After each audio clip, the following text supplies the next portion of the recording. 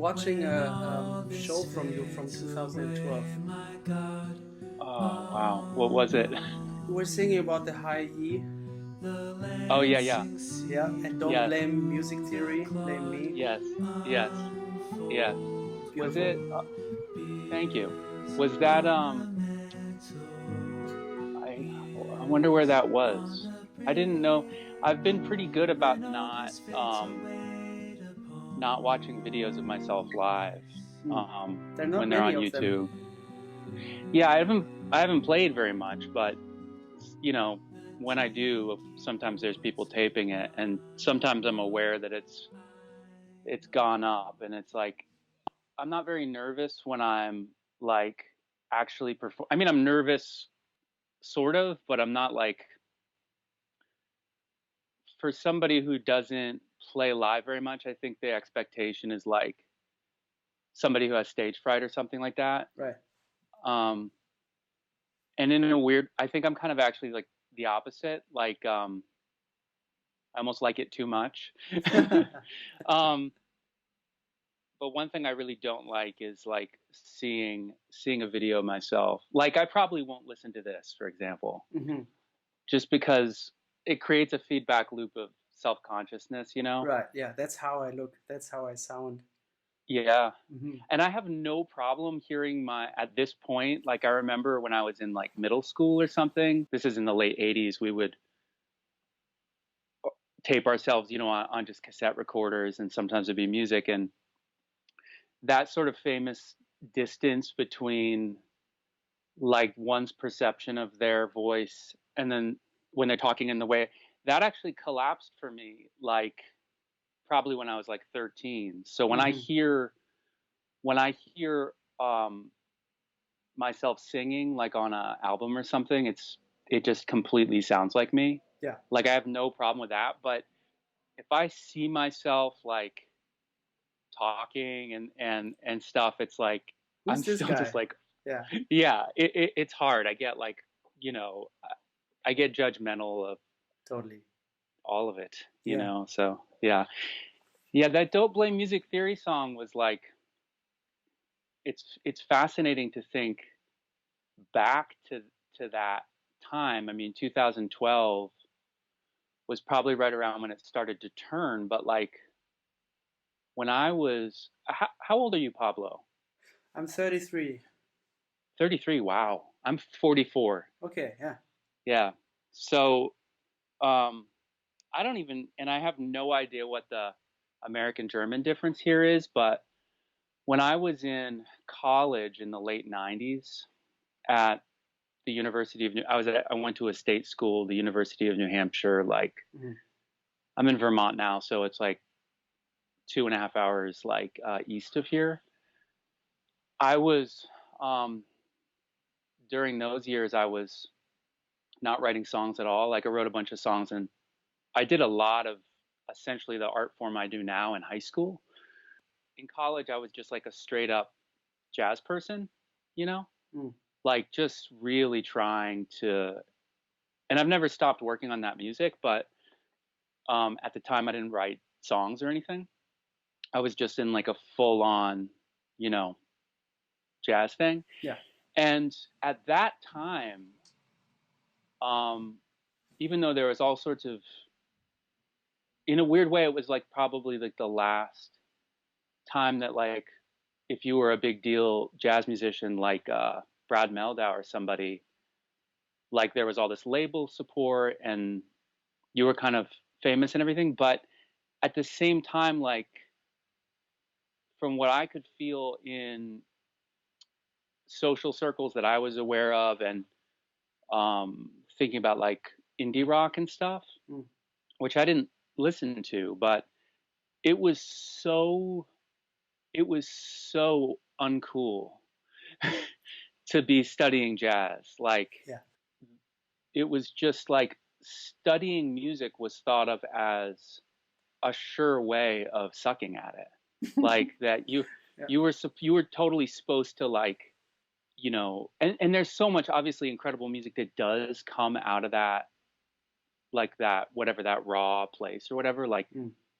a friend of a friend of mine and I have been like talking about Daniel Johnston a little bit. I don't know if you know his music at No. all, but um, yeah. So anyway, like even as far into and then the scene that in this area, like I live in southern Vermont, and then pretty much the scene that I'm kind of part of extends down into Western Mass, like Northampton and Amherst and stuff. These are, I mean, I don't expect you to know these towns. Like they're not like internationally like Yeah. this is not an internationally famous scene, but it's like at the same time it's like pretty amazing. But one thing about it has been that it's sort of been a more avant-garde like if jazz if it's okay to like jazz, like it kind of has to be free jazz, you know, like sort of noise music adjacent jazz. Yeah. And I just remember, I think that the show you probably were watching was like at the Brick House or something, which is down in Greenfield, which is like 20 minutes from here. And I just remember there being other musicians in the room from the scene that I totally respected and everything. But this defensiveness in me, like when I was singing that lyric, like I feel like that's like in the interim, that's like worn off. Like The defensiveness? No. But no, that thing where like it's not okay to like have been to music school. Like now that's like totally cool again or whatever. It's like you know, this is like the era of like, you know, Lewis Cole and Genevieve Artadi and everything, which I fucking love that music. Yeah. And it's just like, so anyway, it's just funny to think back to that song and like a time when I would be like,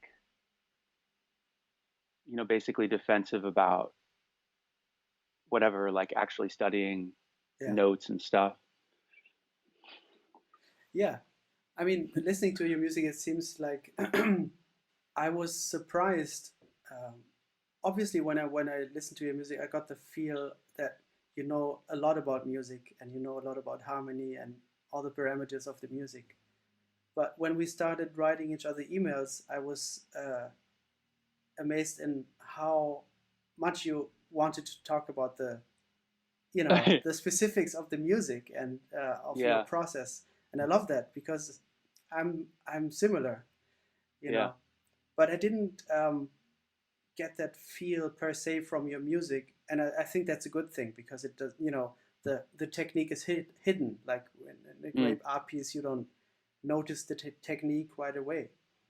It's somehow hidden, and you get very clearly to the emotion or to the vibe, you know. Well, thank you. Yeah, it's not so much that I feel like I need to consciously hide it, but I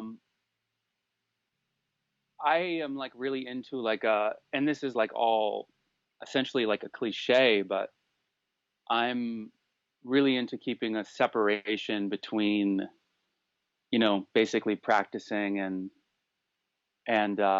and improvising or practicing and writing. And why is it's that? like I think it's just like the jazz ideal, really, of like doing a ton of work, often that involves like the quote unquote left brain or whatever. I know a lot of musicians are actually, that would be reversed because they're left-handed, but where you know, you're sort of slowly going through materials and trying to absorb them in the deepest way you can. And then when you go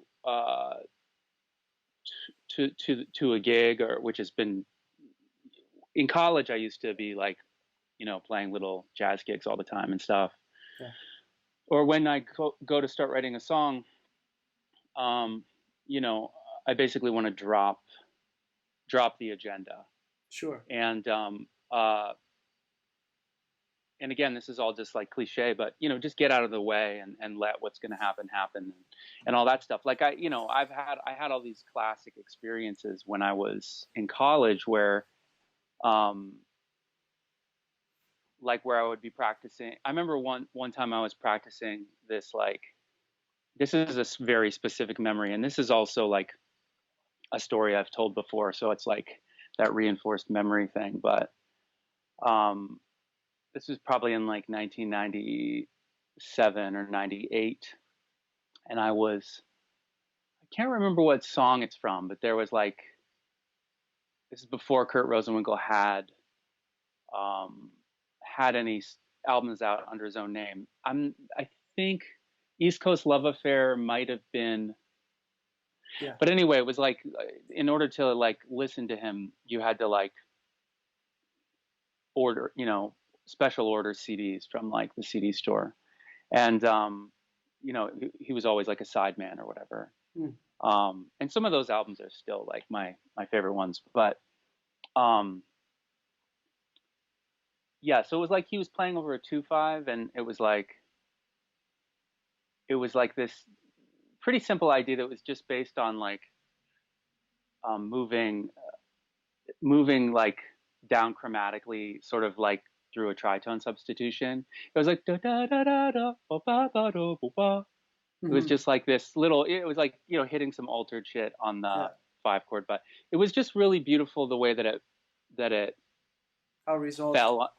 Yeah, and the way that it fell on the guitar was nice, and so it was like there was like this day where I was practicing that, like all the ways I could figure out to do it on the guitar, and like, and all the keys, and it's like I had this like little gig that I used to play in Portsmouth, New Hampshire, like that night with my friend Ryan, and who was another guitar player, and it was like basically that sort of student hubris where I was like, they say, you know, you got to like absorb this stuff really deeply and then forget about it. Yeah.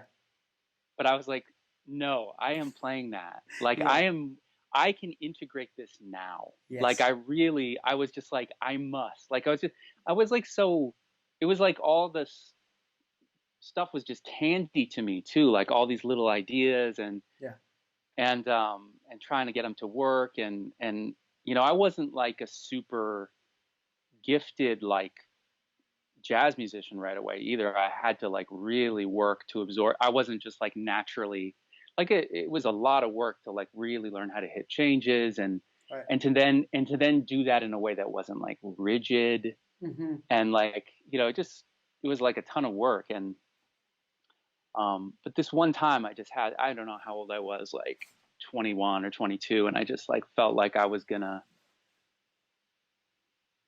get it to work. And then I just remember that night we were playing, you know, out of the real book or whatever, and I just kept trying to work it in, and it was, you know, as you can picture, it just sounded so, it just kept I mean, whatever was already happening at that time was probably not that great.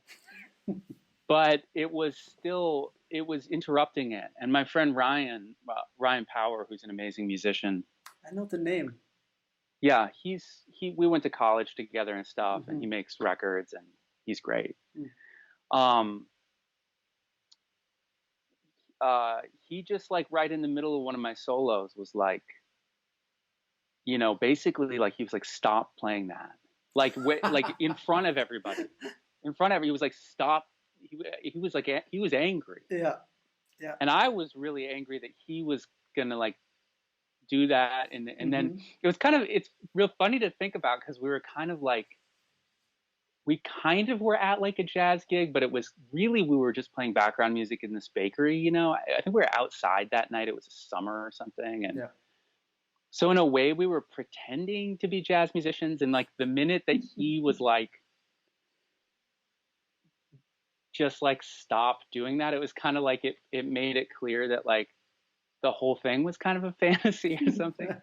it was I remember it because it was like, because it's just like this perfect story, because like, you know, it was really false sounding, trying to fly this thing in over and Yeah. over again. And then I don't remember how many years later it was, but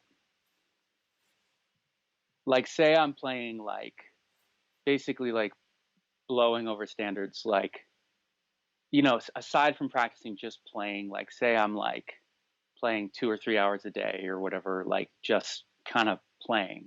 Yeah. And all, you know, just things are happening. And it was seriously, I don't know how many years later, maybe 3, 4 years later, after college and everything, there was just this one time where I was playing on a standard, and then it just like happened. Came back. It came back, Yeah. and it was also changed. It was like, it wasn't exact anymore. It wasn't verbatim. Yeah. It was based on that. It was a gesture.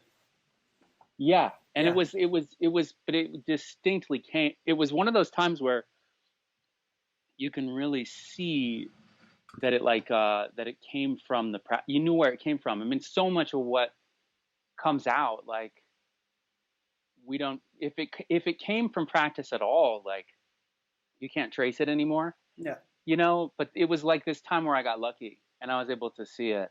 And it was astounding. I mean, this is after, it was astounding. It was just like, I can't believe that thing has been waiting down there. And it came out, and I was just like, it was like, you know, this is literally the stuff that they were,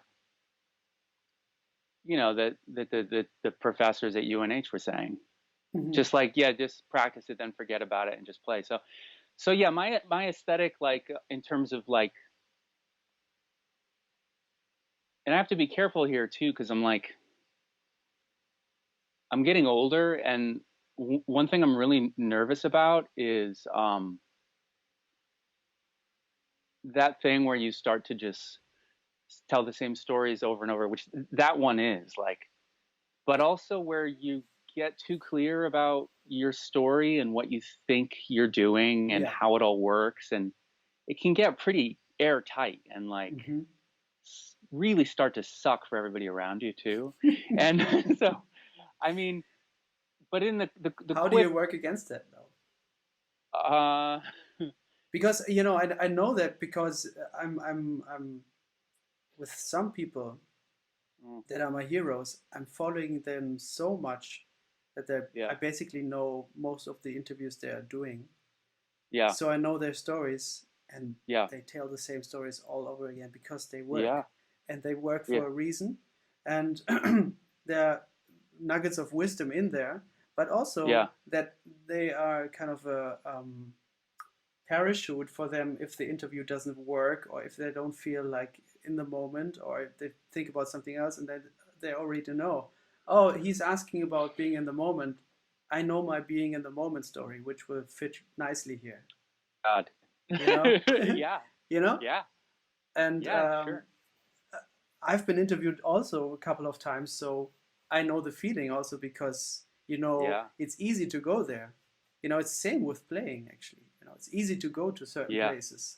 But do you, I mean, do we have the courage to say, this is really how I'm feeling right now? Or I don't have an answer for this right now. Yeah. I could give you my stock answer, you know. Sure. Yeah. And it's hard. It's really, it is challenging. One thing that is, that's a big thing that I did this year, which has got to be, obviously, I mean, the craziest year ever.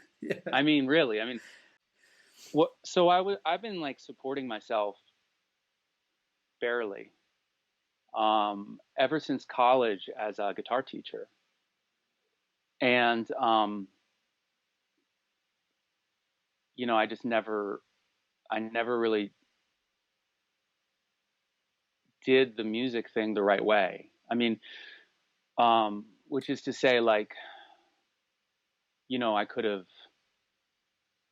and this is a whole can of worms, and this is stuff I've thought about a lot. So I want to be careful, again, in that same way, not to just get locked into a set story. But, you know, I didn't tour, and and when I was a kid, I mean, I was making all these albums with my friend Ben Stamper, and I mean, that shit was good.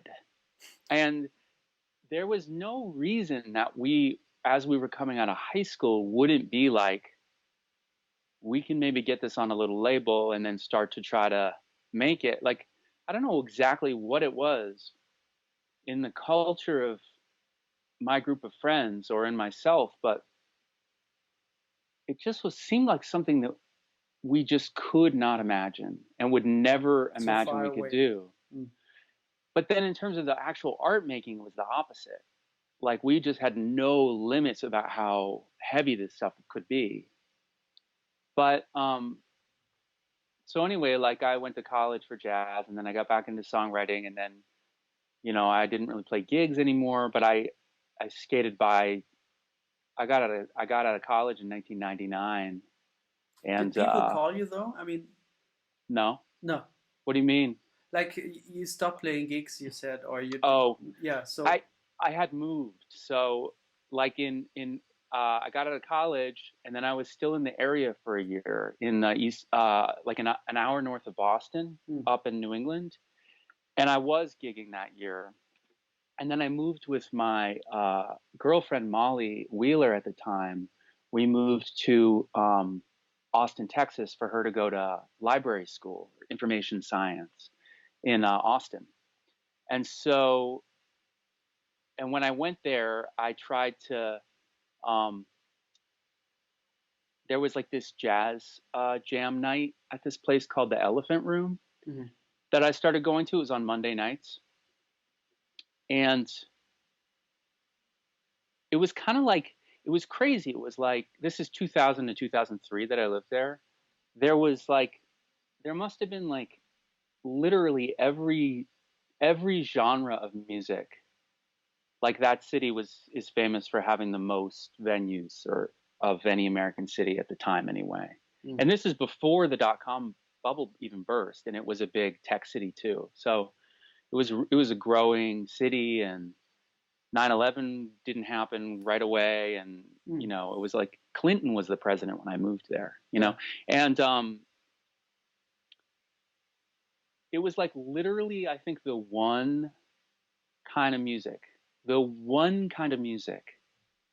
that exists that was there really, what was not a good place to do that was jazz that was not backward looking.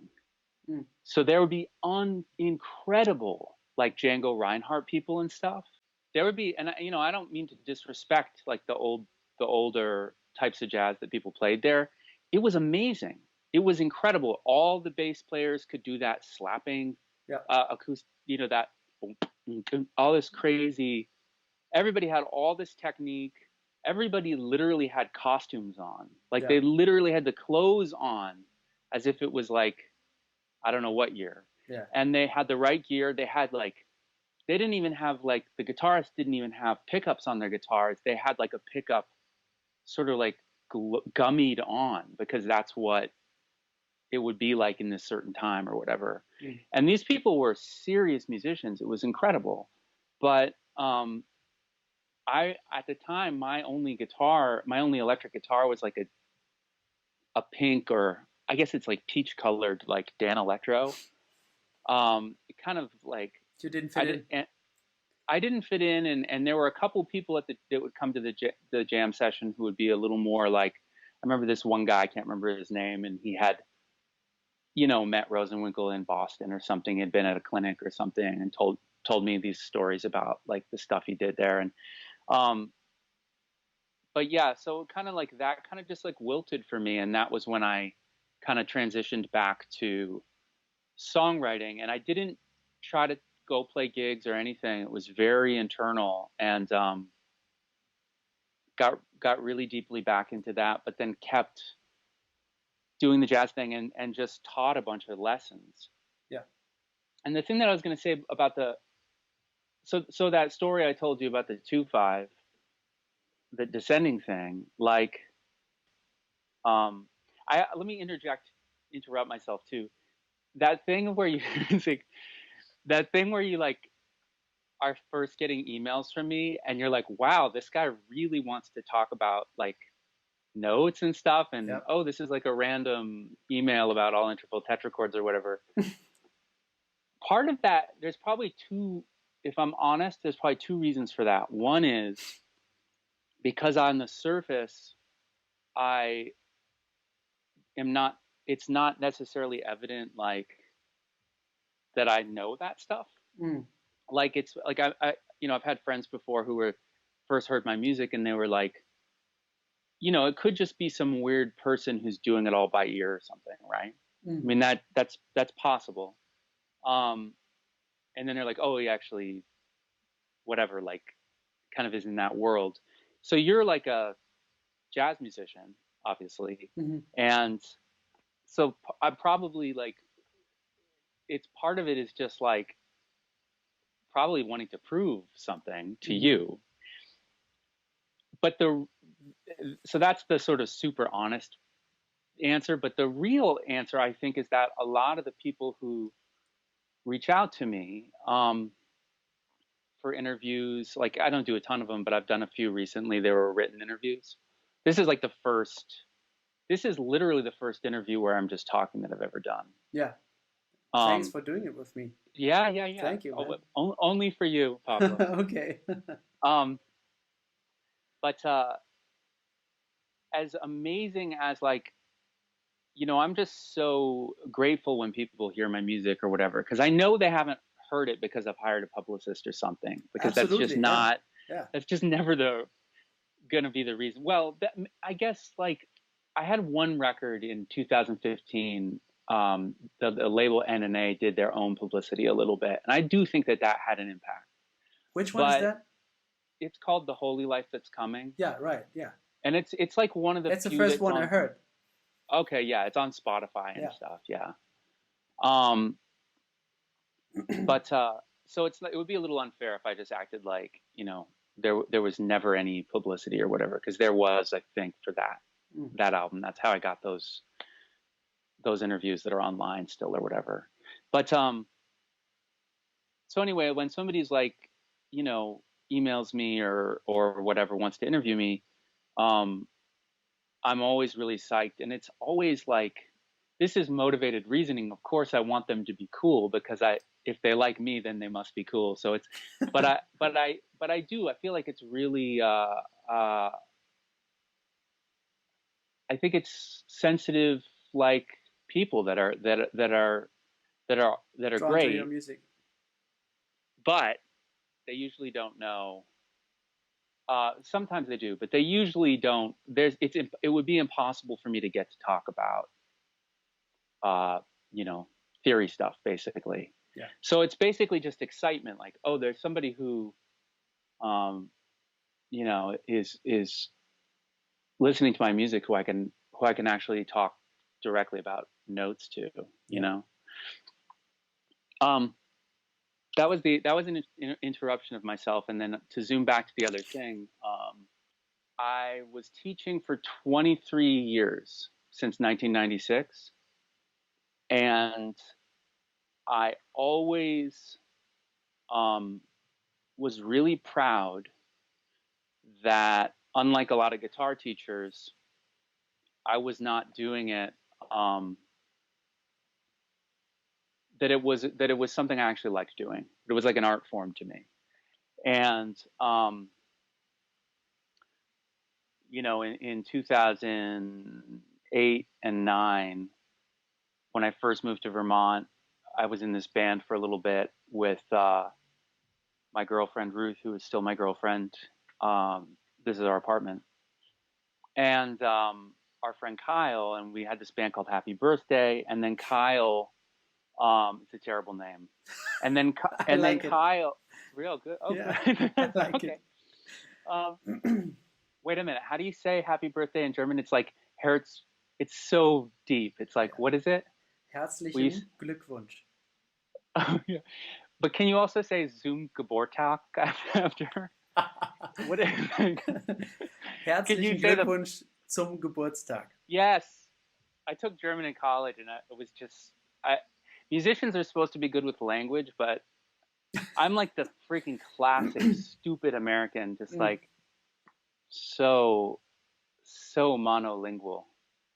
Um, yeah. So anyway, like my friend Kyle was kind of like this buzzy character, and through this thing that he does called King Tough, and then Sub Pop signed him, and then he's like, "Can we do my new band?" So there was this moment where I kind of had the first time in my life, and I was at the time I was 33, and it was the first time in my life that I was like essentially given an opportunity to go for it, to tour a bunch. I mean, there wasn't really much money coming from the label, but there was essentially an opportunity via the sort of validation of the label and some money to go try to be real or whatever in that world. And I lasted a very short while and basically went completely bonkers Mm. and quit. Why? I mean, what? Because I didn't, because it's not what I wanted to do. Mm. What I actually wanted to do was what I was already doing. Yeah. Despite the financial problems. Yeah. What I actually wanted to do was to, and you know, I've been like yapping about climate change like since then. Yeah. That musicians giving away their music for free, or it's not really our choice, but like a musician not being able to make any. This is a very rigid area, this one for me. This is something but I feel like it's good to say it in public because it's still not part of the discourse. There was a New Yorker article this last week that was about, you know, being like basically making a living being an artist, right, in the digital age, and it was like it went through this thing you've read it so many times of now the musician, their albums, they assume they'll make no money from the album. It's essentially an advertisement for them to go tour, yeah, and sell merchandise. And people, we're very comfortable as a culture saying that over and over and over again now, but we never add the part that having all our musicians constantly flying in airplanes and driving around is an enormous contributor to climate change. We never, it's like there's still a block there, you know, um, and I think in the future, like, it's going to be really embarrassing to look back on. I think it's going to be like, yeah, I toured, and this is a tricky area for me because I haven't done it. right, So I'm essentially calling out like all my loved ones, yeah, which is very, it's a tricky space, right? yeah. But it's not that I've done no traveling. Like I've been in an airplane a couple years ago, but to go on a little tour in California. Yeah. Is the first time I've been back to California since I was like a baby in Santa Monica in 1977. But so anyway, I didn't want to tour, and I didn't, and I liked teaching, and and who knows, maybe I have like this romantic notion of the underground artist, or the artist who outside the pressures of the commercial world, like, you know, I'm probably like beholden, probably in it. I mean, I hope I am outgrowing this, but you know, I probably, the whole genius archetype is like one that I was attracted to when I was a kid, you know? And also like, and this is something I've said before, but the part of the Beatles story I always really, really loved was the part where they quit touring and made Sergeant Pepper. Yeah. Like that to me is just the most magic. Like particularly Paul lives in Cavendish. He lives right down the street from the studio.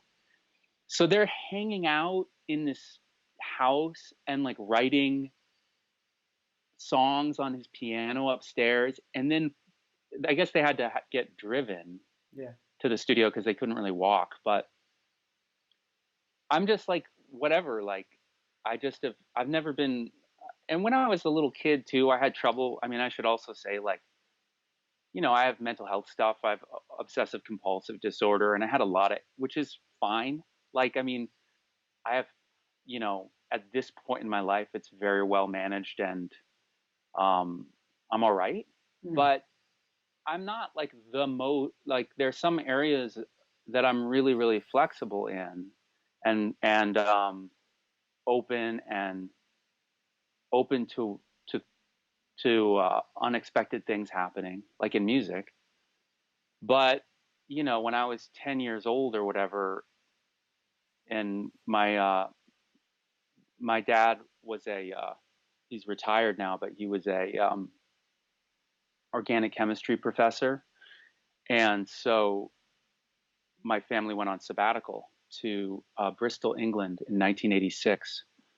Um, we were only there for 7 months. We were actually in Madison, Wisconsin, uh, where I was born, actually, for the first half of the year, and then the second half of the year we were in Bristol.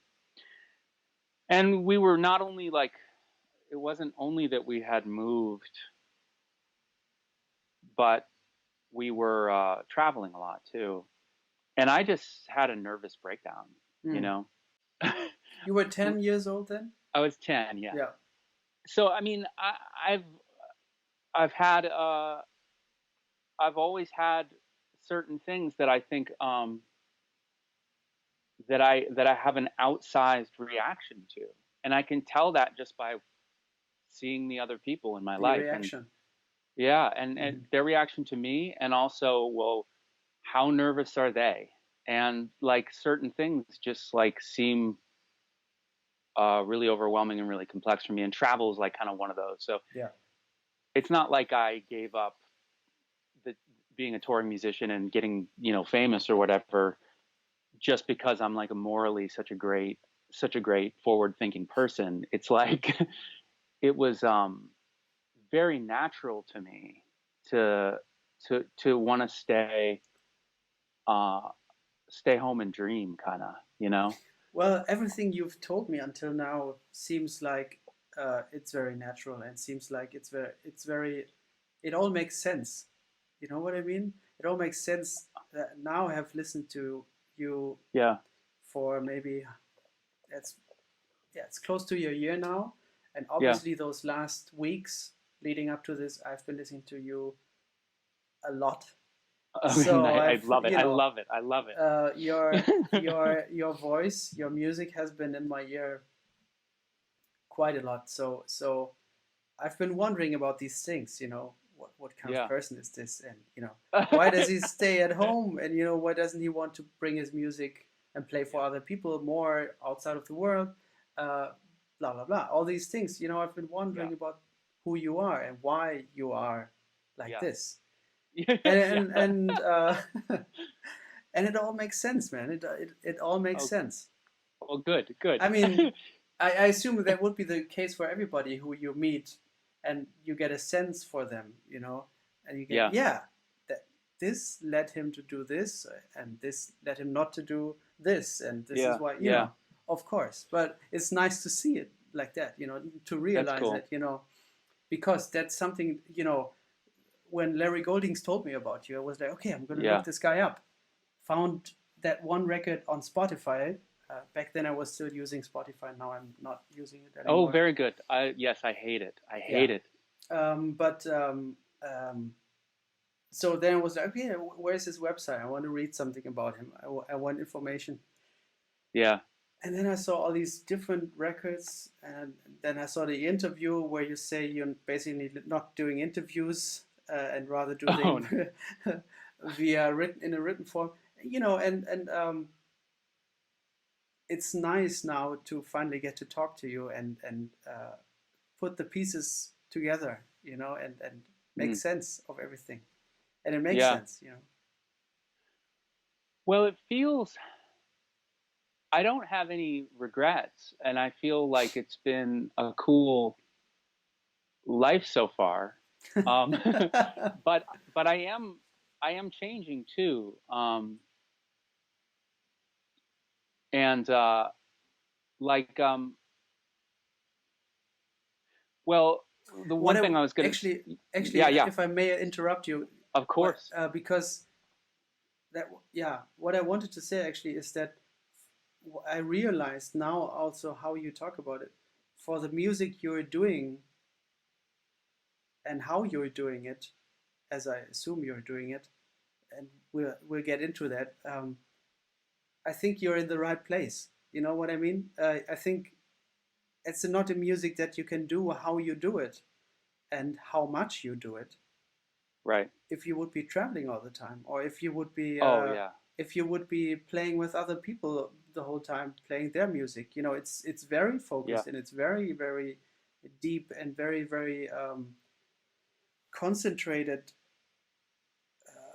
deep focused work that is not possible if you're maybe also in a town where your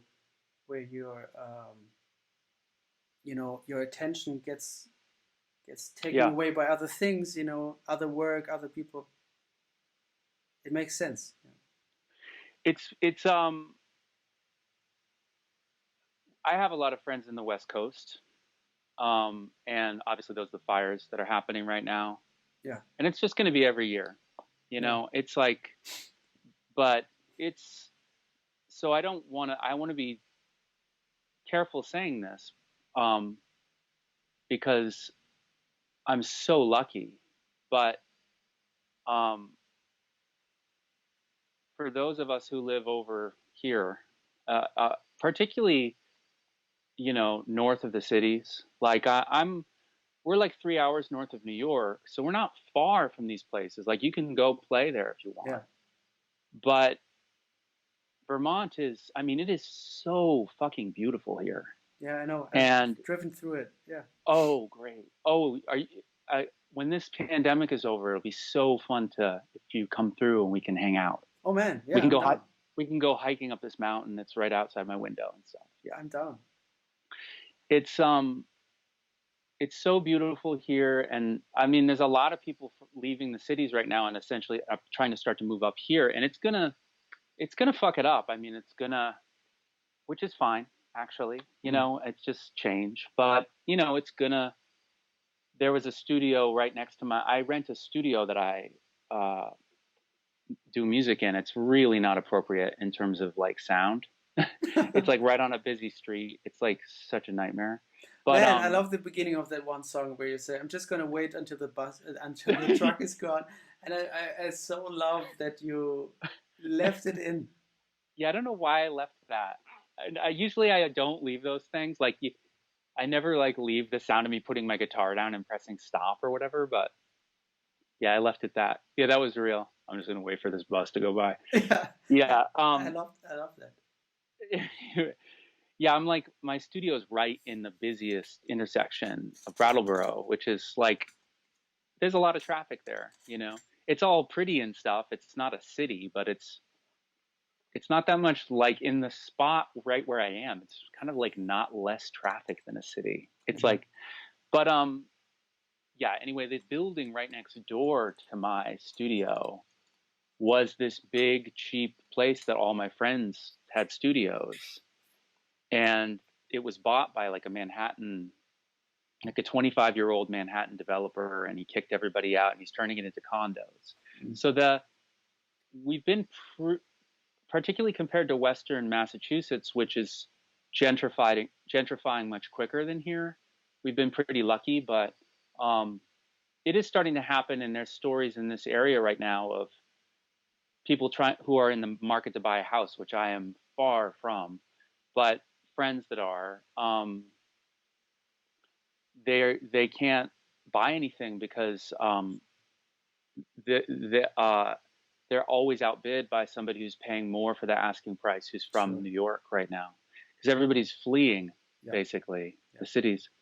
Um, there was something crazy. Yes, yesterday I was in my studio and I was practicing, and the sunset looked amazing. Like it looked like a '70s sunset, you Mm. know, like much. And I, I almost like tried to take a picture of it, but I just like I had the thought like I should take a picture of this. but I just kept practicing. And then today, when I was looking at the computer earlier, um, I saw that the smoke had made it over here, and that's why the sunset looked like that. Wow. The smoke has blown. There's so much of it that it has blown across the entire country. That's incredible. Wow. And it is like you can sort of see it today. It looks a little like Fuzzy. it's barely. I mean whatever. Again, extremely lucky not to be dealing with that air quality that they're dealing with over there, or that hurricane that's hitting wherever else, and of course the whole rest of the world too, not just this one dumb country. But yeah.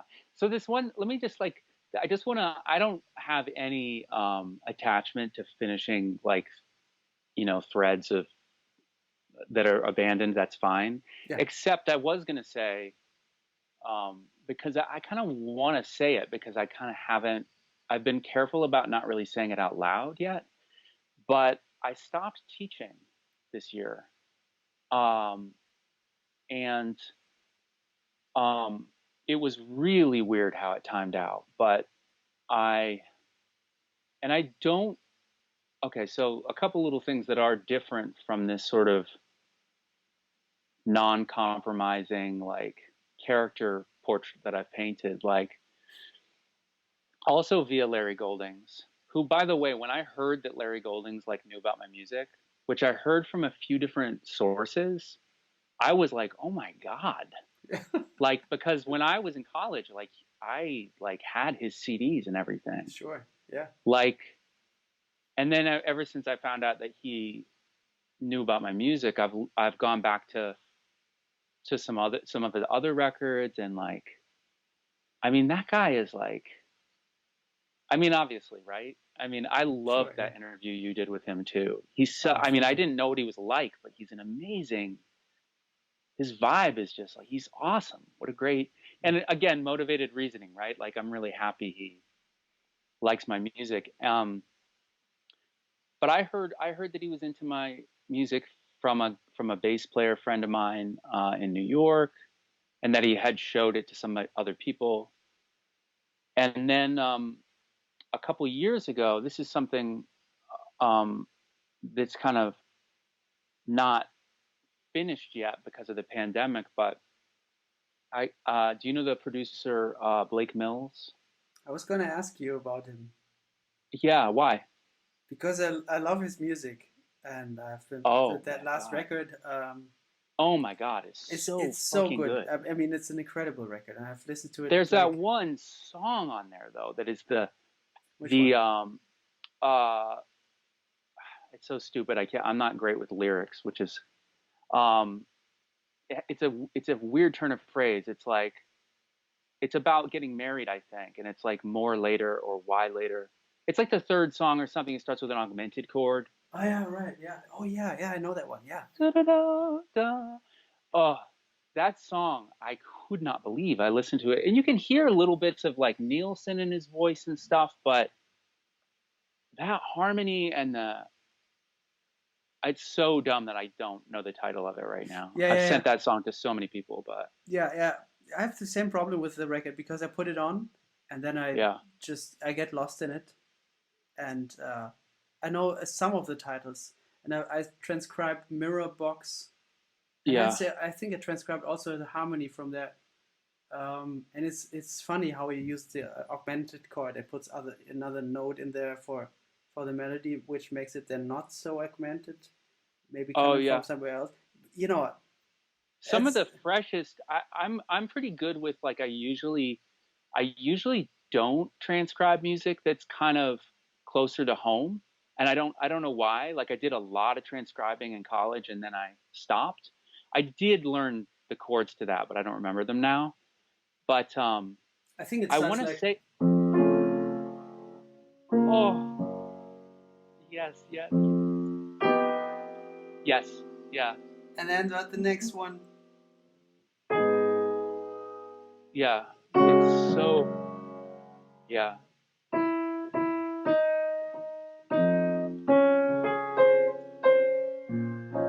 that part that's the is moment. Yeah. that you just playing that, I'm almost crying. Oh, man. That part of the melody, Yeah. that part of that melodic. I mean, his piano playing on that album is so good too. Yes, totally. It is And so the good. muted pedal, the mute pedal, and Yeah. I think Gabriel Kahane also, he told me he's playing piano, I think, on one track. Okay. And he did something. But I was going to ask you about I was going to ask you about Blake, because I've written no, I've not written, but I've read things where he mentioned that he's working together with you. Yeah. So what it is that last summer,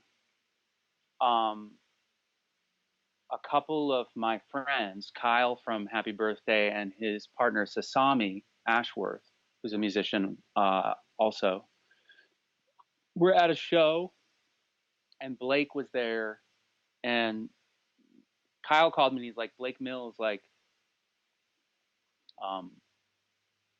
is into your music, and you should try to get in contact with him, or he, and I was like, oh my God, really?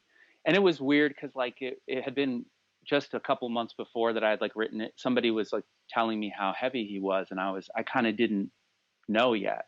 Yeah. And I wrote his name down in my date book or whatever. And then a few months later, it was like this thing happened, and Sasami connected us via email, and we were talking, and he was like, so my first thought was like, Kyle's like, you should come to LA and do a record with him because he's a producer, right? Yeah. And I was like, this is before I'd even emailed with him. This is in those days right before that happened. I was like, yeah, I hope he doesn't ask me to do that, because and it kind of I mean, I probably should have known he wasn't going to ask me to do that, because it's like he's a producer, right? So he's not like a talent hunter, right? Yeah, particularly for like, he's the one who gets asked in a way. Yeah, and also like it's his job, so he's not, it's not, I mean, it's a moot point because that's not what he asked me to do. He asked me to do something I actually wanted to do, but he it's like, I guess I just have a lot of ambivalence, and like it just seems like unlikely that I'm gonna,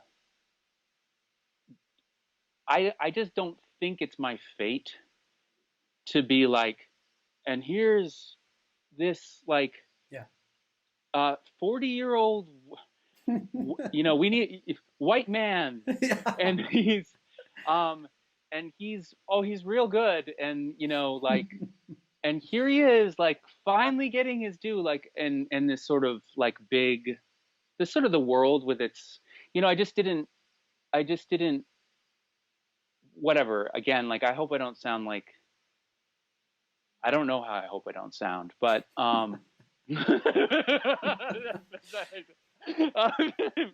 but he was like, I'm a fan of your music, and I'd like to work together at some point. And I was like, whoa. Yep. And he's like, I'm doing this, I'm doing this TV show about a fictional 70s band, and I was wondering if you want to help me write the music. And I was like, yes. Like, yes. Mm-hmm. Like it's always been my dream to do like to do some writing. And that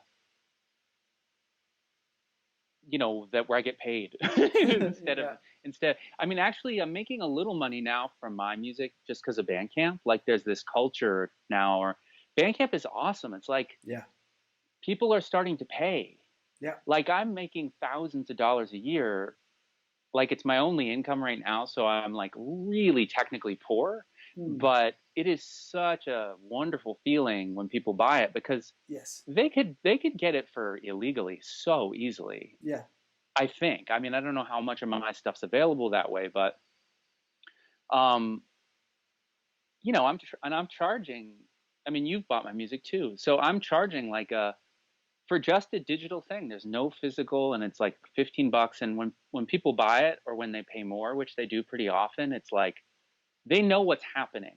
They Yeah. know that they're supporting somebody who needs it. So that's really beautiful. But I also, um, it's also like I don't have any retirement money. I'm going to be 50. I'm going to be 45 at the end of this year. It's like, whatever. It's like, who fucking cares? It's like everything is trashed anyway in the whole world. So I don't need to be too anxious about it. But there's a part of me that is going to need to take more risks around collaborating and stuff if there's any hope of like even a modest, whatever. But I mean, how may I ask about the people who are buying the records? Because I yes, saw, yeah, 15 euros every record, and there's a couple of guys buying the record. yeah. Is it kind of a fan base type of situation where people notice, okay, there's a new record, I'm gonna buy it, or do you notice it's different people each time? I can't tell. I can't tell because I think I'm getting more listeners, but I mean, but I'm not sure because a lot of the other years when I did have stuff that was released on labels and stuff, I wasn't ever, even when the label was run by a friend or something, I wasn't like the one who was seeing the Bandcamp sales or sending the CDs or whatever it was. I mean, I honestly don't know, and I don't look at the statistics or anything. Again, it's kind of like not watching YouTubes of myself perform. Like there's a certain just mental health that I'm like trying to preserve. Because I do, ever since I started putting stuff on Bandcamp at the beginning of 2019. That's when you started Bandcamp.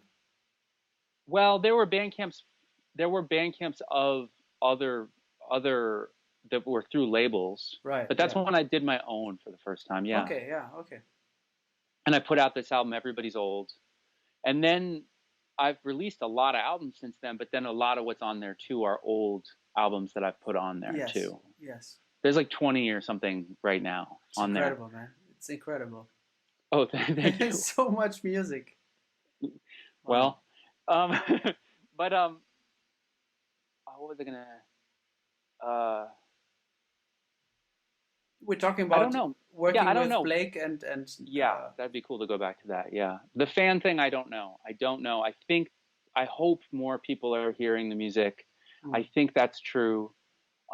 I think it's pretty modest in the big picture, but some of these Bandcamp days where they wave their thing.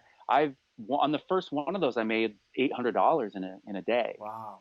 And it was like, I mean, this is like I literally make some. I mean, it's tricky because I have my studio expenses, so I have my own. I'm self-employed, right? Yeah. But it's like my income is like, even when I was still teaching, was like $8,000 a year. It was so crazy. But it's cheap to live here. My quality of life is really good. I'm not complaining, and it's a lot of it is a choice too. But yeah, so Blake asked me to do this thing, and the one thing I got to be careful saying this so that I don't get fired, but because I think did you hear that thing about Amazon having this rule that like on podcasts that are on their platform, you're not allowed to criticize Amazon? No, I have no. Yeah, it's like a news item from this last month. Yeah. Wow. So it was actually kind of cool for me because I'm not historically, I've been very adverse to any kind of compromise. I've been very almost dogmatically rigid about decisions. And so I made this connection with Blake, and we started talking about the TV show, and then we got on the phone, and he said, it's the TV show is being produced by Amazon. And I was like, uh-oh. Mm-hmm. Like the old me would have like instantly basically had to say no. Yeah.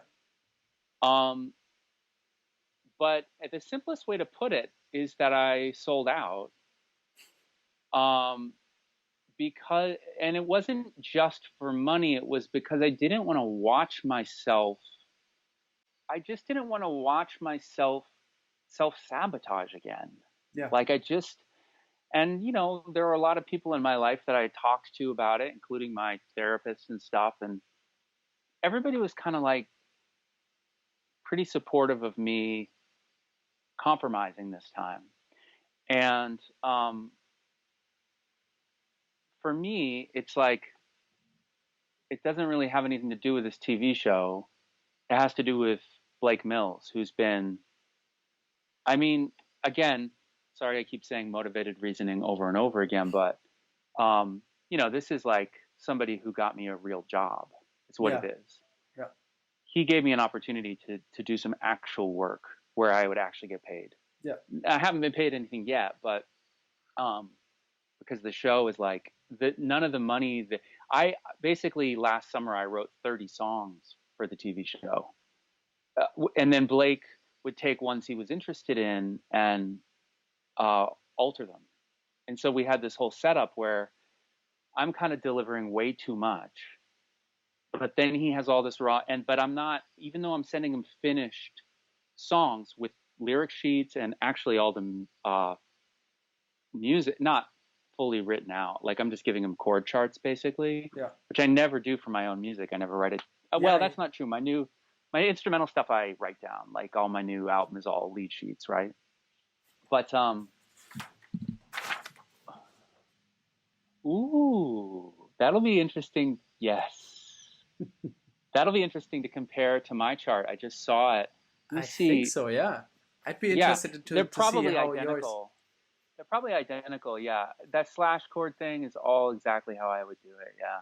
I figured because guitar player. I don't think that's an F major 9 with an E under it though. Maybe it is.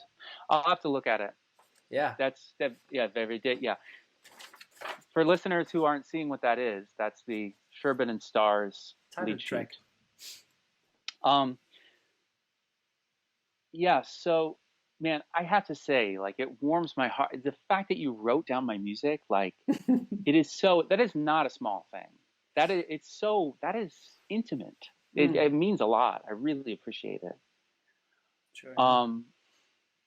So anyway, I sent Blake all this stuff, and then he kind of like, I sent him basically finished, I think this was his image, but I sent him all this finished like furniture, and he like hacked it apart. Which is actually doesn't bother me at all. Like collaborating is sometimes hard for me, but not this way. Like, and it's also like the personality stuff, like for whatever, well, Blake is like,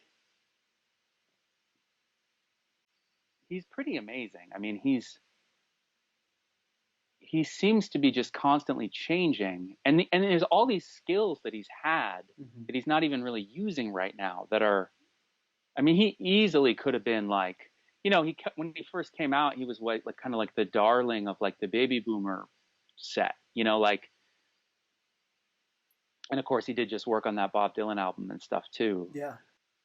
But yeah, he could have stayed in that, and it's just like, and then, oh my God, he's like so deep. But then on top of that, sometimes you get somebody who's got like real success, right?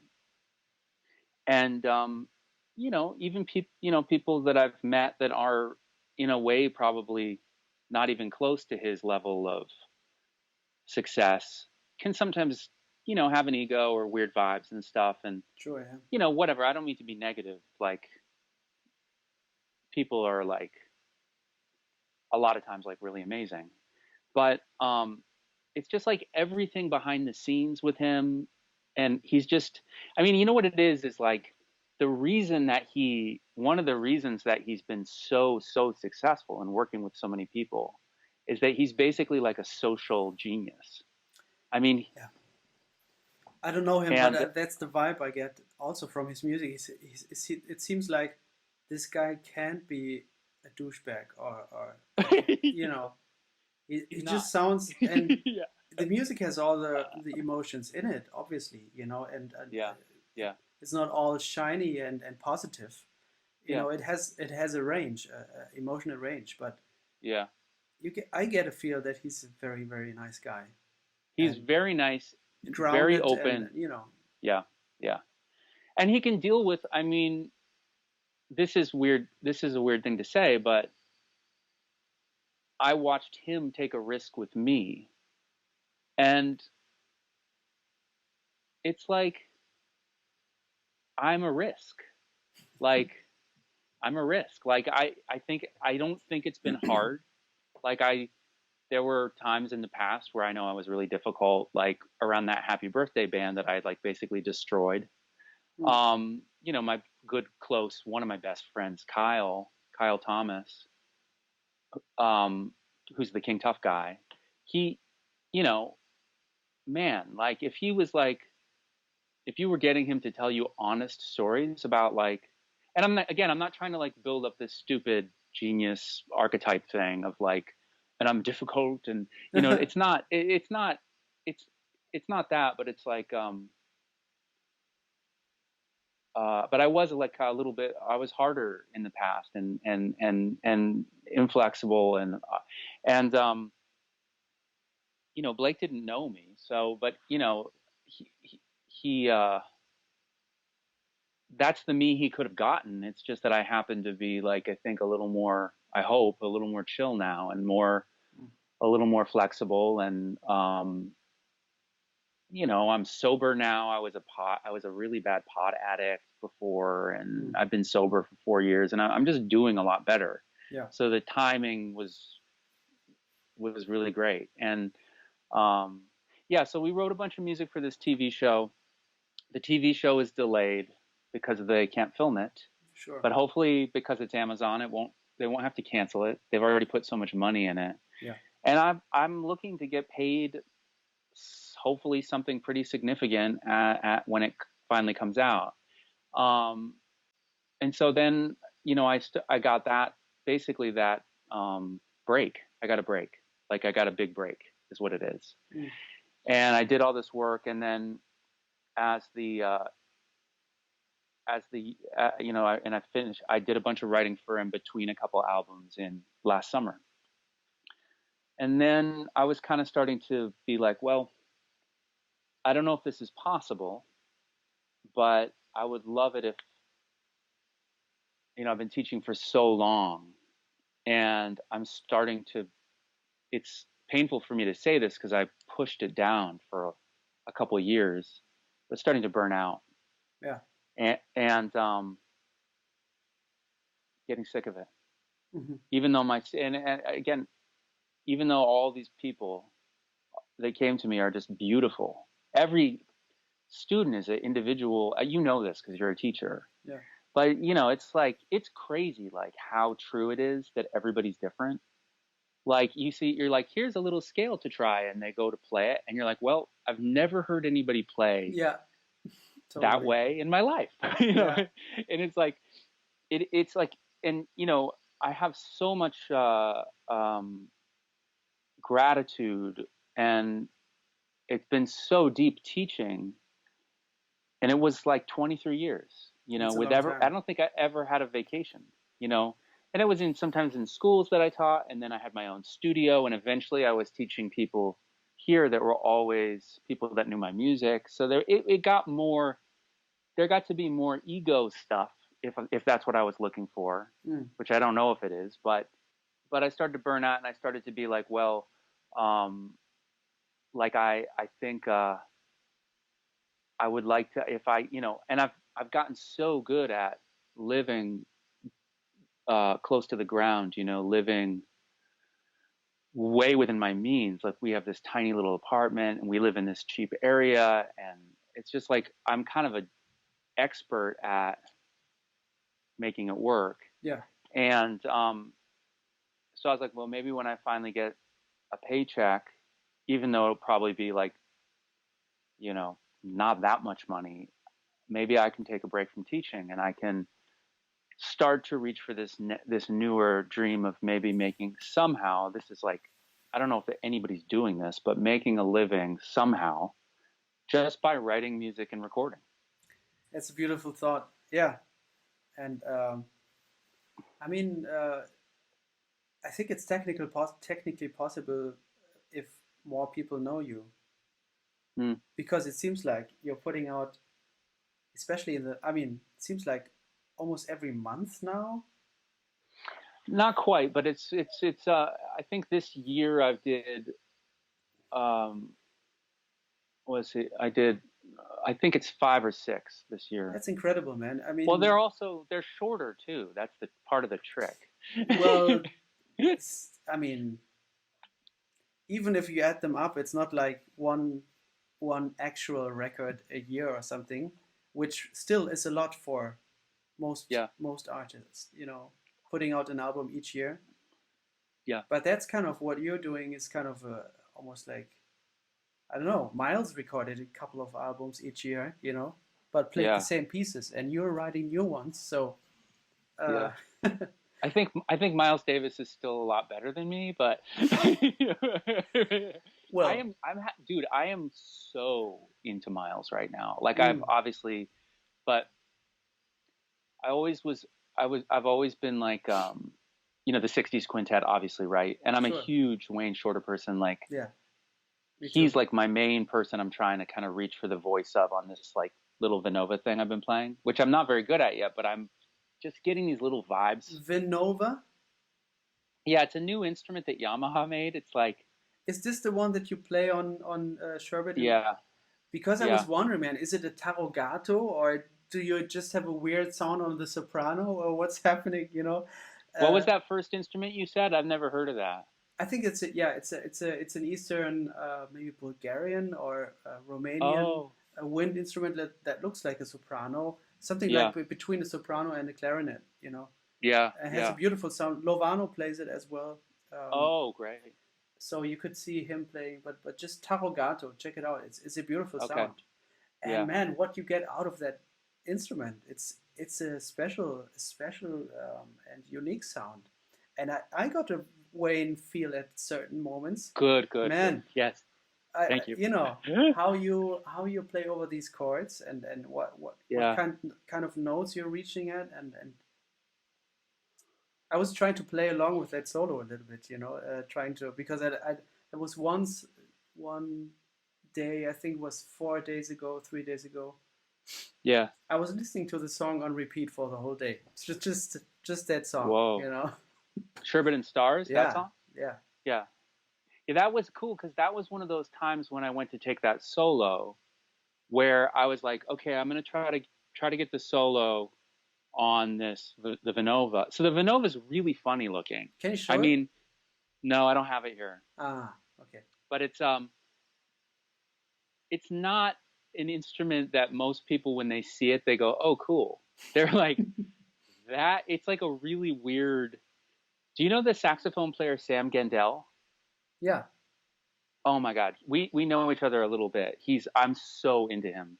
He also plays on the Blake Mills record, right? Yeah, he does. Yeah, that was a weird. I didn't meet him through Blake. I met him around another way. But yeah, he does. He's the best. He called the Vinova a glorified PVC pipe, because it is. It costs like $90, and it's like. So what happened with that is like, I just want to say the little thing about Miles though, which is like. Go ahead. So I've always kind of had this thing with Miles in the 60s quintet, which is that by that point, he's like, obviously, I mean, obviously his talent is so wide-reaching and so wild that it's hard to even say what it is. So I don't want to reduce, but speaking of like mental stories that get rigid, I had this story in my mind that band is coming out of his energy. And obviously he put that band together, the 60s quintet.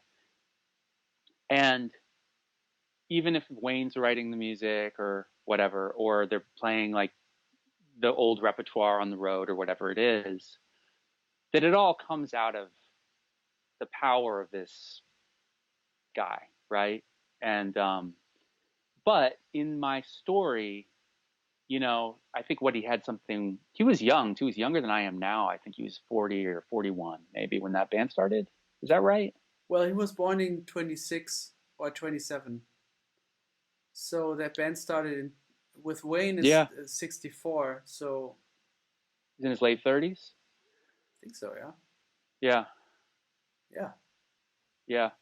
So he's, but then his body is messed up, right? Mm-hmm. Like he had to have a hip surgery, and Yeah. his chops aren't as that. So my little mental story is that he kind of is not as fun to listen to play his horn.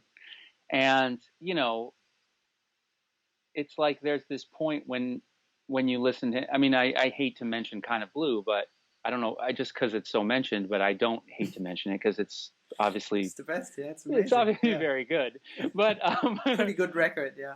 Yeah. The way he's playing on that, I mean, it's like, and you've seen that TV show footage of them doing So What, and you see him and Coltrane, and there's, yeah, you know, it's black and white, and every note that he plays, it is like, in the timing of each note, it is insane. Yeah, I mean, it's just, and in recent years, I've, you know, what I've gotten really into is actually before they released this bootleg series thing. Yeah. Is that last tour, 1960, of Europe? With Coltrane, yeah. With Coltrane. Yeah, man. And that, I realized when I was listening to that, because I got a big multi-CD set of that before that. Do you know if I'm like so Gen X, I like still buy CDs. But do you know if, off the top of your head, if that, the newer box set has any concerts that haven't been released before, or is it all? I mean, obviously, I mean, I have like. There was some. I mean, I had the Paris concert with Miles and Coltrane, where Coltrane is being booed off, not off stage, but he's being booed. He's playing by. I don't think I've heard that. It's on the box set. It's on the new box set. I don't have the new box set. My friend Jay Sperling said that the Paris concert's the one that is incredible. That's. I mean, there's some other concerts, and Coltrane is. I think he was in a special state during that tour. Yes, he was fed up being in that band, and he wanted to try new things. So he's kind of reaching for it. He's really going for it. He's almost jumping over it. He's not going for it. He's going for the next thing that's behind going for it. You know. Yes. And in Paris, he's being booed and on Bye Bye Blackburn. So oh my God. And they're whistling loudly and they're screaming. He was almost. I mean, it was obvious that he was ahead of his time. It's like Sacre du Printemps kind of reaction. Yeah. I think. Yeah. Weirdly enough, the same city, right? I mean. Oh, really? Right. Of course. Yeah. Yes. I mean, that was he doing like some of the multiphonic stuff where he's a little overblowing? bit, but then also if you just take the actual notes, what he's playing, like playing triads, you know. Right. Well, here's my little current story about that tour to myself, which is I'm sticking by for now, which is that I'm pretty sure that that's my favorite John Coltrane playing and my favorite Miles Davis. Like just because Miles still sounds that clarity thing, and he sort of sounds like the Kind of Blue Miles to me still. Yep. I mean, it's just 1 year after that. 57? I thought. No, is that from 15? Kind of Blue's 59? Yeah. I thought it was 57 or 50. Oh yeah, you're right. Of course you are. Yeah. Anyway, but still, yeah, he's in that zone, yeah. And I just that music is like, but and then I love the other guys too. I love it when it turns. You know, this isn't my line. I've heard that well, when Miles is soloing, it's one band. When Coltrane is soloing, it's another band. And when it's the Wynton Kelly trio, or is that what it would be? Yeah. It's another band, and it keeps being all these other bands. And it's like contrasts. Yeah. It's incredible. And so anyway, I just am starting to feel like I watched a 60s quintet video the other day on YouTube of Round Midnight, which I'm kind of obsessed with that song right now. I could we could talk about that song for an hour. Just like, it's so. Let's do it. There's so much weird, slippery text stuff about it. The way that it's titled, I don't want to go into it right now, but its title is always changing. And then Monk never thought Miles was really playing it right. And there's the different versions. And then if you want to learn the chords, and Dizzy's involvement, I didn't know about that.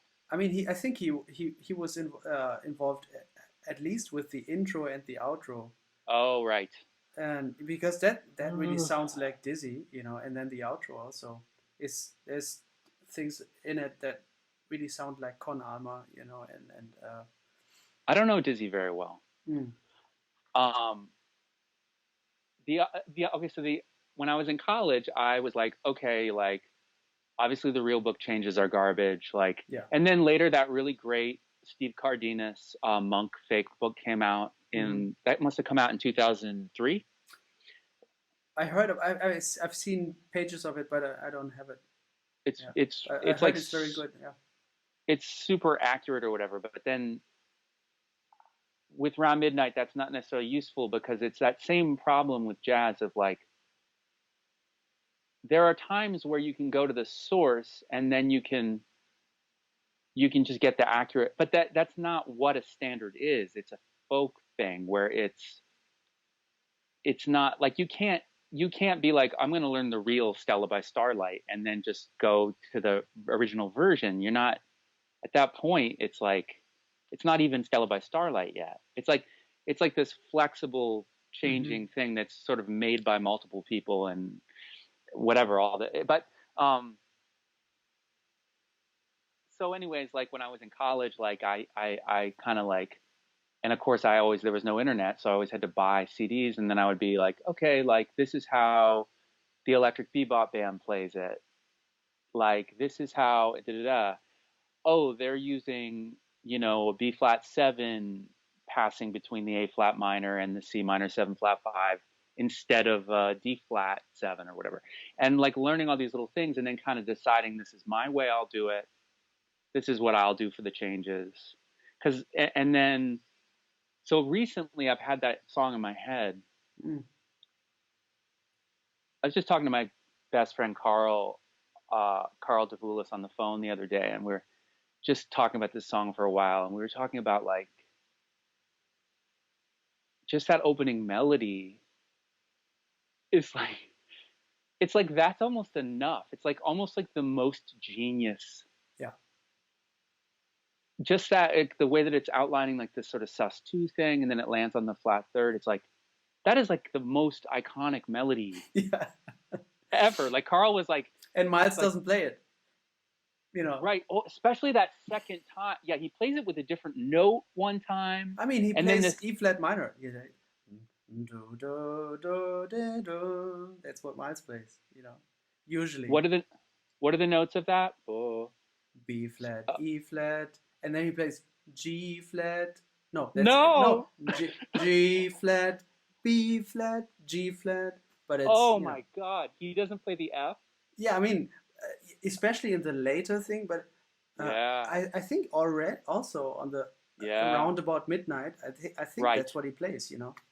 Dude, I heard that on the radio the other day in my little community radio station. I was driving downtown to go to the studio. I can walk there, but sometimes I drive if I'm going to be like late at night. And we have this great community radio station in Brattleboro. It's like 107.7. It's like a magic station. And it was like perfectly timed where on my like 3-minute drive to the studio to like hear that whole thing.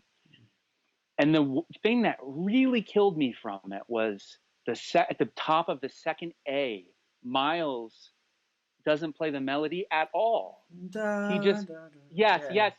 I was just hearing that exact note in my head. Yeah. He just kind of says something. Yeah. And it's like, what is that? It's like the most beautiful. Mm-hmm. It's like I was just like, oh my God, this is. Yes. It was like I heard that whole thing and it felt like pop music to me. Like it sometimes like a it's like all the elements cohere to where it feels like you're almost listening to like pet sounds or something. Like you're Mm-hmm. hearing like this the most coherent, like perfect record you've ever heard. Like with Mm. every yeah. The thing I was gonna say though is that I was like, oh, what are the changes of that? I couldn't remember exactly what I did, and I started like I was just like listening to YouTubes, and I found like a Wes Montgomery like um uh version, and which is amazing, and then I was like, oh, a Keith Jarrett thing popped up, and it was like him playing alone.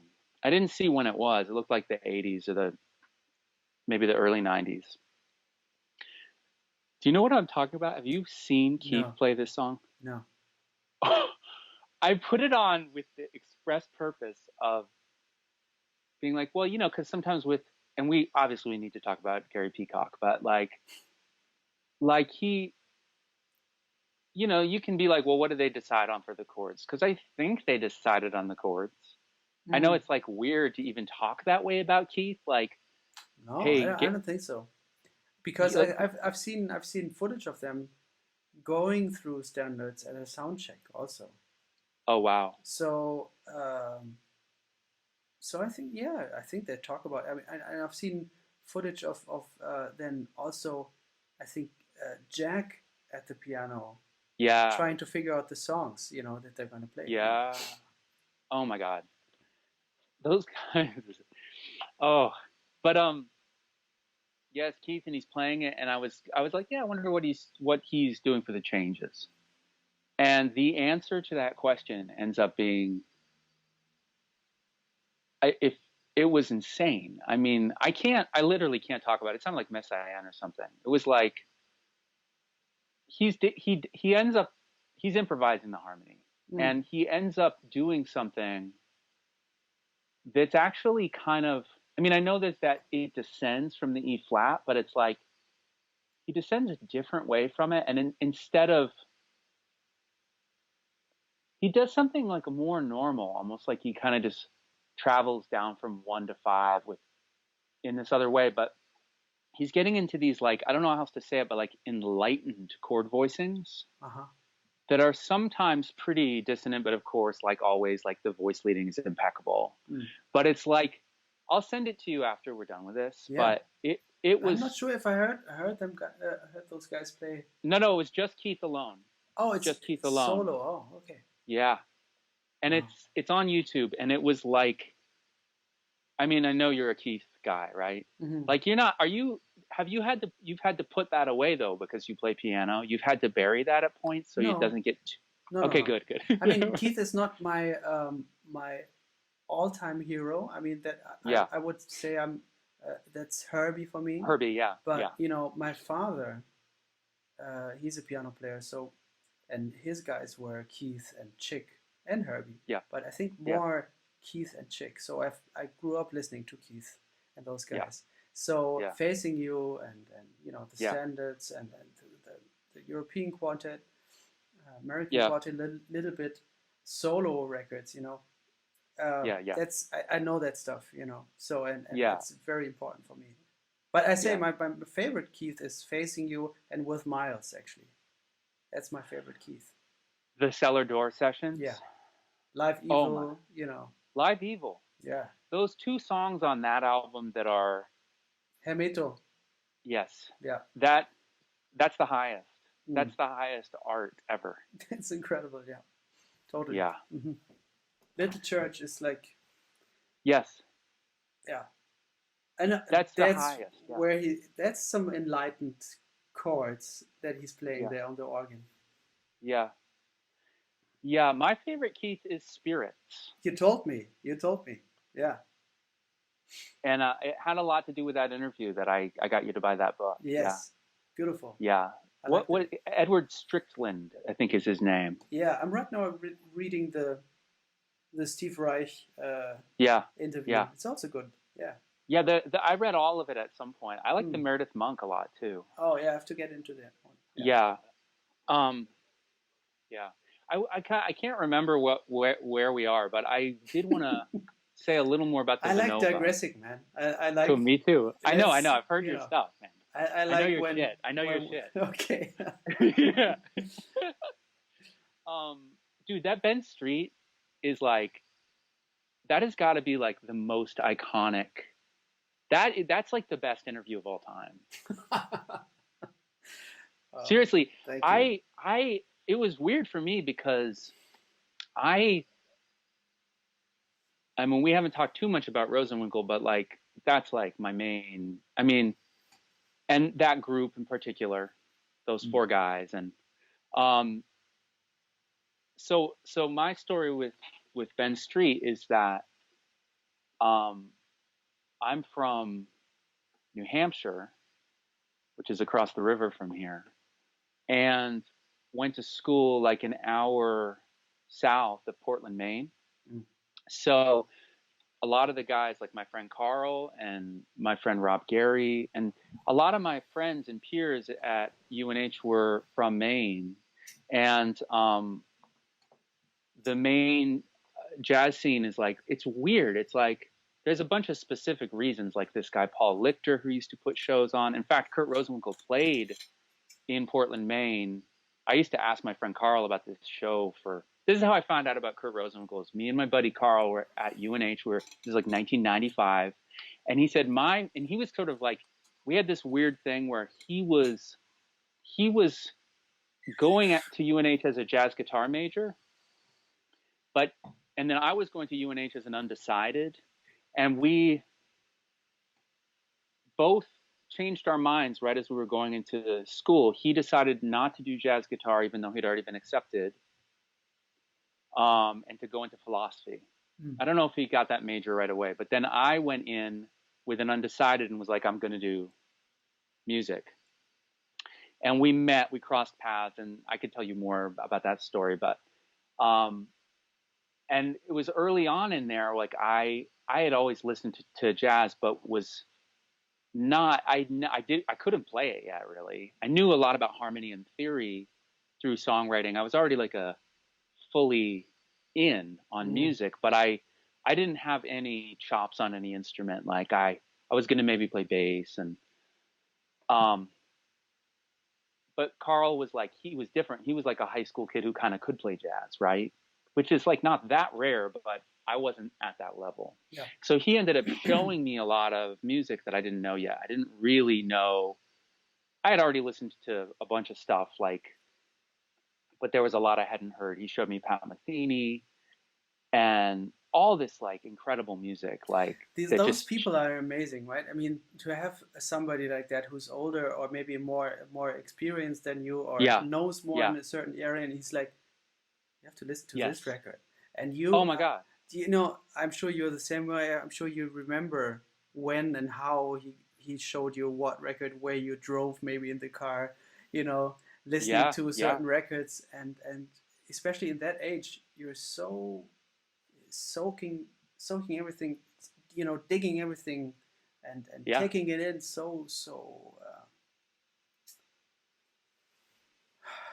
I mean, intensely, you know. Yeah. I mean, oh man. Yeah, Carl's actually a couple years younger than me, because I took a year off. But and then my birthday, it's just whatever. But I always, but I was never.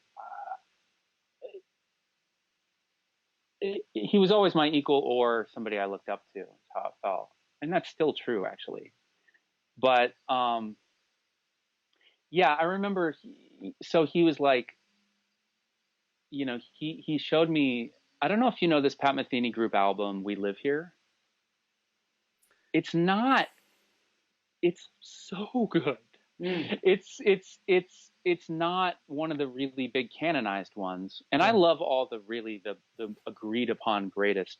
I'm funny about Pat. Like, I had a lot of friends in jazz over the years who would be like, I like it when he plays more straight ahead, like question and answer or something.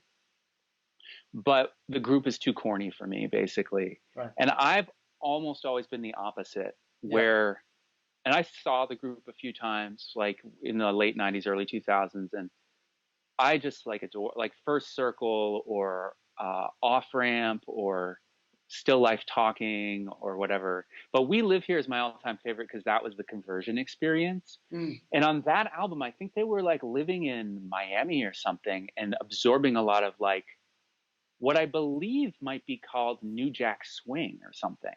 I think it was dance music from that time. Certain beats like you know, like these certain beats. And then the group, and that album is so good. And there was this feeling of I've always been interested in allowing myself to fall in love with things that were, that felt like they weren't necessarily cool or whatever. That doesn't even mean anything. Sure, yeah.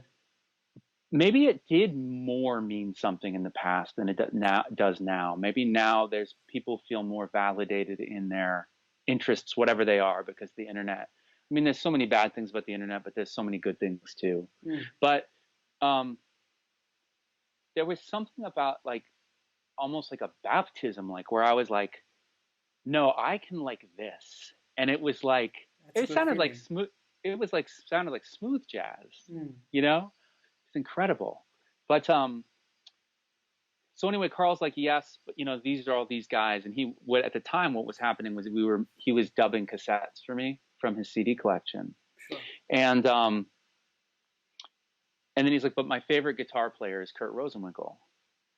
And I was like, who is that? And he's, well, I just saw him up at this show up in Maine, like, and you know, he doesn't have any albums yet, but he's on this album called The Call. Do you have The Call? Sure. Yes.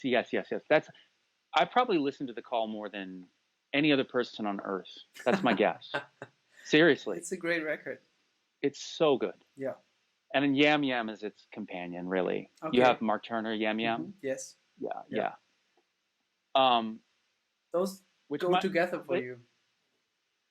They do, yeah. Yeah. I mean, I got them around the same time. Mm-hmm. I mean, they're different bands, right? Yeah. Like, one of them is like Brad Meldau Trio with Mark Turner and Kurt Rosenwinkel. Yeah. Mm-hmm. The songs on that, though, like the opening song, Yam Yam and stuff. And Lazy Bird, right? Yeah. Like all. No, Lady Bird. Lady Bird. Yeah. Moment's Notice is on there, too. Yeah. Maybe that. Yeah. It's just, yeah. But so anyway,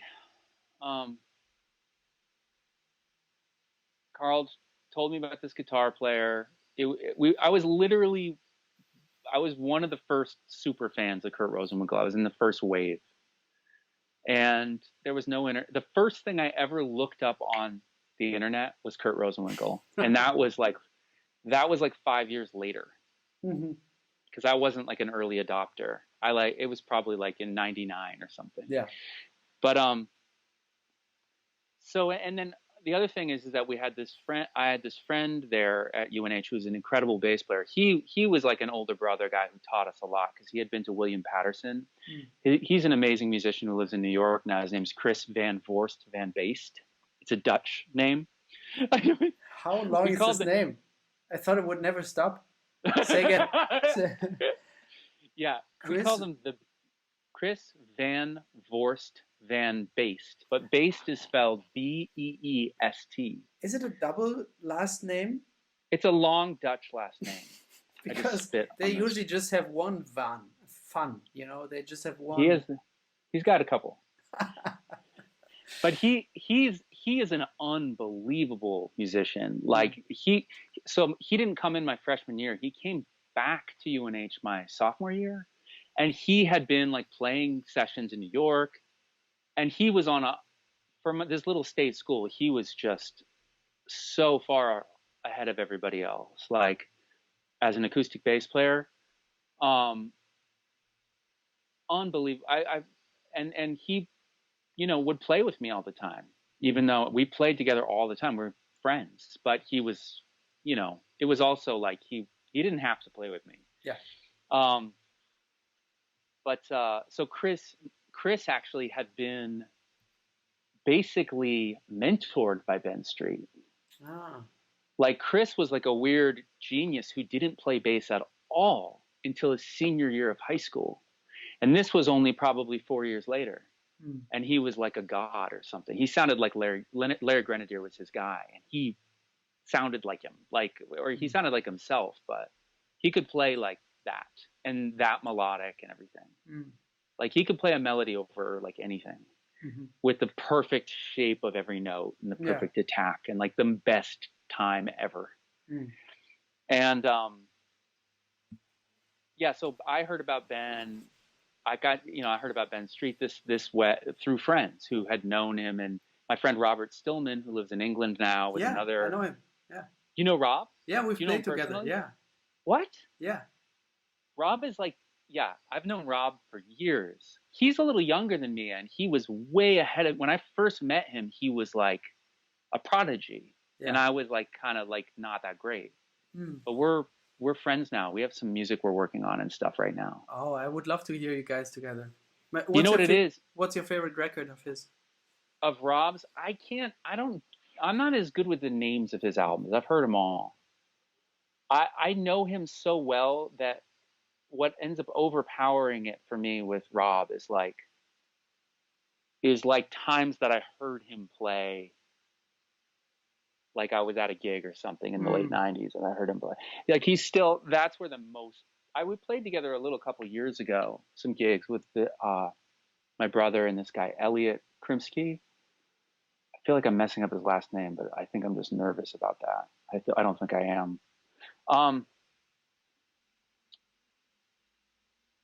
Rob is deep. He's an amazing person.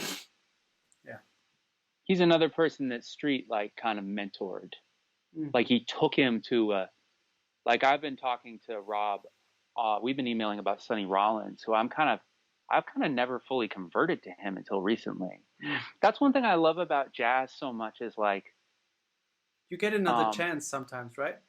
Yeah, I think for me, I've always, and this kind of relates to that Pat Metheny thing I was saying, I've always really tried to tell the truth to myself. So if there's somebody that everybody loves that is like incredible, but he's not, if I'm not responding to it, I'm not like it's bad or something. I'll try, but I'll wait, Yeah. And Sonny was kind of like that for me. And now I'm kind of just like hearing certain solos and stuff. And like Rob told me to get Alfie, that album. And the second song, I don't remember what it's called. I think it's a ballad kind of. It's like the most ridiculous. It's perfect. It's so good. So we've been talking about Sonny, and he was like, yeah, Ben Street took me around the corner to the CD store and bought me, what's that one, East Broadway Rundown or something? What's that one called? Yeah. I think that's the name. That's with Jimmy Garrison and Elvin and Freddie Hubbard. Yeah. So there's a story of like Street like takes this kid, right? It's a kid. Rob Stillman's like in high school, and he takes him around the corner and spends whatever it was, $15 or $18.99, and just buys him that album. Yeah. Like he's a powerful. So I kind of knew that stuff, and then I also had this, and of course I know the all that music so well. And then I had this weird experience a couple of years ago where I was down in Northampton, Mass, which is 50 minutes from here. It's like kind of here, basically. And I was in this music store with my brother, Kurt, and we were like back, I don't know why we were back in this weird room. It's a beautiful store on this corner, and we were back in the room with the basses. And we were just hanging out. We were probably going to go do something else. We're just in there for a minute. And then all of a sudden, Ben Street's standing next to me. Yeah. On my turf, Yeah.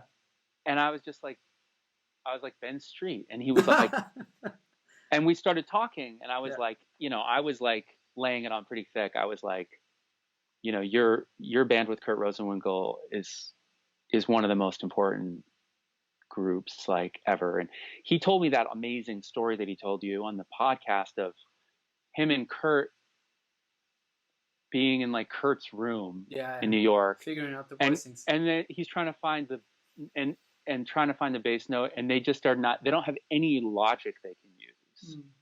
He just plays it. And he's like, and then he's like, "Oh, try it up an octave. It's like a D. Try it up an octave." And they're like, "That's it." Yeah. It's like the best story. Yeah. But so yeah, apparently he moved out of New York. Did he? He didn't talk about this on that interview at all. No. I don't think. Did you know he lived in the Berkshires now? No, I didn't know. No.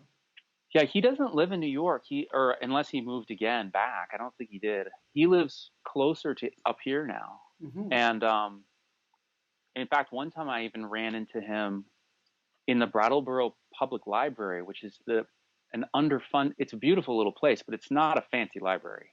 This is a very small town. And he was in there, and I was like, "What the fuck?" But I didn't fully understand his personality until I heard that podcast. Like what a spicy, what an amazingly charismatic and kind of frightening man he is. Yeah. Yeah. And it honestly made his like him seem more like he already had this like superhero status to me. Like he's like 5 years older than me. It's like the perfect age to be like, but yeah, that was an amazing interview. And Ben Street is such a freaking, he's so good at, I love it when he's like, when he's mad that people are criticizing Keith making noises while he's like, hasn't he given you enough already? Yeah, right. Or like and then I went out and bought Affinity, that album after you guys were talking about that album's, I will always love Toots, like, but somehow hadn't really heard that album yet. And you know what? When you played Over Sherbet and Stars, also, it has has a Toots vibe, you know. Thank you. Choices and bending things, you know. Yes. Listen, here's my story about the Vinova, which is that when I was in high school, my favorite movie was Midnight Cowboy. Have you ever seen it? Yes. I was obsessed with that movie when I was in high school, and the score has Toots playing on that descending thing. Do you remember it? No, I only saw it once, and maybe that's. It's like.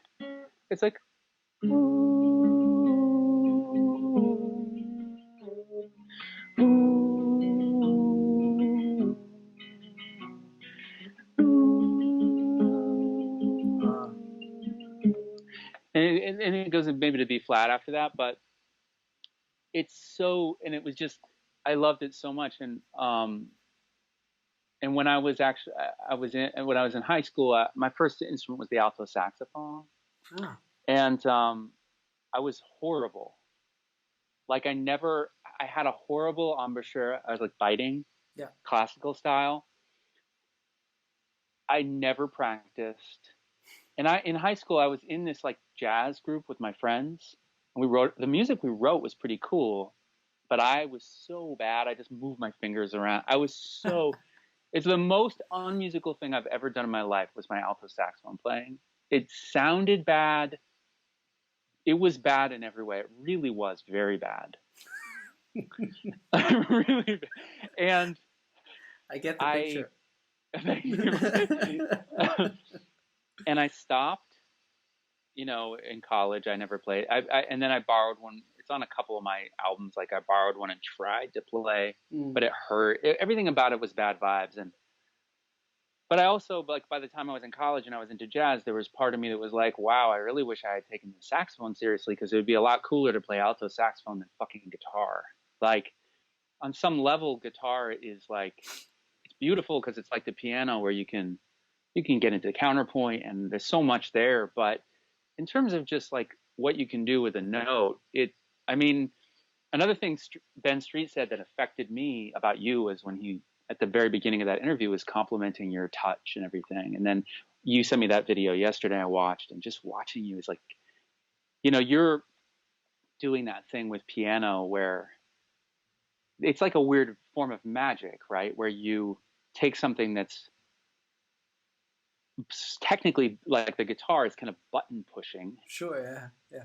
But you have to, and it's a real game to get beyond that. Mm. You know, it's like it is probably like literally magic, is probably what it is. Mm.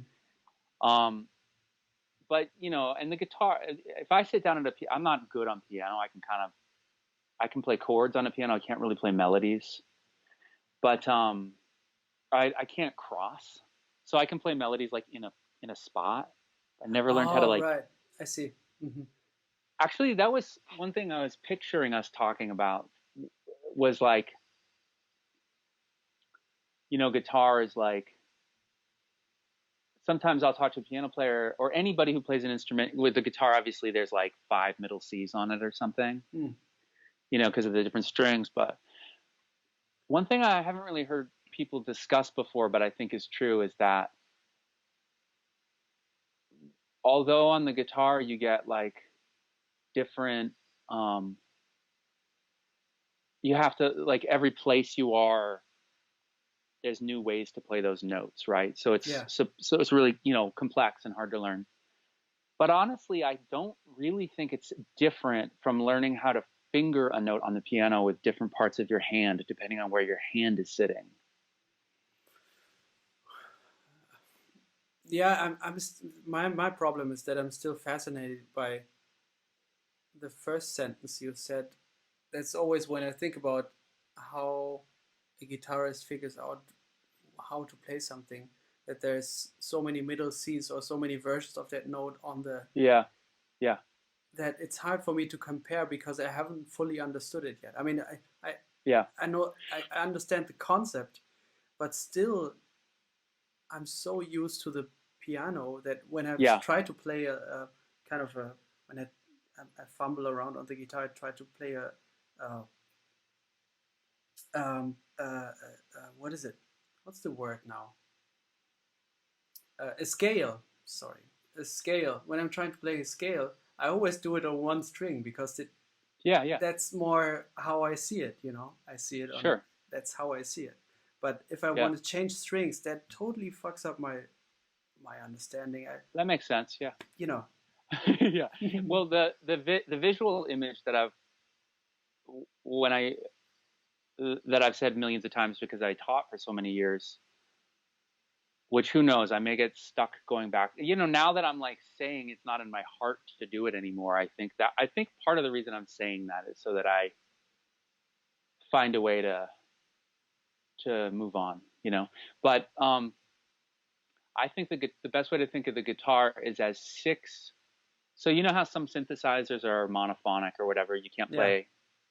It's 6 monophonic keyboards layered on top of each other with ranges that overlap some. Yes. So the bottom one is to the left of you, and then they're going diagonally. Yeah, that makes sense. And what you're learning how to do is just move between them. Yeah. But because I think of and there's no doubt about it. Like when I got into like I was a good guitar player before I really, really got deep with knowing every note that I was playing, what it was, how it related to the key, how it related to the chord. Yeah. It was a ton of work. Yeah. And I'm not saying it's easy, but I do think now that I can play the guitar that way, like, I mean, I can visualize anything obviously when we learn theory, we're really learning to visualize it on a piano, right? Like that's like, it's just the best picture of it.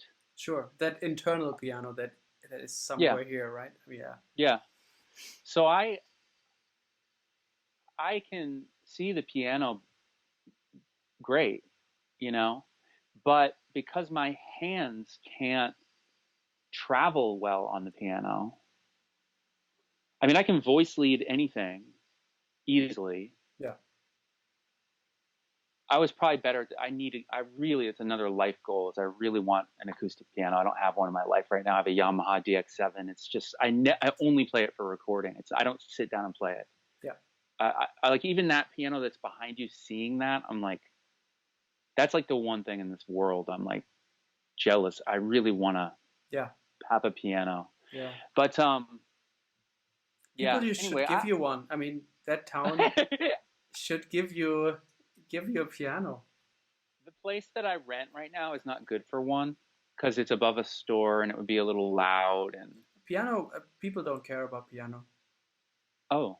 I mean, here not so. I mean, they don't Yeah. get annoyed, or it's not like violin or trombone or drums or something. Vanova. Yeah, right. It's more like, I mean, if you can do all the stuff that you're doing there now, yeah, that I assume is on the record. What's on the record Yeah. is that you're doing it there. yeah. You can play piano there for sure. Here's the what I want to do is it's another little fantasy is that I would like to. I think I'm attaching having a piano to having a new space at some point, and it's all contingent on actually having some money, which I don't have any of, and it's not true. I don't have any. I have money saved. That's how I'm living right now. But yeah, anyway, that was something that I pictured us talking about, but we don't have to talk about. But I just think that thing with the different notes on the guitar, like, I think I have this feeling that it's like, I don't really know how to articulate this in like a better way than saying, I think it has to do with, I'll just say it. I think it's the same as when you learn how to play piano in a way that I can't, where your hand learns all of these things that it learns to do unconsciously about when to cross. Yeah. And well, when I go down there, I'm not just going to want to get that one note. I'm also going to want to get the note a whole step below it. So I've got to cross a little more or whatever it is. I don't actually know what that's like. Yeah. But I think that the guitar is essentially like that. It's like wherever you are, if you want to go like, there's like a way to do it. And you learn in each spot. It's like wherever you are, you learn how you can do those things. And I think it's probably closer to a keyboard than people assume, you mean? Yeah, I don't know. Maybe not. But I think it's I assume it's the same for every instrument. The more you do it, the more you find other ways to go somewhere. Yeah. It just gets hammered into your subconscious more and more, you know. Yes. And like transposing a standard, and then figuring, oh, that change is now it's here, and so right, you know, right. Everything matters. Yeah, that's what true. it is. Everything matters. Yeah, the instrument, the key. Yeah, and also I think that's a nice thought for practicing. Or I really have a problem with it, calling it practicing. Actually, it's more spending time with music, and I see it a little bit connected to video games. That you get experience points for everything. Yes. And that the statistics are always going on in the background. But there's certain moments, like that moment when when the 2/5 melody came back to you, but in a changed way. These are the moments where, like, okay, you just traveled 4,000 miles by foot. Yeah, that's kind of a experience points reward that you get sometimes in video games or something. The statistics have been rolling the whole time, but you were practicing, you were traveling, you were playing. I don't know, but there's certain moments where you're like, that was worth it, you know. But you don't get it right away, and you don't get it, especially not in the moment where you're like, so where is that other middle C? Hang on, you know. You don't get it then, but still, you know. Right. So I'm trying to enjoy the process as much as possible, not to think about the end result, because that thought has sunken in a lot to me. It's like, you know, even if I'm not working on something that I should work on, if I transcribe this song today, it'll make me a better musician. Absolutely. At some point, you know. The only thing that I would say that, and I'm different than you with that, at least lately, but I mean, I do have like I've been kind of more into like this very rigid practicing. but it's like exact amounts of time and everything. Wow. But that's part. Well, I can let me paint that a little. I mean, I agree with you though fundamentally. I think that there's a unified reality in which everything always matters, and particularly I think as long as you're paying attention, that's one thing I think that matters. I think it, and I don't mean acting in some false like mindful. I actually hate the word mindful, even though I'm a meditator and everything. Like, I don't mean like some sanctimonious air about like if you're just like excited to figure some shit out, you're not like acting really, mindful. I mean, that would be a bad idea. But I mean, there is some, but maybe it doesn't even matter if you're quote paying attention, maybe it doesn't, maybe nothing matters. It's just doing the music. But I don't know if because I hear stories about guitar players saying that, yeah, you can practice anytime, you can watch TV, you can do anything, right. I don't think that's the way. I really agree. don't think, because then it's finger memory, or then it's, I don't know. There's a dangerous thing that can happen, which is like, it's like a body without a soul. Yeah. Yeah. It's a particular disease that guitar players can have when they're playing, because the thing that's interesting is, it's like, I agree. You shouldn't watch television while you're playing. I mean, because you hear these people who, I don't like to dwell on negative, but there is at least hypothetically, there's a bad guitar player that exists that moves their fingers around very adeptly, but you don't feel like it's embodied or it's not coming. The reason that I suppose I could be faking this to myself, but I have that whole problem with there being like the Bud Powell or Keith Jarrett. It's not as bad as Jarrett, but that I'm kind of suppressing something like singing whenever I'm soloing on the guitar. Okay. I'm like, like the whole time. Yeah. And I'm not really conscious. I think it actually feels good to do it. But I think it's essentially something like, it feels almost like a leak or something. Like I'm locating my voice through this thing, and I'm literally like getting a breath at the end of phrases and everything, even though that's not. And of course, tons of piano players and guitar players are like this. But and there were times where I tried to make it go away, and for a long time I didn't know Rosenwinkel sang when he was playing, because a lot of the early recordings you don't hear that he's doing. I remember the first time I heard it, because I was obsessed with I have to stop singing, or maybe I should let myself sing. Yeah. I'd be playing in a cafe and I'd be like, but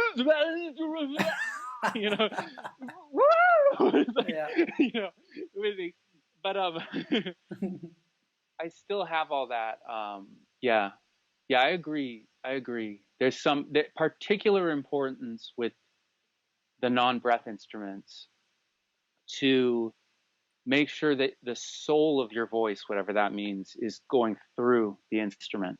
Yeah. And there are ways you can spend time with the instrument where that doesn't matter or something. And that's bad. I think that's bad. Maybe the place where it's not bad is if you're just switching chords back and forth when you first get started. Just on guitar, that might be something you could do while you're watching something. But the thing about the Vinova for me is like, is this unfinished business thing that I'm getting to deal with now at this part of my life, which is that when I was in the late 90s, I was kind of starting to get a handle on the guitar, like as a real instrument. And I was really into toots, and there's some toots on Pat Metheny too that's really good. And his solo on Always and Forever on Secret Story. Always and Forever is this yeah, that's it. Yes, yeah. when he comes, he's like, Yeah. it's so, it's like the most powerful entrance, you know. It's Yeah. like, oh, Yeah. but It's also a beautiful song. Incredible. yes, Yeah. yes, yes. Um, so anyway, it was like the late '90s, and I started getting into Karen Mantler. Do you know her? She's Carla Is Bley's daughter. yeah. Right. Yeah. And I don't really know who Mike. I always know Mike Mantler as a name, but Yeah. Karen, you know, started making these crazy albums where they're all about her cat, No, I don't know and it. they're actually on that subsidiary of ECM. Extra what? That's like, yeah. Yeah. And Mark showed me her music in the actually the same day he told me about Joe Maneri, who I'm obsessed with. Mm. Do you know his music? Yeah. Joe Maneri is the father of Matt Maneri. Yeah.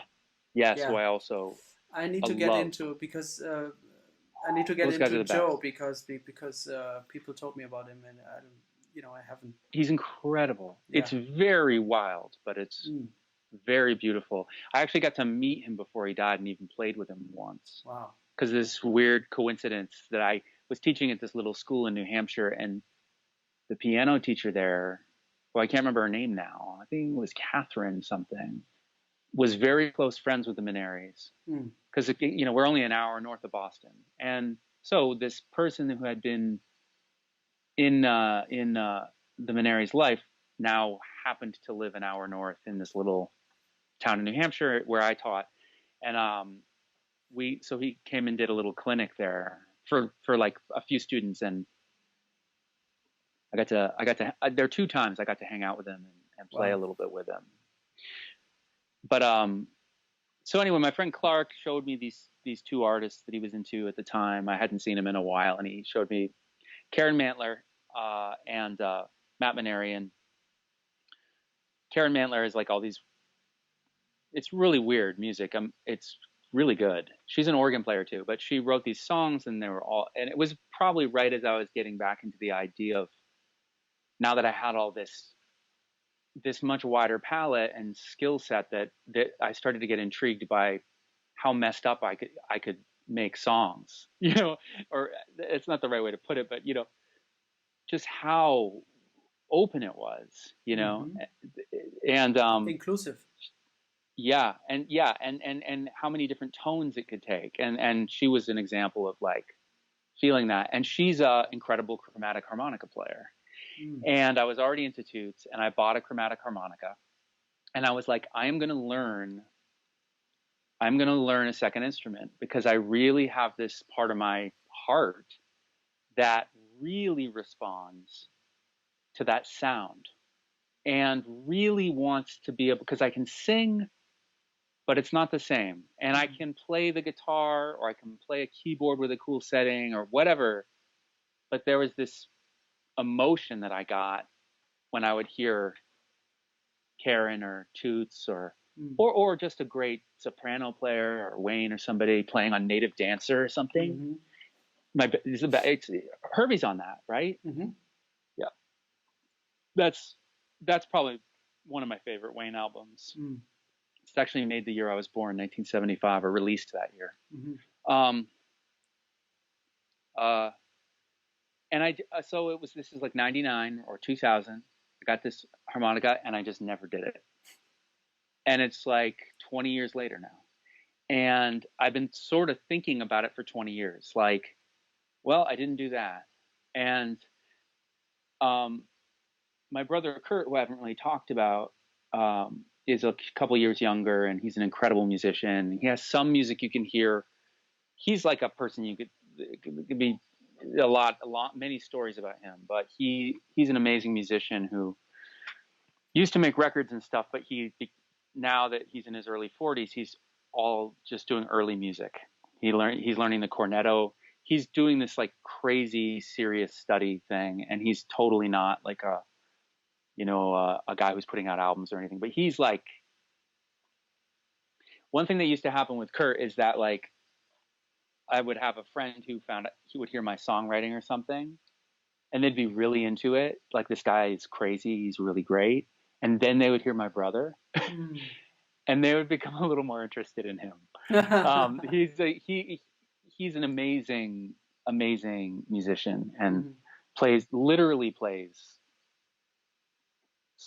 you know, that you say, oh, he played every instrument. It's like, no, he plays like the rock instruments. But this is a guy who really is a very, very good like flute player and a serious trombone player who's now doing like sackbut stuff and an incredible guitar player, you know, all these instruments. And like, Did you ever have him on any of your recordings?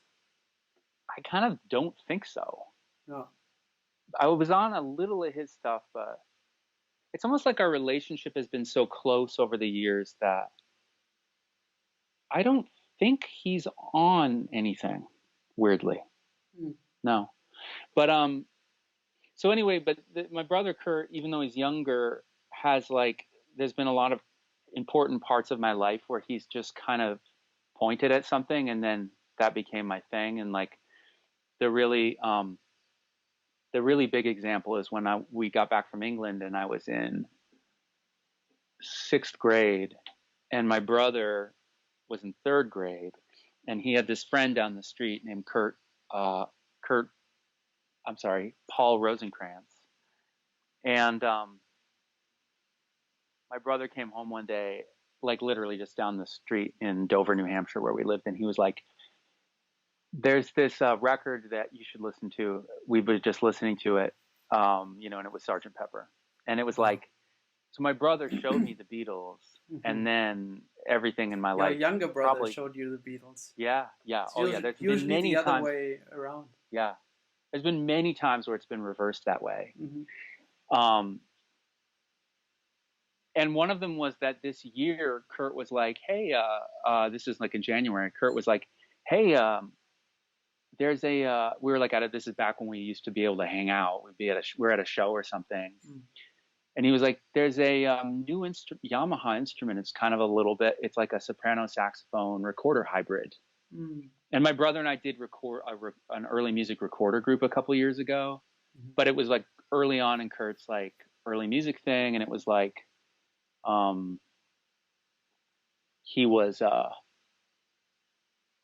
he got really good at it. And like, I kind of just was like barely competent for this little group where he like zoomed into like, he's like kind of like a quasi professional now, or he's getting there. And, but I liked it, you know, I sort of played recorders and I felt that, oh my God, like a wind instrument that's not where I have a sound I like. And, you know, I'm not a great recorder player, but it's on some of my records. Yes. And on your records. Yeah, particularly in the last couple of years. But it's on Transparency too, even though I couldn't really play it then. But I promise there's a little bit of empty space after this part of the story, and then we can see if maybe you can talk or something. But he was like, hey, there's this instrument, and it's like, you know, we should get him. Because Kurt just like he's almost like an addict with playing instruments, and he will pick it up and he will sound.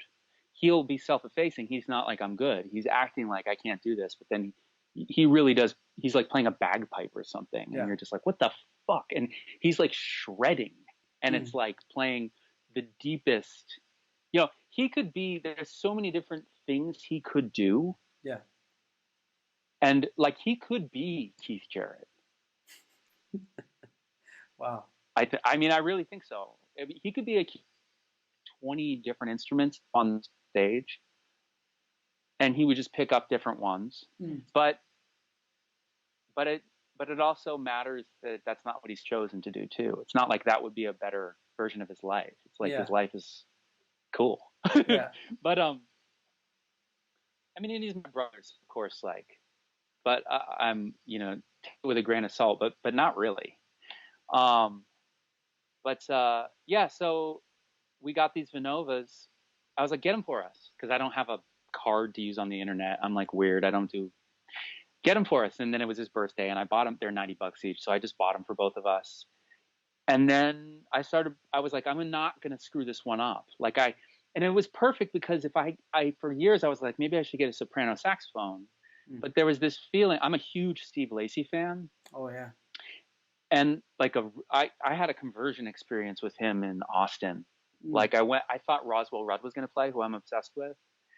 and he wasn't there, but it was Steve, who hadn't really heard yet. But it was one of those classic times where you convert to another musician while you're in the room with them, Mm-hmm. like really old school. Mm. Like he was playing melodies in the room, and I was just like, oh my God. Mm-hmm. Like, and he became like one of my main guys like that minute. Yeah.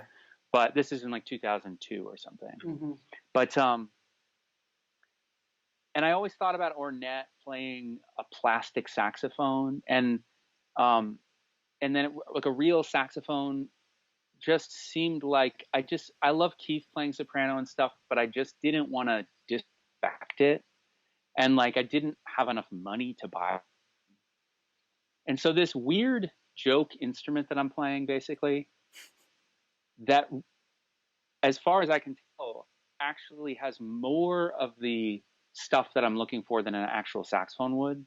Like it's very volatile. Like there's some notes you can actually bend a third depending on how you lip it. A third? Wow. A minor third, some notes, yeah. And a lot, well, maybe that's an exaggeration. There are definitely some that you always have to lip down. Like they're going to be like, it's very volatile, and it's very important that I'm like really hearing everything before I play it, and just the tone of it, the feel of it. And I have this wonderful that's not bitey at all, and I've just been practicing that for 6 months, 2 hours a day. Wow. Like an hour of it is just simple sequences through keys and long tones, Mm-hmm. and then improvising with tetrachords. Like it's very rigid, but it's like I'm basically having and this may well be like to the dismay of people who like, I mean, it would be like, like, like maybe people like the singing, and I'll probably sing more, but there is this, I'm drawn to this thing that's verse, basically. It's like, it's pretty intense sound, and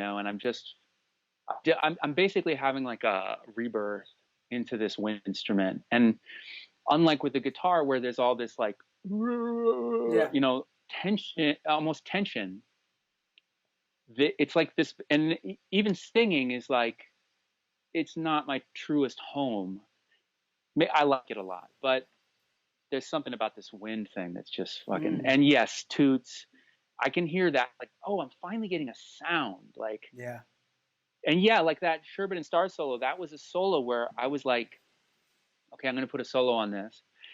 I'm probably not good enough on this instrument to get this to happen yet. And then I played that, and while I was playing it, I was like, this sucks. Yeah. I was like, that, all right. And then I got to the end of it, I listened back, and I was like, oh, wait a minute, this is good. And so that's the first take, the solo. That one there is the first take, yeah. Mm-hmm. And I'll edit things sometimes too, now that I'm using a digital thing. So like, be a long guitar solo, and I'll have played to a certain point and then played something I didn't like, and I'll sure. It's not like I don't have a way to change the order or anything, but I'll get to a certain place where I play something really shitty, and I'll just take it from there. Sure, yeah. I don't know if that happens in jazz, and I know it's not supposed to. Well, I think if it's part of the process and it's still a creative thing and less an ego thing, where people are like, sometimes we stop listening to the actual music because we're so attached to our feelings of messing up that one note. Then so that we don't realize that that other note is also a possibility that could be taken into account as as a means to get the music somewhere else, or just another sound. I mean, just another note. But also, I liked being, once you've played what you've played, you can also then be creative with that and be musical or a composer with this, So yeah, with you. I do have though an ideal of like I would like to. It's amazing. You can know that all that stuff, like you can have that wisdom, right? But it's still very hard to practice it. It's Totally, yeah. like it's so so challenging. Yeah. I'm actually wondering about something that you talked about with Karen Mantler. And Hmm. when I listened to your music, it was somehow like um, I was struck by the courage to allow everything into the process, or a lot of different elements into the process. Like that one moment Hmm. where you said, "I'm just gonna wait until the truck is gone." And I'm just gonna mention a couple of things that struck me. Okay. Uh, there was one. There's one song where you kind of do kind of a jabber jabber kind of uh, fantasy language at some point, and then there's you doing beatboxing, and then there's Oh gosh. you know, and then the distorted recorder, and then there's um, then there's this super sweet Joao Gilberto type of bossa nova where Hmm. it's like almost too sweet at some point, and then I was almost waiting for it for you to kill the vibe, and then you kill the vibe with like I don't know what you did, but it sounded like you're going with it. You were playing acoustic, but then you were going with an electric guitar as close to the amp as possible and doing kind of a Hmm. feedback thing. Yeah, I know which song you're talking about. Yeah. And there was one thing where I think a lot of, I mean, what seemed to be like super diverse record is Valley with Tassels. It seems to me Valence with tassels. Valey, so Valence. Yeah, sorry. It seems like that was so diverse. This record, like a total journey. I don't know if it I love was that. on that, Yeah. but still, there was one song where like it's all these little songs and you're singing, and then all of a sudden it's Oh. just two or three minor chords that you're blowing on with the guitars, like very long solo playing over chords, Oh. and Yeah. maybe one or two songs after that, there's a complicated chord sequence, and I hope I'm not stepping on your toe, but it seems like although you have proven two songs before that you can perfectly play over changes, it seems like you're playing on purpose, not on the changes or like Yeah. bad over changes. Oh yeah, You yeah. Well, the way that no, no, that doesn't bother me at all. I wish that I could just I I think it I think that that is right. So that's probably the song I should say about that album. Like that was the first album that I did with this digital thing instead of on a cassette 4 track. all right. So when does So this change happen in your development? 2019, just Oh, okay. a year and a half ago, maybe March, maybe February of 2019. Mm-hmm. So I took this break and I didn't write for a while. And when I came back to writing, I was using the 4 track still, which I'd been using since the 90s. And it was just, I don't really want to go into it because it was just annoying. There's all these ways in which using a 4 track is worse than it used to be, mostly not being able to get new machines or new tapes. Mm. So it's just, and I've just, I was never doing it to be retro. I just was like inflexibly sticking with That's this the set way of you did it. tools. Yeah. Yeah.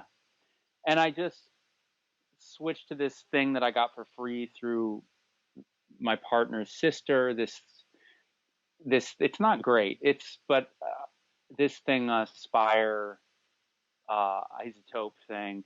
And it's like a 8 track that you do through I use this iPad that I'm talking to you on, and then it connects to this little thing. But basically, it was the first time that I could kind of edit. I mean, I used to sometimes on the 4 track just I didn't really know how to punch in Mm. properly. So if I do it, you literally hear it.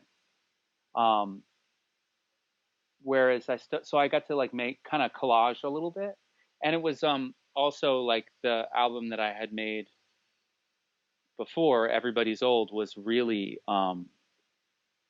almost all double tracked nylon string and singing, Yeah. like very, very narrow band of instrumentation. Yeah. So I was like, that was like this playground type of feeling of making that crazy album.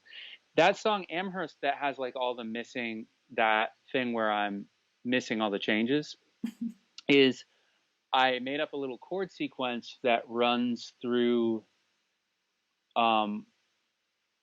It's based on, you know, the Coltrane augmented thing. So it's, I can't, it's, I think it's moving somehow between A flat major, E major, and C major, something. And then it's a little pop progression cycling around. And then I was like, oh, that's, you know, like some of the main key areas that you hit and all the things you are. Oh, I'll just record the solo by blowing over all the things you are, and I won't listen to the track. Yeah.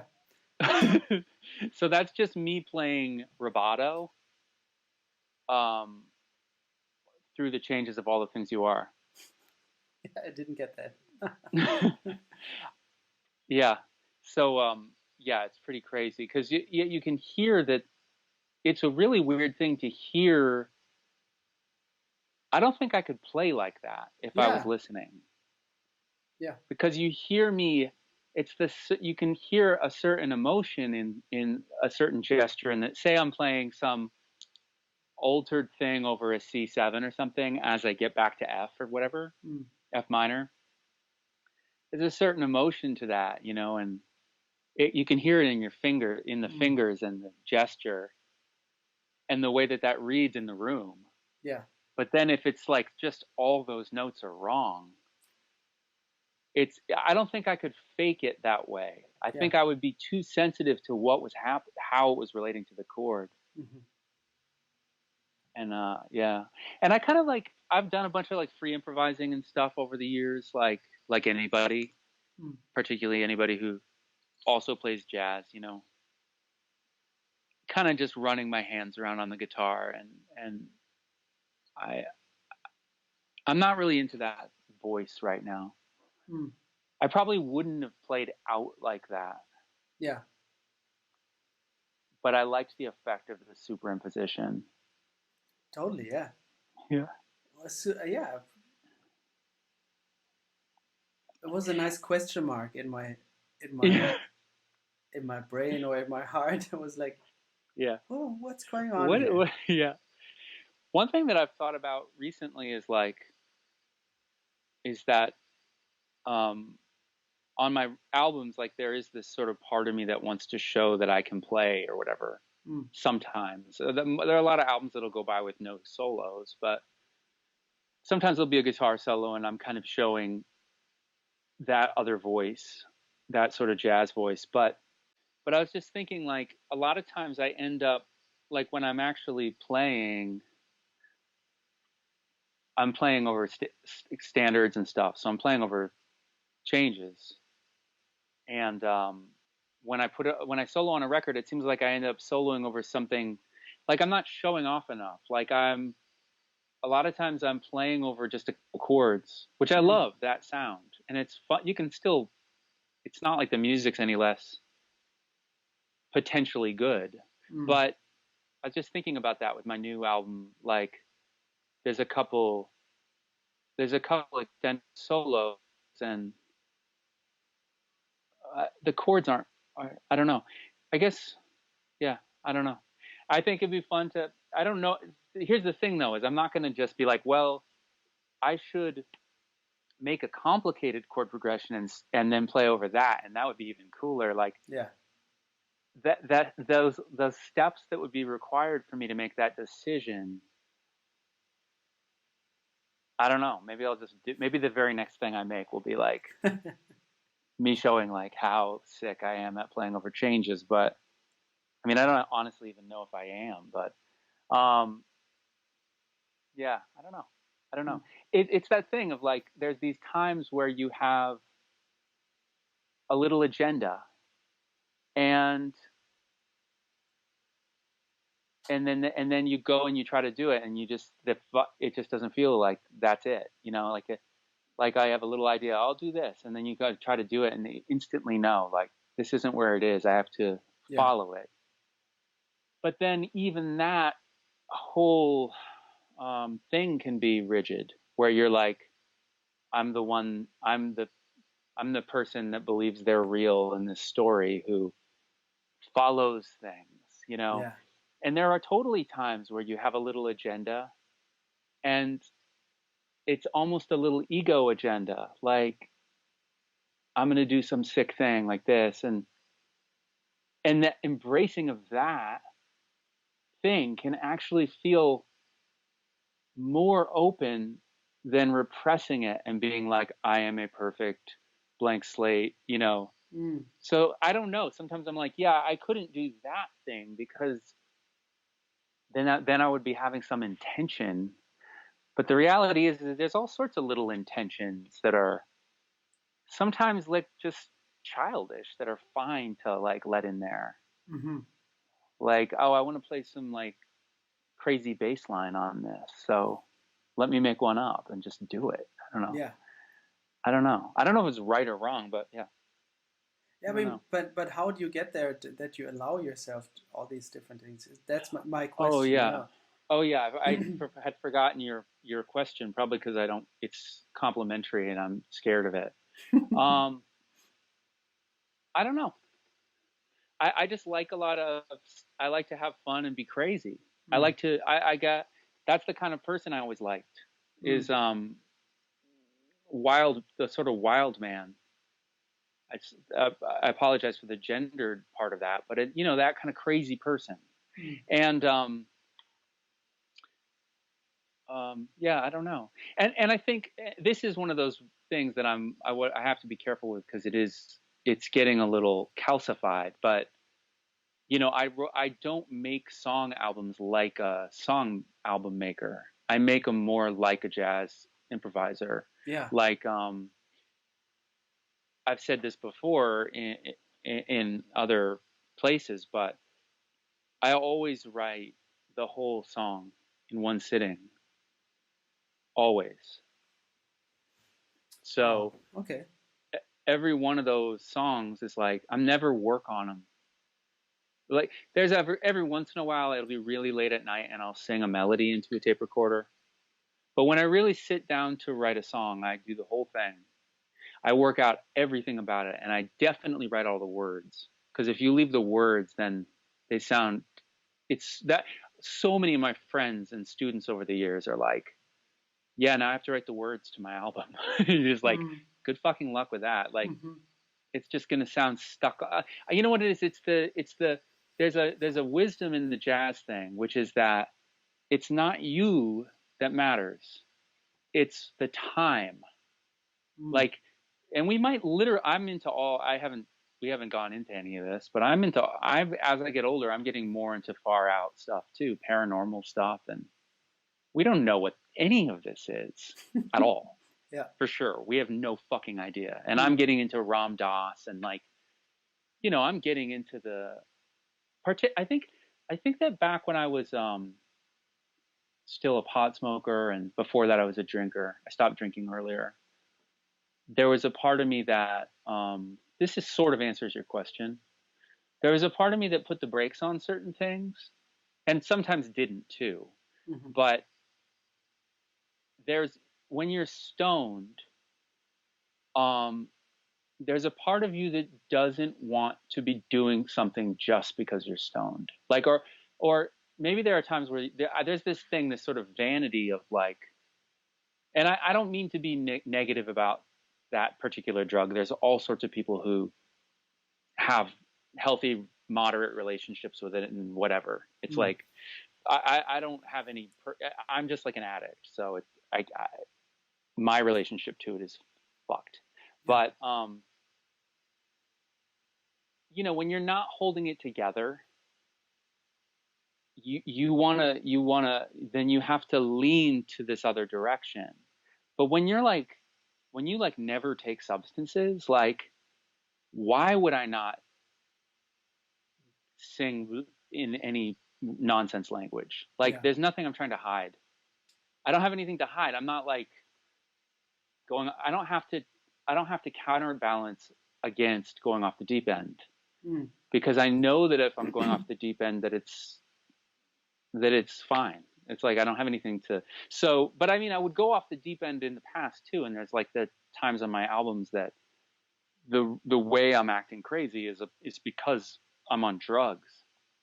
But and I don't need to disown any of that. I like all that music too, but there's some sort of built-in guilt and stuff around that, and I don't know. But yeah, so like in terms of like the jazz thing, it's like, and this is, I think I started to email you this when we first got in contact with each other, which really was very weird, because it really was that I became obsessed with your podcast, and then you wrote me 2 days later.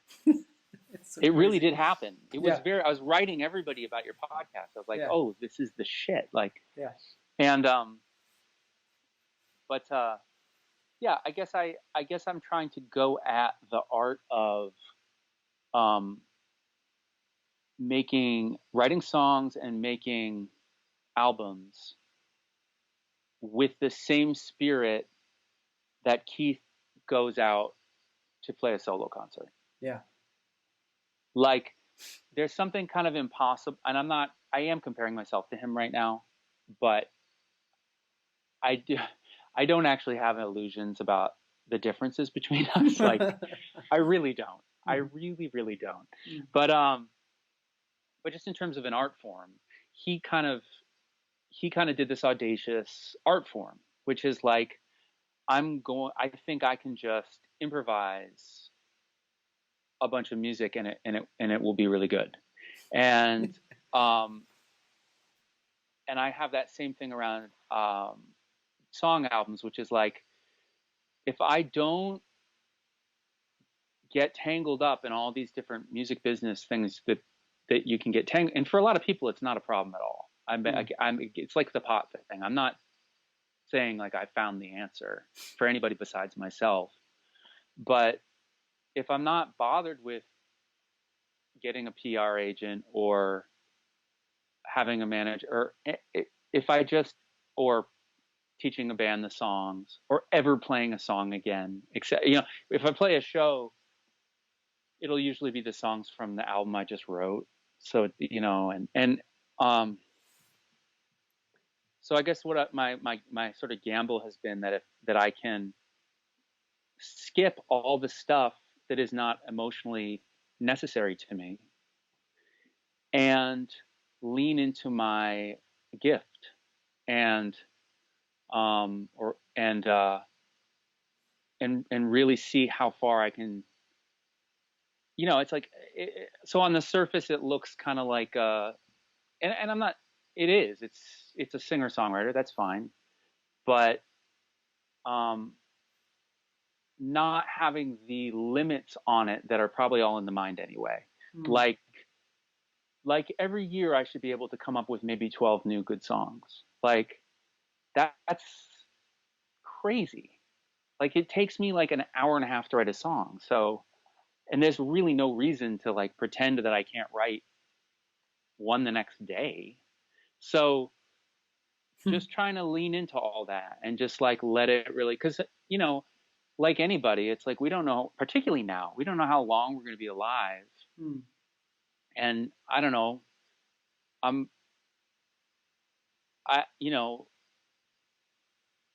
not to be too grave or solemn about it, but it's like I probably only get to be here this way once, and I just want to see if I can try to figure out like why I'm here, and sort of trust that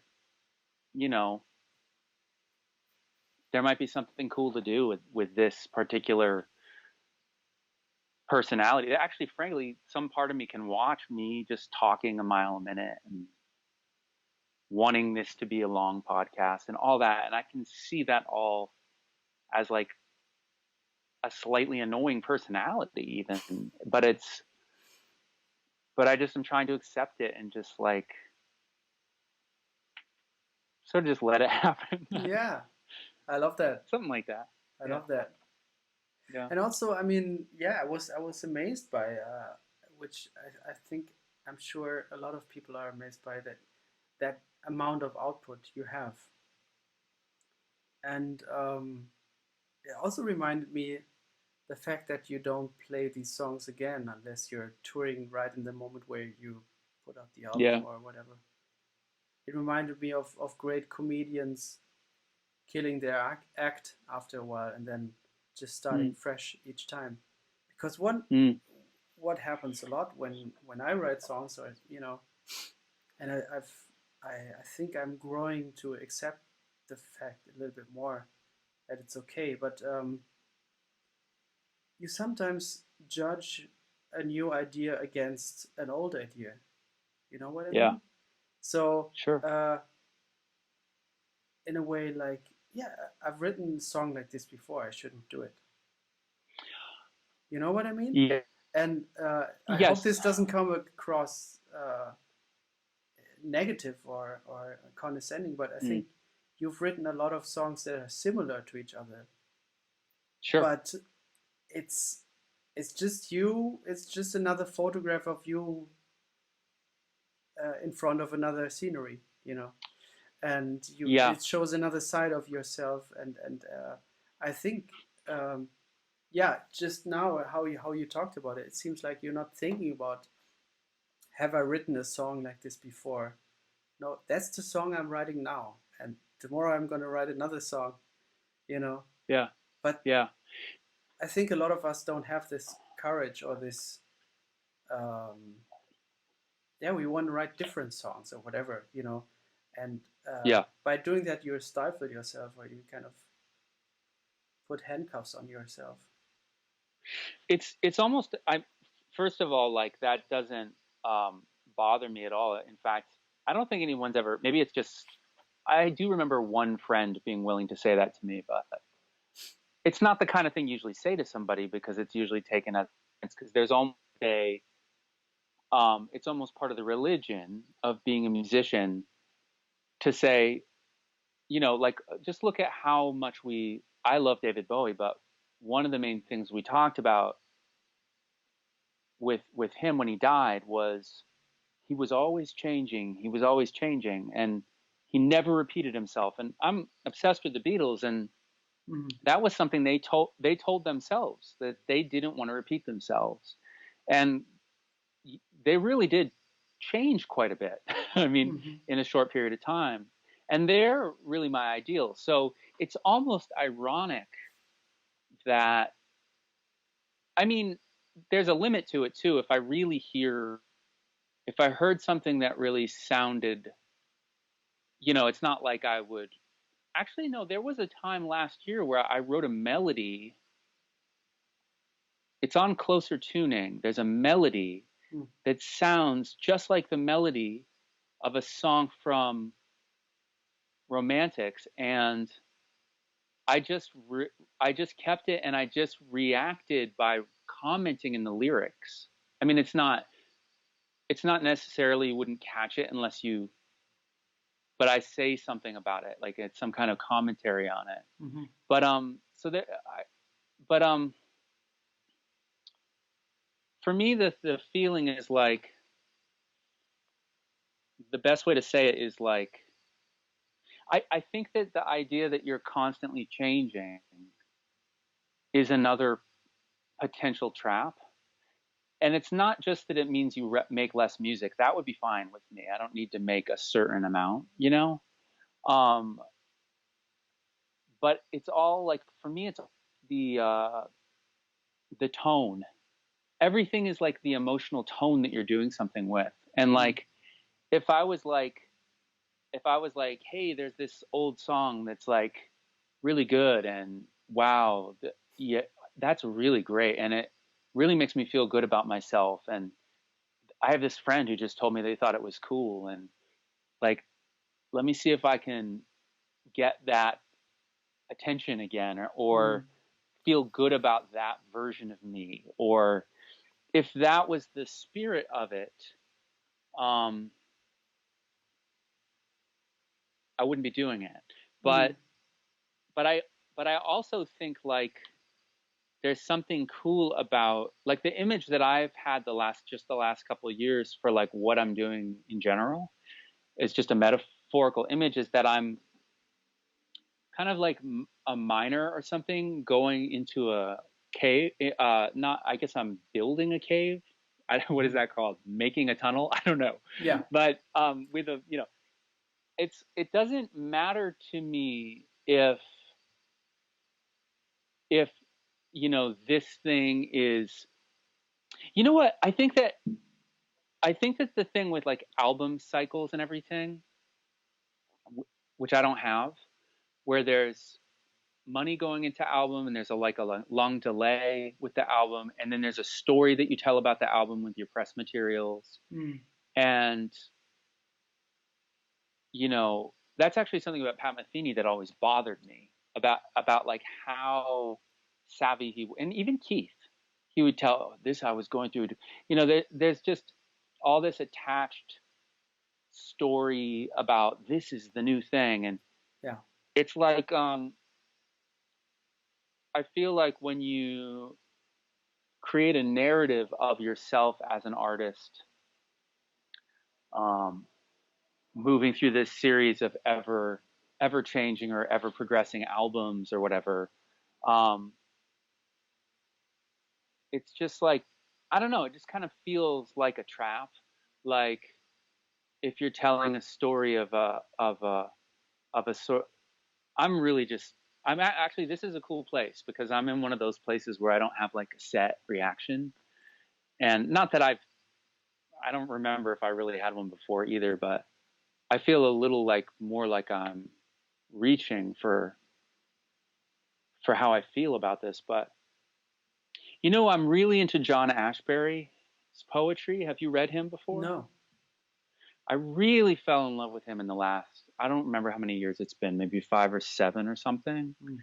He just died a few years ago. He made a lot of work, and I think he worked really fast. He's really different than me because he was really successful. But I mean, like, got all these awards and everything. But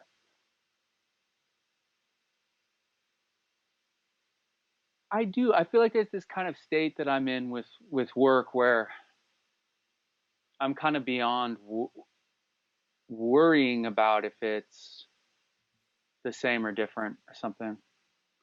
That said, I just made an album that's all instrumental. I've never done that before, so there are little surface things that change. Yeah. But there's a lot of melodies that have that same weird stately vibe on Maya Properties instrumentals that are similar. Yeah. I've got a good answer. I've got a good thing to say to you now. You already said some nice things, so Okay. Okay. everything is fine, man. I think what matters to me is the feeling of the whole thing. That's all. Just if the thing feels right at that moment. Yeah. And that's not going to be because it checks off certain boxes about like,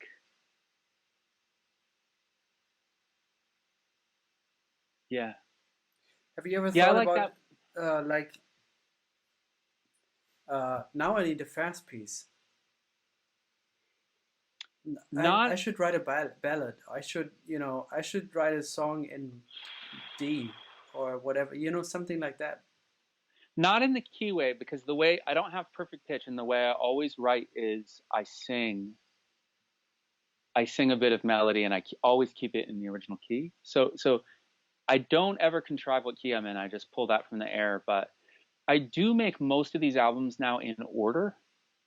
Like, so I'll make the first song first and the second song next. So I'm sort of intuitively feeling what I want, what feels Yeah. like the cool thing to do next. Mm-hmm. So I do think there's times where I'm not mentally saying like now I need a fast one, but I'll be feeling like now here's a fast one. But yeah, there've been times where I do stuff like that, where I'll hear something in a movie, I'll be like, oh, like a beautiful, you know, like a bit like I know Sherbet and Stars. I was like, I want to write and it didn't come out this way. I mean, if it did, I would be very lucky. But I was like, I'll write like a jazz waltz, like a Bill Evans waltz or something. You know what I And thought? it doesn't. That's really nice because that first melody statement, I told you I was listening to that song for a day. Yeah. Oh.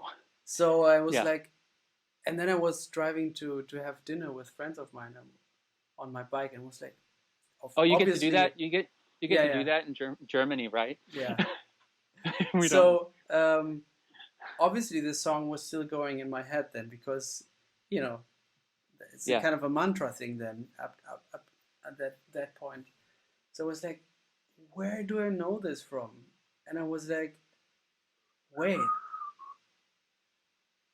this is Gloria Step in a little, Oh. Scott LaFaro's. Oh wow. You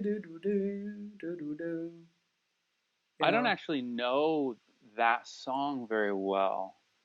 I've heard it, I'm sure, but it's on the Village Vanguard. yeah, yeah. Uh, I've definitely heard. I used to listen to that a lot. mm. That's cool. So You know, it's not the same, yeah, all the same intervals, but um, a lot of it is the same from the first melody statement. yeah, So now you just mentioned you want to write like a Bill Evans was. yeah. It comes full circle with what I Nice, felt. So good. I like the way that a lot of those. I mean, the tunes I used to really love to play. I used to play very early a lot. mm-hmm. That's a hard. That's a beautiful. I don't even know if it's hard actually. It might be that like playing something that's in one key the whole time is actually harder. Like, but I worked on that tune really, really hard when I was in college. I remember. And do you have that on Broadway Paul Motion album where they do the Bill Evans? Mm-hmm. That album was a big deal to me. That first solo I ever transcribed was Bill Purcell playing on Time Remembered. Oh yeah, it's Or the beautiful. first solo I transcribed was like was Freddie Freeloader Miles from my guitar teacher in college. But then like the next week or something, I actually because I wanted, yeah, and I got really, oh my god, that's my favorite. Not to say anything about his playing now, he's obviously great, but it's attachment to what you first heard, and I really love those on Broadway albums, and the trio, just the oh yeah, oh my god, yeah. That's actually my favorite. One of my favorite things about playing jazz is having control of the bass. And I guess I get that when I'm just playing solo guitar, Mm-hmm. but I love that about the trio, how Bill has that. Yes. How he gets to do that. Mm-hmm. That's probably that's honestly probably my favorite thing about music. Is the power of the contextualizing power of a bass note. Mm-hmm. How you can set something else in a totally different perspective when you change the bass. Yeah. Yeah, I remember I went through a phase when I was in high school. I used to have this band with one other friend. That was sort of how I started all this stuff. It was called Clove, Clov, with my friend Ben Stamper. And I went through a phase where when I was making a bass line on a song, it was literally for every chord, I would consider like all 12 notes as a possibility. I think I'm still kind of like that. As like, it's such a joy to do that. Yeah. I'm having really serious, it's probably because we've been talking for so long but I just had some serious deja vu. Serious deja vu? Oh yeah. Yeah, I was like, oh my God, we've done this. This is a memory. That's all we've been looking at, us in the computer for a long time now. Yes. We can keep going, or we can. Well, I was thinking about the Hey Jude was like 1 minute longer than the longest single of all time at that time. I think was that song MacArthur Park, and then Hey Jude was a minute longer. Yeah. So how long have we been talking for? Because it would be cool if it doesn't mean we have to. We could try to go 1 minute longer than Ben Street. So I think How, now we're in. That's our third hour now. and he was like an hour, 3.5 hours, or 3 hours and 45. Yeah, that was yeah, and we added it a little bit. So yeah, You talked to him for 4 hours straight. yeah, yeah, almost. Well, Yeah, I'm willing to keep going, but I'm going to yield to you as this is your art form, this podcast. So, um, if you ask me another question, I'll talk more. But I don't want to force you into. man, let's talk. Let's not think about it as an interview. Oh, wonderful. Okay. Whatever you want to share, it's fine. You know. All right. Um, I was, but you said something that you're doing. I mean, that's all fascinating. You know, you start the record and you do it in sequence. That's great. Yes. But how do you know that the song you're writing is the actual first song of an album? This is kind of newer. I mean, I did that. I remember doing that in order thing probably for the first time with the album Beetleboro Mm-hmm. in 2011. Mm. And then it kind of just became like something that I was really consistently doing maybe in the last year or something. It's definitely true of all the albums I made this year. See, that's I don't the know. sentence you don't hear from a lot of artists. Yeah. There was something on Pitchfork the other day that was like, I don't remember who it was. It wasn't anybody I had heard of. And it was like a press release thing. It was like in his third album of 2020 or something. And I was like, yeah, whatever. It's like, I was like, yeah, yeah. It can be a fault too. There's no doubt about it. I have to stay awake. I mean, I have to stay awake to. I have to just keep doing what I'm doing because of the feeling. Like you can't. I don't want to get into a pissing contest with. Yeah. So much about being a man.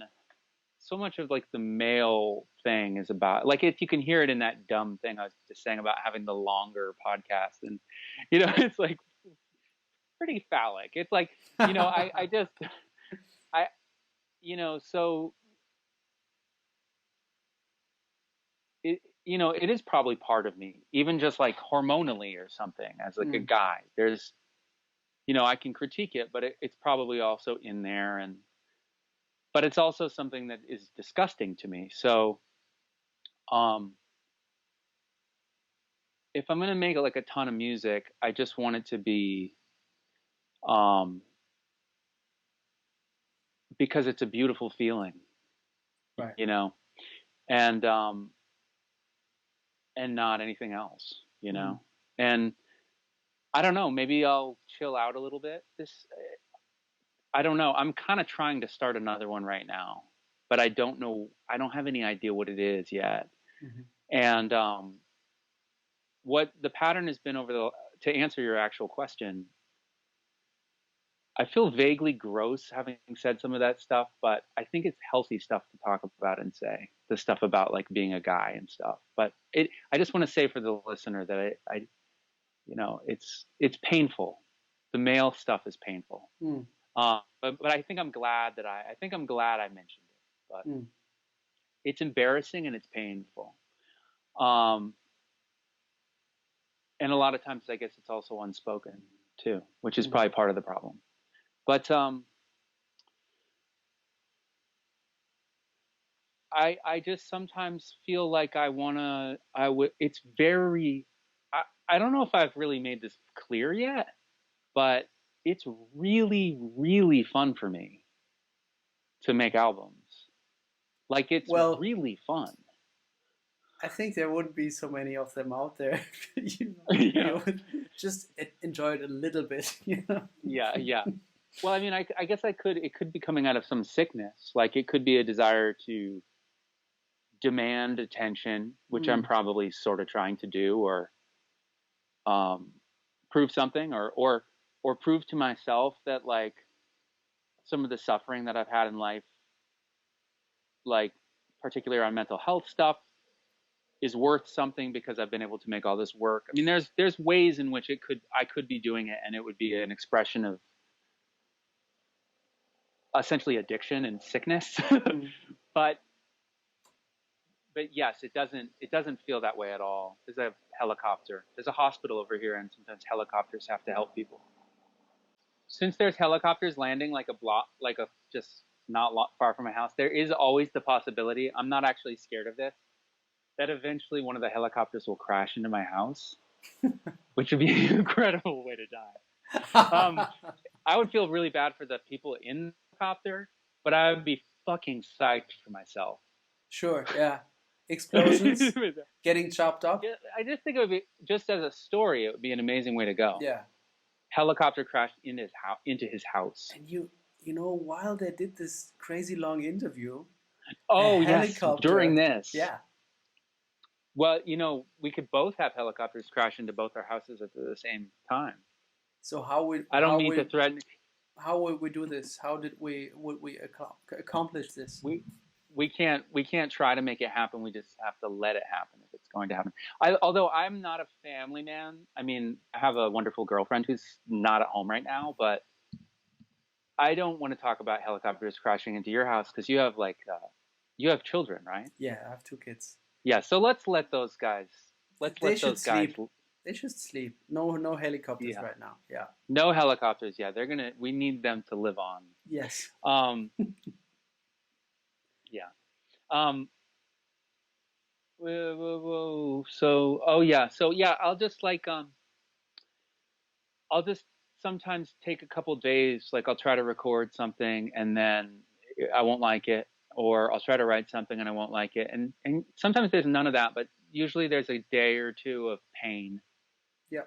And then I will record something and I'll be like, this is it. This is the beginning. And it usually feels kind of risky in a good way, where a lot of times, like the first song on one of my albums is flawed feeling to me in part, but I try to but I like leaving it there because like it would be, once I get going, I'll write some like hit type of thing, or for me anyway. Socrates is just an incredible hit for me. Oh, thank you. I don't know if that one was in order or not. Yeah, that's probably more of a hit at the beginning. Yeah. But like Everybody's Old, I didn't like. The first song was oh yeah, that one was written in order too. And so was Valence with Tassels, except that I wanted to begin and end it with a instrumental. So there was an instrumental a couple songs in and I pushed it to the front, and there was an instrumental a couple songs from the end and I pushed to the end. But aside from that, that's all in order. So there's just like one alteration to that. But yeah, sometimes I will feel like the first song isn't the strongest, and that's like a lot of times where on the Bandcamp I'll put a different song as the single. You know, if somebody goes to the page, it'll be the first one if they press play. But I really like the feeling of respect. You know, it's the same way as like I just was reading a Keith interview where he was talking about, you know, he doesn't edit his solo concerts. He doesn't try to just get to the good bit, like that. Everything, how it fit in with the whole bigger thing is. You mean he doesn't edit later on, or doesn't also, because there's also an editing process that goes on in the moment? Well, I think he's if he feels like he surely is. I don't know if he feels like he's editing in the moment, but I know that there were times where he considered. I can't remember what interview this was. It was one I hadn't read before, but I read this year, and he said that there were times where it was like, yeah, maybe we should just pull this, him and Manfred or something. We're like, let's pull this part out, and then he was like, no, it can't. It has to be coming from this other thing that might be imperfect on some level, but it's the whole gesture. Yeah. And that's how I'm trying to do the album thing, with that same diligence, or that's not the word, the same respect. Like if I'm going to get to. Yeah, because there are times where I've been blocked for years, You know, it's happened. Like where I like between 2015 and late 2018, I didn't make anything. And so if I can write, like, I don't want to like try to control it too much. And I don't know. Also, there's this great Steve Lacy album that I have called The Holy Law, where it's the same band that I saw, and it's from around a similar time. And right at the very beginning of the album, there's a bad squeak from his horn, and he could have switched the songs around, you know, knowing that it's right at the top of the CD, you know. But that also there's something really cool about just getting it out of the way. Also, like it gets your attention. Like, whoop, where is this coming from? You know? Yeah. Maybe he just liked it. Maybe he did it on purpose. I think it was a mistake. But yeah, I'm looking for something that doesn't feel like it's really me, you know, all the way. So I'm not trying to make. I'm not with the song thing. I'm not trying to. I mean, at this point, I've done so many albums that there's this sort of. You could think that that it was almost. I was building a brand or something, you know, because there is a sound and there is a voice and all that. Yeah, totally. But there was somebody who asked Rosenwinkel recently, how do you make your own sound? I mean, he would be a good person to ask because he really has one, right? And he was like, I don't try to do it, you know, just work on music. Yeah. And it was like the best answer, you know? Yeah, totally. Like he just practiced a bunch and then this thing kind of emerged. And so I'm kind of trying to go for that. Like, I'm not like, what would be a cool way for me to seem? Like, I'm not doing that. I'm almost more trying to like meet a being that feels alive. And that's part of why I write so fast when I write, is I'm trying to let something happen. Yeah. And follow it. And then there's a lot of, like you were talking about with Keith, in the moment of soloing. When I'm writing, I'm very, very awake and aware. And there's a lot of editing that's happening and revision that's happening as I'm working, as I'm writing. But how much do you kill? I mean, how much do you erase? As I'm working? Yeah. As I'm sitting there writing the song, you mean? Yeah, because you say you're doing it in one go. A lot. I mean, I might try 52 voicings for one of the chords. Yeah. But same as you, it goes pretty quick, and you don't even notice you're doing it because it's right. And some chords, you just drop it, and you go, oh, there it is, you know? Yeah. But there's, and it's not even just how it sounds. It's how it feels to do it, and also how it looks. It's like everything. It's just this weird feeling of like hunting for this affirmative feeling. And the thing that I've really practiced being good at is once I get the feeling of yes, there it is, then it's as if that's the feeling forever. Yeah, that's like that's the rule. Yeah. Yeah, I don't, the next day, nothing. There have been like literally maybe only 2 or 3 songs that I've ever thought were going to be on an album and then I cut the song. Now, there are songs on my albums now that I hate. Not too many, but some that I really hate. But I would never pull them off the album. Because it's like, it's not about me. It's like once you start, I remember this is something my friend Carl said once that was really cool. And Carl, I'm not just saying this because I know you're going to listen to this. But I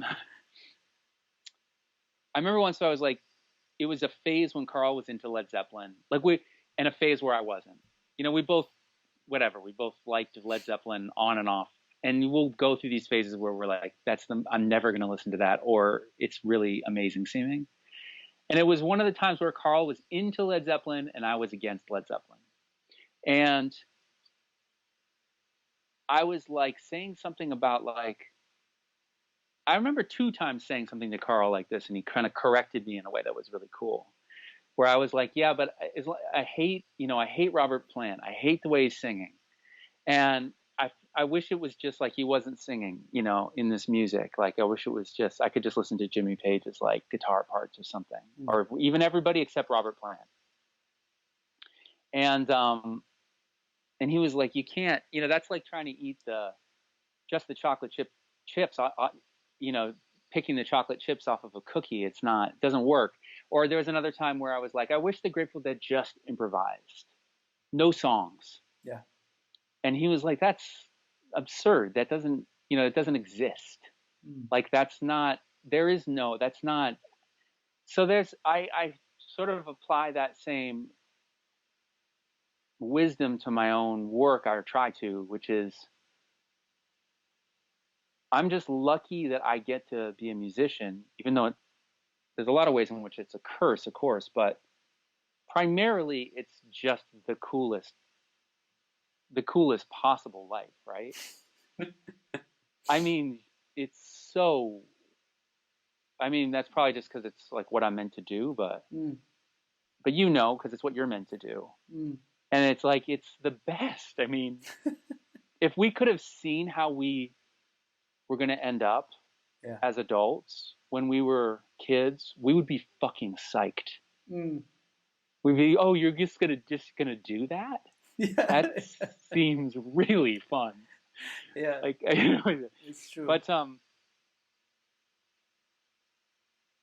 can't remember. Oh yeah. So if I'm gonna like just get to, I just don't want to. I don't want to be presumptuous. I don't want to think I understand how this all works. Like, it's essentially a gift, and I'm kind of superstitious about it. I don't want to like think I'm throwing out something that's extraneous, and that's actually the linchpin that's holding the whole thing together and making it possible. Like, it's basically, sort of a ritual, and it's kind of sacred. So, and the other thing, this is really simple, but I don't love every song on every album. And it doesn't, because I don't have ego attachment, because I didn't make, whatever album. So what? It doesn't even if I don't love every song, it doesn't mean that those songs aren't good. It just means maybe I'm not ready for that. Like, to bring it back to Gary Peacock, like, there was a time where I wasn't into him. Yeah. I thought he sounded out of tune. And I didn't like his tone that much. And then I kind of woke up and I like heard it a different way.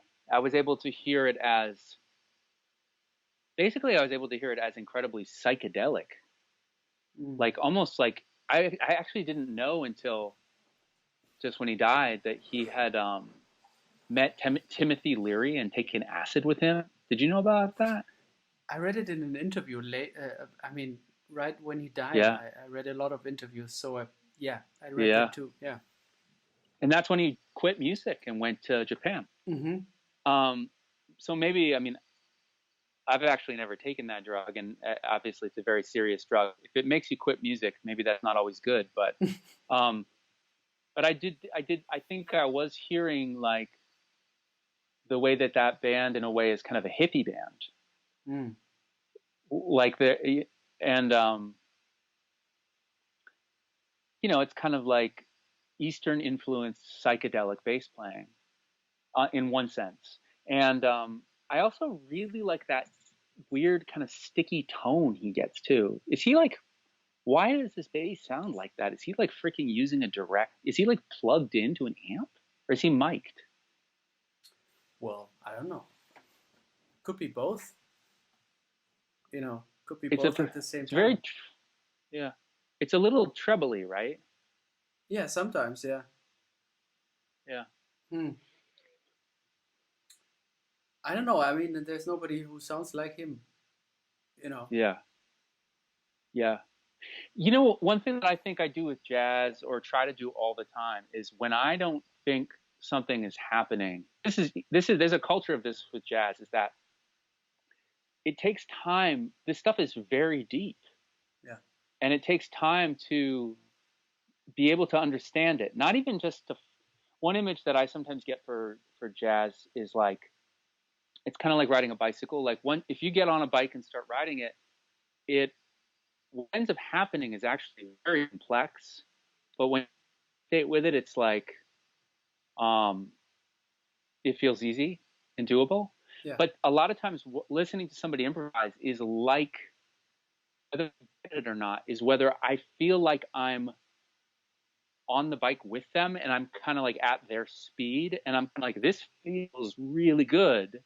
Or is it like trying to watch somebody's spokes go by and I can't understand it? And that's like something that, like, when I listen to Keith Jarrett, even though he's 1,000 miles beyond anything I'll ever touch in this life, like, I feel like I'm with him for each note.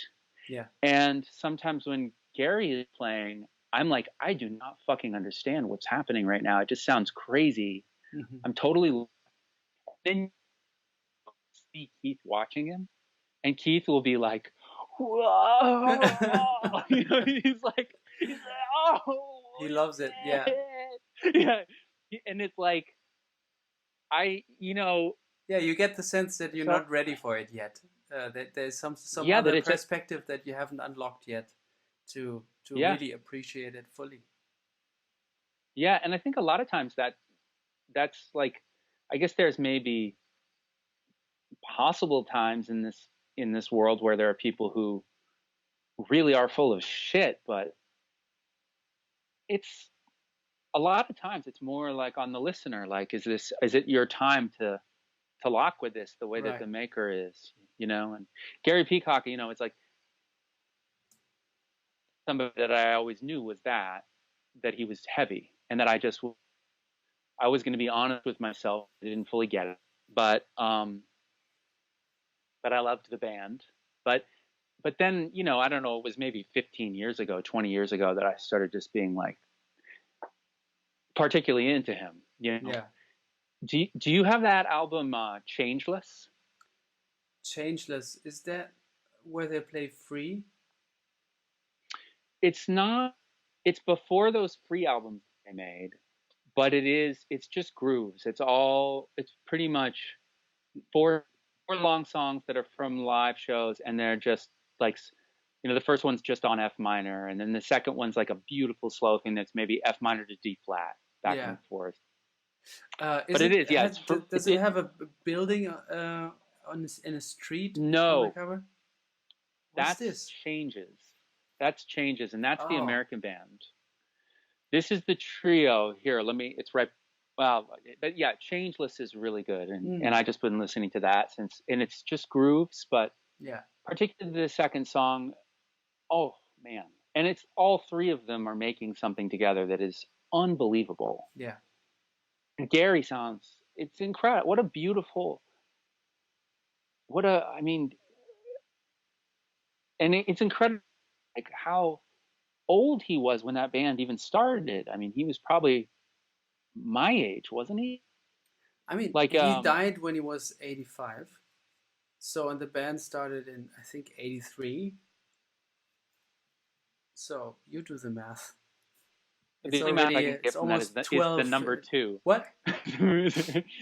Just, I'm not good at math. So when you say 85 and 83, I know that it's it's 2 years.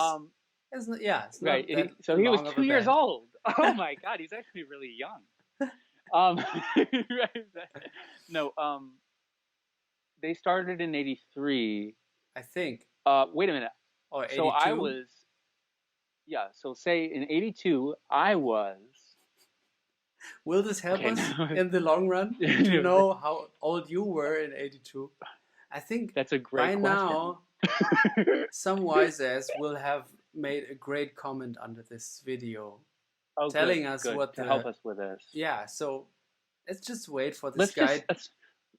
Yeah. Let's just assume he was about 40 at least. Sounds about right. When Keith brought them over to dinner and said, "We're going to do this crazy thing. I don't write songs anymore. Yeah, we're going to do standards," and everybody was just like, Are you crazy? I Yeah. think Gary was the one who that's what I read the other day, who was doubting it the most at that point. Oh, Uh, that's awesome. yeah, because he came from, obviously he played standards with Bill Evans and all the other guys, and that's what he studied. I haven't heard that yet. He was kind of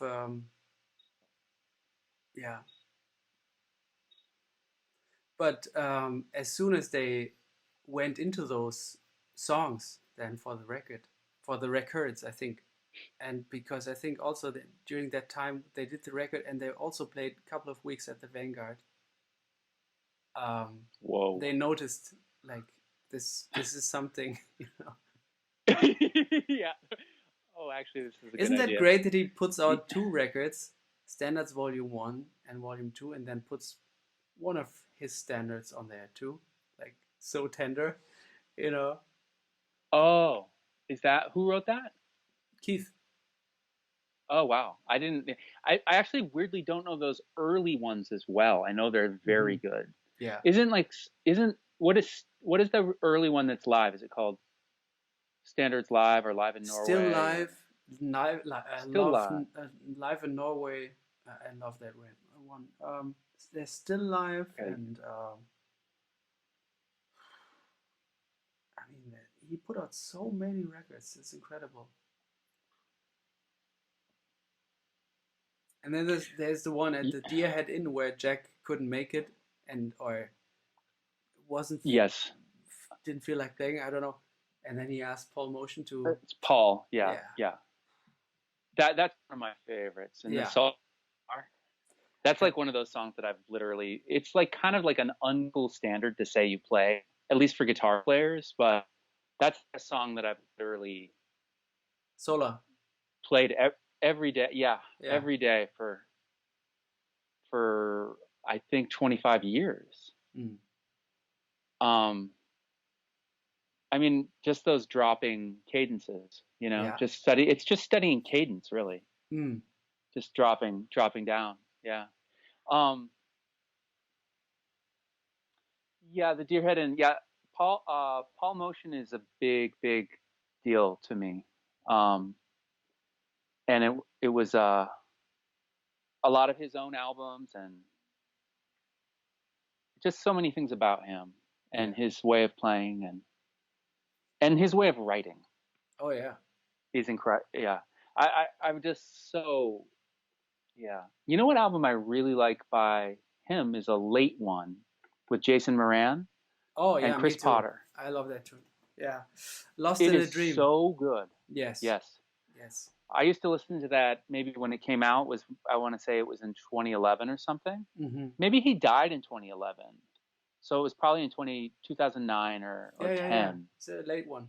I would listen to every night. And I love Jason Moran. I just like him in general. Like I like hearing him talk. I like his ideas. Yeah. He's my age. I can't relate to him but I mean, he's such a success. But the way he plays that music just kills me. And Chris Potter, somebody too, who's obviously unbelievable, but I probably listened to his music a lot, but I wouldn't, I'm not saying anything negative about him, but I wouldn't necessarily assume that those three people would have made one of my favorite Paul Motion albums, but then they get together and it's just like, what the fuck? Yes. And Chris Potter sounds so good. And I don't think there's any changes. I think it's all notes, and most of those tunes are just bass notes and melodies, I think. Oh no, there are changes. Really? Yeah. There's all of them? Not on all of them, but there are some of the songs are, beautiful melodies and beautiful changes. Mode 6, I love that one. Okay. And also, I read what's it called? I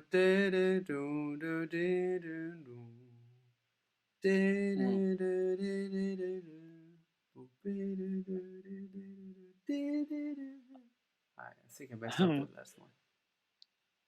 It's I can beautiful. I can't remember it exactly, but you're basically like yeah, that I can just, even you singing that, I relax so deeply inside. And he wrote all those on Keith's childhood piano too. You know that, Oh, right? wow. That I think Keith got it back when he died, and he was trying to get it back, but somehow Paul, who had like a rent controlled apartment, I think near Central Park, Hmm. had that piano, started writing on it, and he wrote all those tunes on what is surely a magic piano. Yeah, yeah, I think so too. Yeah. Wow. Yeah. I got one of those Paul. Did you get any of those Paul Motion songbooks that started getting released of his original Yeah, autograph scores? I have both. Yeah. I have the first one.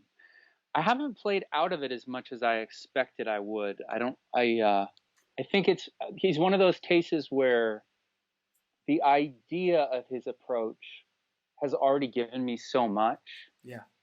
Even the mythologies, like I definitely read Jason Moran said when Paul died that there were tunes that had just a bass note and a melody. I at least one, because he did talk about that. Drum music How is one of those, I think. oh, okay, okay, Mm. and how beautiful that was to just be able to fill that in, and how obvious I've written some like that. Mm. Sometimes just the melody and the bass is Yeah, a really nice way to write. totally. Yeah. Do you write? And you were talking. Do you write away from the instrument sometimes, Um, like on a there's only bench? on a bench.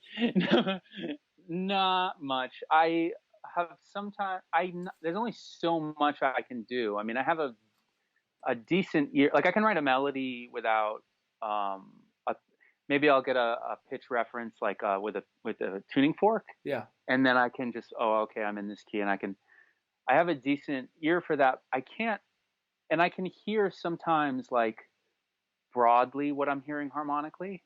Like I can hear some of that, but usually I write at I would write on a piano a lot if I had one, but I usually write at a guitar. Yeah. Um, but a lot of it is just a lot of my melodies are just sung into a recording device. Yeah. But then one thing I do like about writing instrumentally is like I love writing on paper. Kind of like there's something really relaxing. I would like to do more of it because I don't even know why they're separated that way. Where I would write a song more just singing and playing and writing the lyrics only down. Only the lyrics get written down.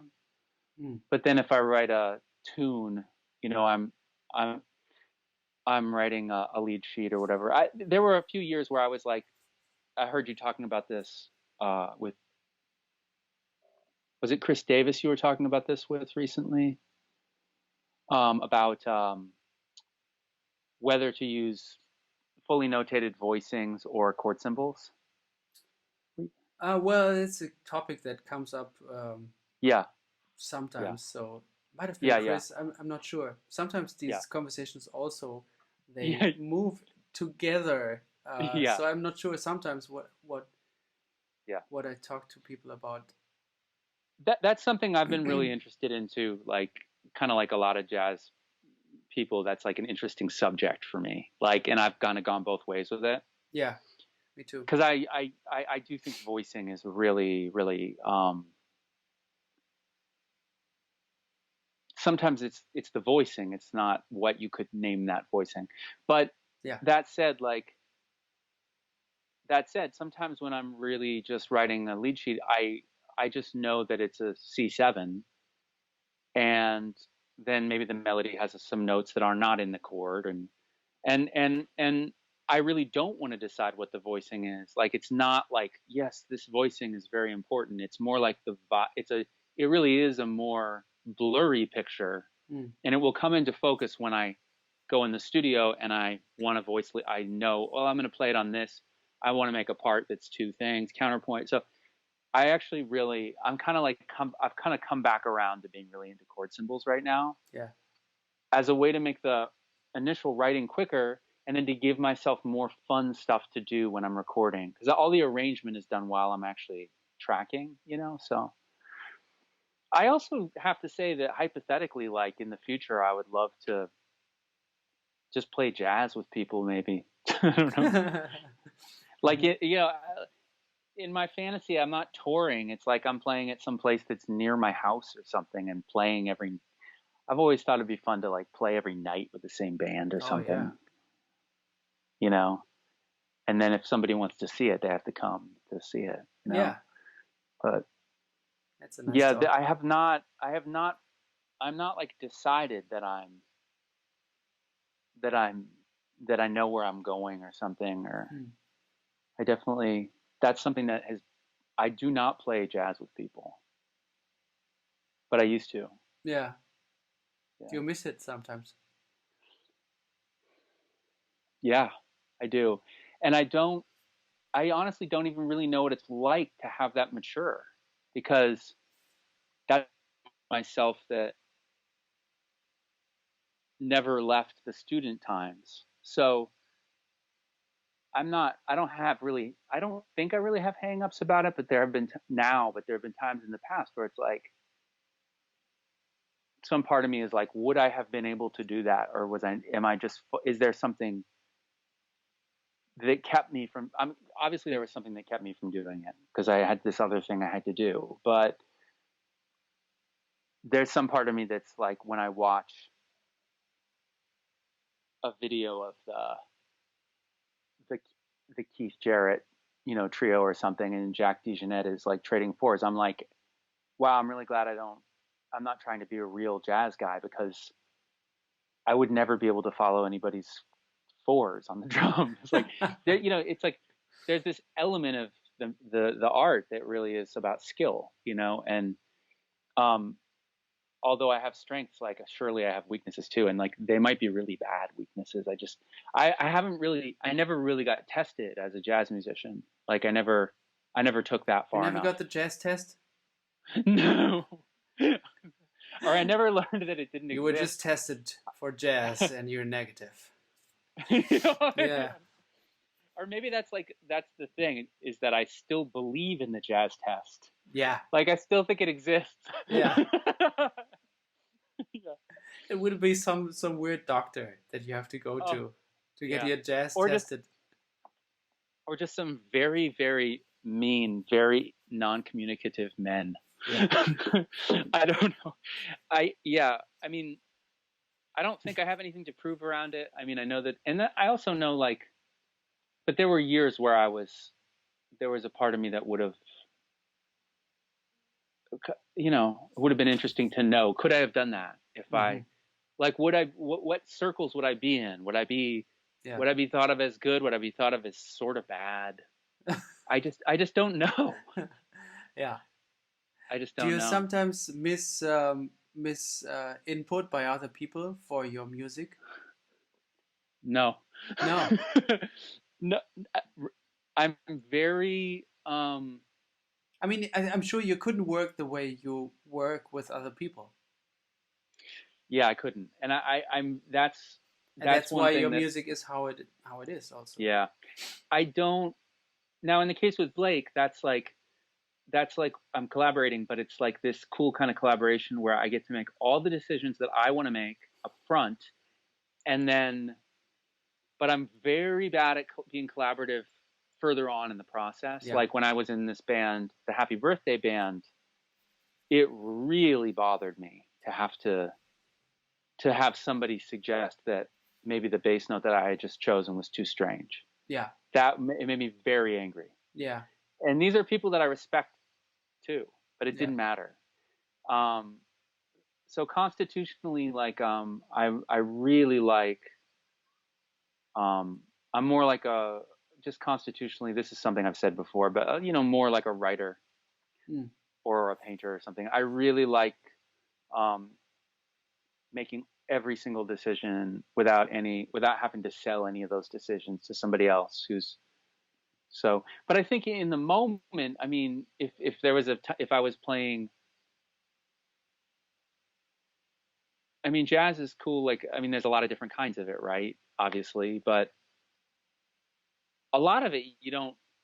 A lot of it is just people playing a tune together, and then you just can kind of do what the people can do whatever they want, and if they don't like the way you do whatever you want, then maybe they won't call you again. So there's also like a lot of that's cool because it's collaborative, but it's not fucking talking.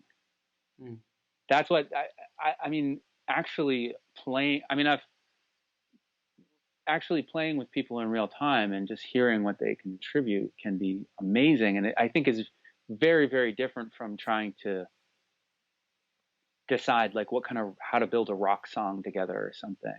You know, it's a higher level of collaboration. Yeah, it's nonverbal. Yeah. What I was going to tell you a long time ago, many hours ago, in fact, is that I'm starting to understand Miles's playing in the 60s quintet. And there was a video of him playing Round Midnight.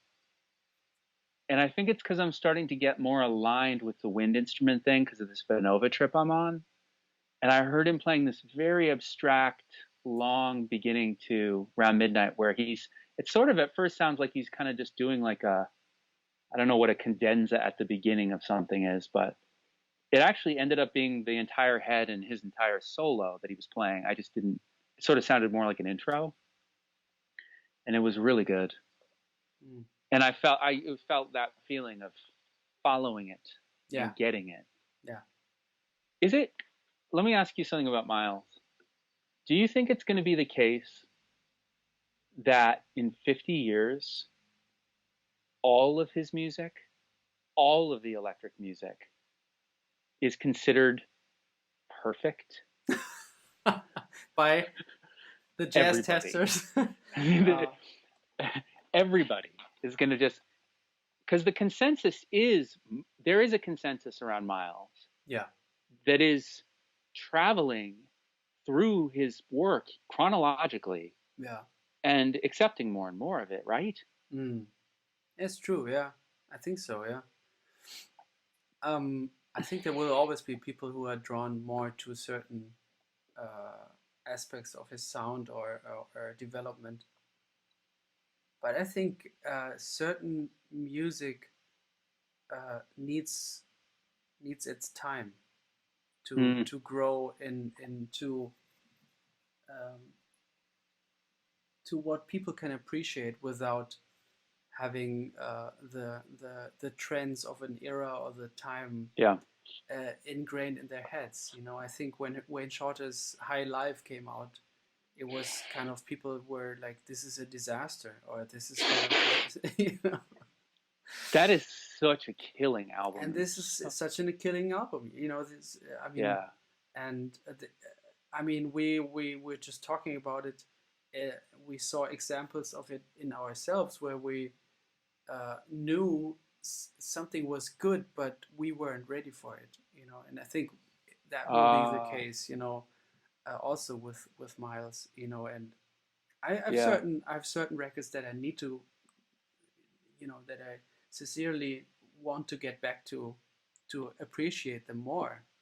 Although I already know that I love them, but I think I'm gonna love them even more, you know. Which will you say what they are? Like he loved him madly.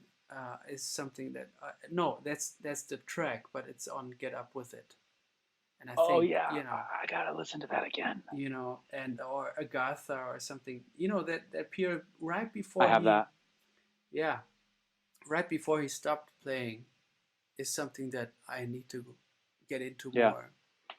I have, but I wanna do it more. Yeah, so, man. That John Scofield interview you did and the playing that you did with him too is like so cool. He was one of the, you know, obviously one of the main jazz guitar players like that everybody was listening to when I started learning the music. And I kind of like went with him and then didn't for a long time. And I'm kind of coming back around to him now. And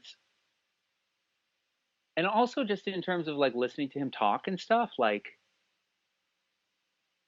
what a great guy. Yeah, totally. Like, what a great dude. Like, I love that thing you guys were talking about. It was a really cool question you asked him about, like, this reminds me of the Vanova of like, where not all the notes are equal. They're not like, there's this almost this ideal with jazz guitar of having a instrument that's balanced. Yeah.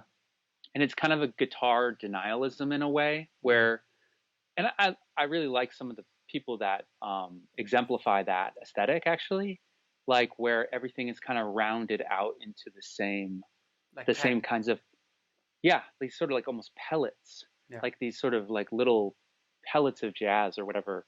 Like I like that. And when I play that music, I play with a very bassy tone too. But like yeah, Schofield feels like he's really playing like a gnarly idiosyncratic instrument that speaks differently in different parts of the neck and obviously the open strings. And one thing I wanted to ask you about John Schofield actually is I recently read a Miles interview, or maybe it was somebody else talking about, maybe it was Miles talking to Coltrane. And it was like Miles apparently played on the same mouthpiece that he played on in high school. Oh. Like, I don't know how far it went because this was maybe the source of this was maybe still the 60s or the 50s, but that he was like, you don't fuck with your instrument. You just, you don't want to fuck with that. You got to just stick with your thing. And obviously there's many musicians like myself included who mess with the gear they play and stuff. And I kind of do it. And I know Pat had a guitar too that was like his magic guitar from a certain era that he wouldn't even get it set up or anything. He was and then he stopped touring with it because he was going to destroy it. But it was like this, and I'm kind of like that. I haven't changed the strings on my guitar. Like wipe them down so they don't get rusty. But I kind of like when there's magic coming out of an instrument, I don't mess with it. And I wondered about Schofield because he's been playing that one Ibanez artist.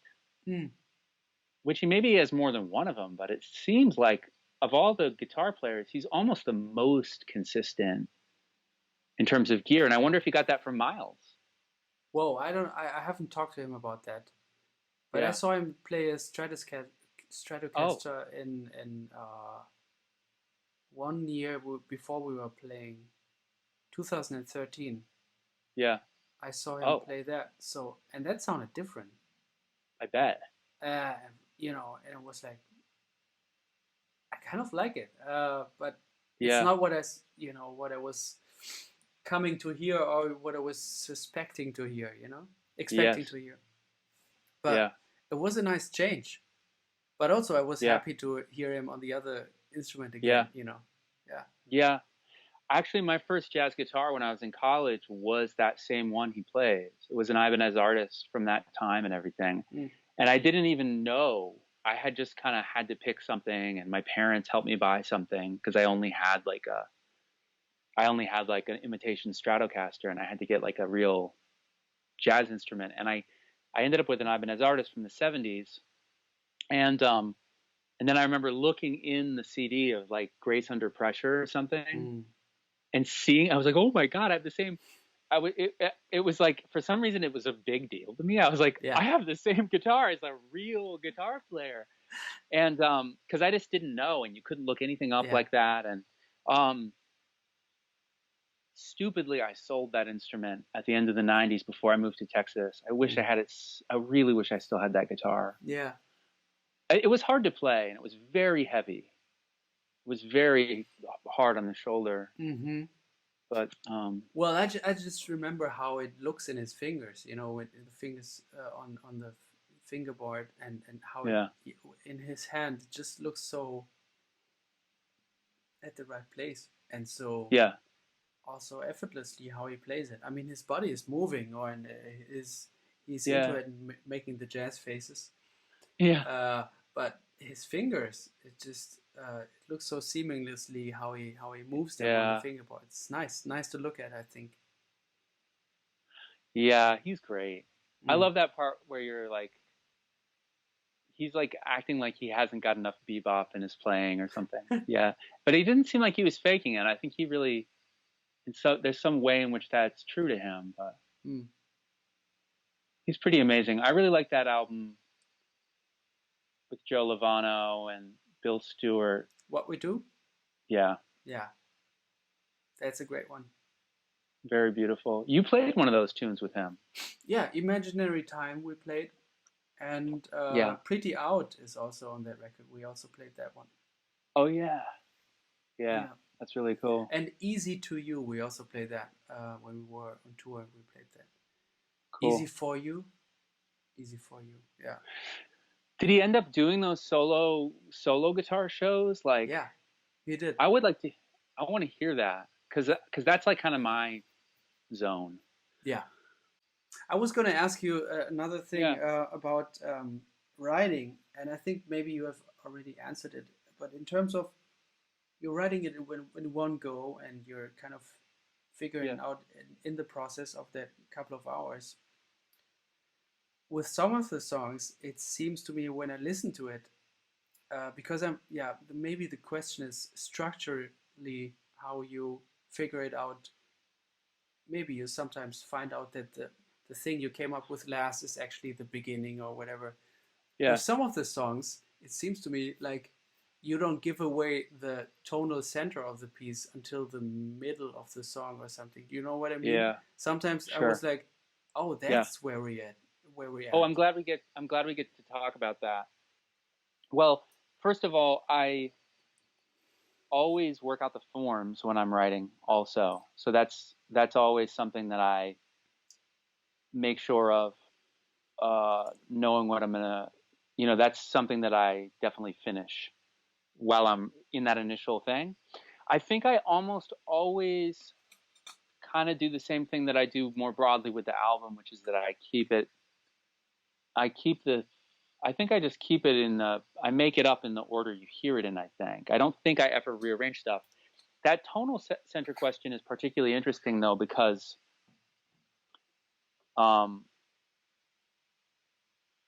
I never contrive that. I don't think about like what key. I mean, I can tell what key something's in if I focus in, but I do like a complete trust fall with that. So I just follow, and I never worry about pushing away from a key center or where I'm going to end up or anything. And I think this is maybe because I don't have perfect pitch, but I have this kind of dumb name for this thing that I do, which is I call it slip center tonality, where things can modulate, obviously, but one kind of modulation that happens a lot in my writing is modulating just a little to the side. Yeah. So that it's almost as if a bridge, because the harmony is dense a lot of the time, and because I don't have perfect pitch, it's almost like as I'm writing, I get a little lost. And like there are songs where like at the beginning of the A section, I'm in B, and by the end of it, I'm in C, but it's not as if I've treated it like a modulation occurred. It's more like it just blurred up to C. And then when it goes back to the beginning of the A section, it just drops. Yeah. It's almost like a pitch control on a 4-track where you just wiggle it to the side a little bit. And there's a lot of songs like that do that, where they're kind of slipping around, and some of them it gets pretty far. Like go ahead. In all is vanity, there's also a moment where like that. Oh yeah, that seems right. What does that start in D? Yeah, it starts in D, and then it's right before you play that bluesy kind of, right before you play that line, kind of wanders off somewhere very far off, but also I was fascinated by that bluesy line, how it ties everything back together all of a sudden. That's nice. And I never see it coming. But it makes perfect sense. I'd have to hear that one again. I mean, it's a vague memory. I don't know how it goes, but I guess I like blues stuff. I really do. I like using that. Yeah. that's another thing that sometimes I feel like is suppressed, a suppressed desire. Yeah. Which is like, I mean, which is absurd because it's, I mean, being concerned about appropriation, like you know, racist appropriation is totally legitimate. But in terms of like the pitch material, in terms of, I mean, it's just what a beautiful world of language, you know. One thing I'm kind of obsessed with is that kind of relates to blues is things that can be either five, things that can be either consonant or dissonant depending on context. And I mean, it's hard to talk about without looking at really specific examples, but I remember one thing doing in a song of like something that's not blues, that's not bluesy at all, and then you're in G or something, and then using, instead of like say a D7 or all the different things you could use as a 5, using a G7 as a 5 of G. Do you want to demonstrate it? I know. Well, I don't know. You have your guitar. Yeah, I mean, I don't know if I really can, because I would need a bigger context. But just that, you know, you can have a 5/1 cadence, obviously, but that functionally, that's almost that too. It's like there's something that's unresolved, resolving. Yeah. But so I guess, like, you know, there's all sorts of cases where like the one thing that is an agenda in my work is definitely like selling things that are dissonant as consonant. Yeah. Treating them that way. Via voice leading or tone. Some of it's like literally just treating something gently, like it's beautiful. Yeah. And then it's like a cluster or something, but you're just like, no, this is good. This is pretty. Don't worry. It's the same thing with tuning also in a couple of records where you kind of, seems like you go on purpose. Yeah. Into the you know, even across the border, like out of tune guitar, playing the melody beautifully. Like, this is a sound. I mean, All Is Vanity has that, has that, but a couple of other songs that I can't remember the names right now, but I like that too. Yeah, it's beautiful. It's beautiful. That's what I know. You interviewed Dave Longstreth, and I wanted to talk to you about him because he's great. We've never like hung out a ton, but he's really good friends with my friend Kyle, and I mean, that's one of those relationships that started one way, which was that he was like super famous. He was like a god, and I was on Happy Birthday toured with him, so I looked up to that band so much when they were at their hugest. And but I saw recently Dave did a like a live stream, and his guitar was so out of tune, and he just owned it. Yeah. It's beautiful. It can be. But one thing that I have a lot of friends. My brother is one of them, but my friend Omid Gudarzi is really interested in tuning systems and microtonality, as is my brother. I mean, early music people study that stuff. Sure. They have to. And wait, is Germany like not 440? Is Germany like concert pianos in Germany? Where are they tuned at? 440 or 442. And is that the same as the States? I mean, the 442. I think I remember hearing about the 442. I guess people are fucking with that stuff way more often now, right? Yeah. I remember hearing something about somebody going to Germany and it being the piano was tuned differently or something. Could be. Yeah. I'm really into that, all that stuff, all the emotion of things. And in fact, there's a song on one of my albums from this year. There's a song on Full Professor. I can't remember what the song is called right now, but I actually, when it goes from the A section to the B section, maybe the song's called like Complete Disaster. Something. I can't remember. Great name. But it's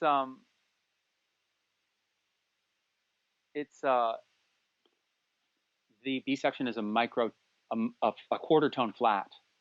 But I couldn't do it on a computer, so I retuned all the instruments And then when I did the vocal over the whole thing, I just did one pass with the vocal. So I'm singing to it. And then when it drops, I just drop with it. It was actually weird how easy it was. Yeah. Like you just fall into the new cushion. It's just an inch lower or something. Wow. But and then there's a place in the song where you get to hear the difference between the two instruments. Like you hear them a quarter tone apart vibrating. Like, it's like for just a little section. But yeah, I don't study that stuff super closely, but I like messing with it. Yeah. Basically. Yeah. What were you going to ask about Dave Longstreth? Nothing. I just out of the blue when I found out about your music. I sometimes keep in touch with him, and then I sent him All Is Vanity, and I was like, "Do you know this guy?" I just found out, and he's like, "Yeah, he's a great songwriter, and he's a good friend." So yeah, I love his music. Nice. Yeah. So nice. I was like wondering if you guys work together, or Not work. We were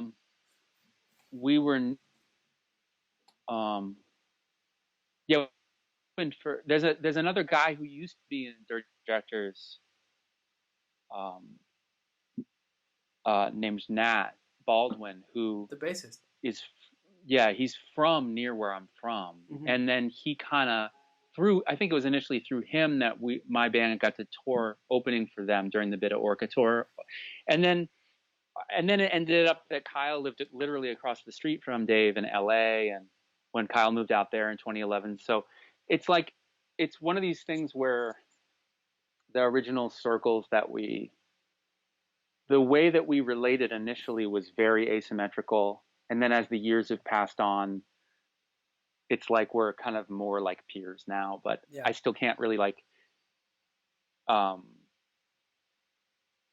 some of that original hierarchy is still in my mind a little bit, even though he's like 10 years younger than me. I had a very powerful conversion experience with that band, which was that my brother opened for Dirty Projectors at Hampshire College, which is near here in Western Mass, in 2007. And I had no idea who they were. And it was them doing Above. And it was like that quartet was Angel playing a bass. And it was like Amber and Angel, Dave in the middle, and then I can't remember the drummer's name, that incredible drummer. It's like right on the tip of my tongue, but and it was, they were doing the 3-part harmonies, and it was the craziest guitar playing, and I was like from it, and I didn't know it existed. And very disturbing. Yeah, it was very, very disturbing. Yeah. Yeah, that's what they do to you. Yeah. Yeah, I love that. I love that freedom that Dave has with the his guitar tuning. Yeah, it's really nice. It's really nice. Yeah, it's beautiful. Man, let's close with what you wanted to talk to me about. I watched it today. That raga thing. Yes. Try to work it out a little. That was beautiful. Thanks for sending that. Can you repeat his name again? Yeah, I just learned about him yesterday. His name is Bismillah Khan. Yeah.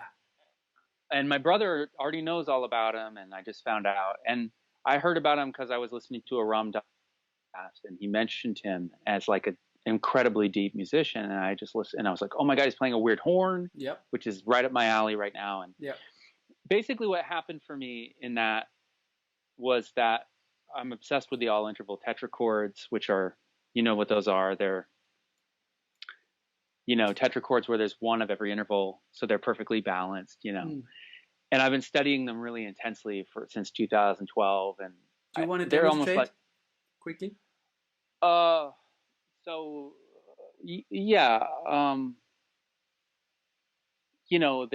they're like one of them is like major. Let me say, like, there's 4 of them. I'll just demonstrate one of them real quickly. So one of them I call Jimi Hendrix because it's a sharp 9 chord, Yeah. And so that's made of 4 pitches. You can put different notes in the bass. Like actually, that's the one Biz Millikan is playing, but I don't know what key he was in, but There he's was a doing D this. in the bass. Okay, so he's doing a root and a fifth and a sixth and a flat two. So I But he mean, was also doing a sharp 11 and a major third and a major 7. oh, I don't remember the.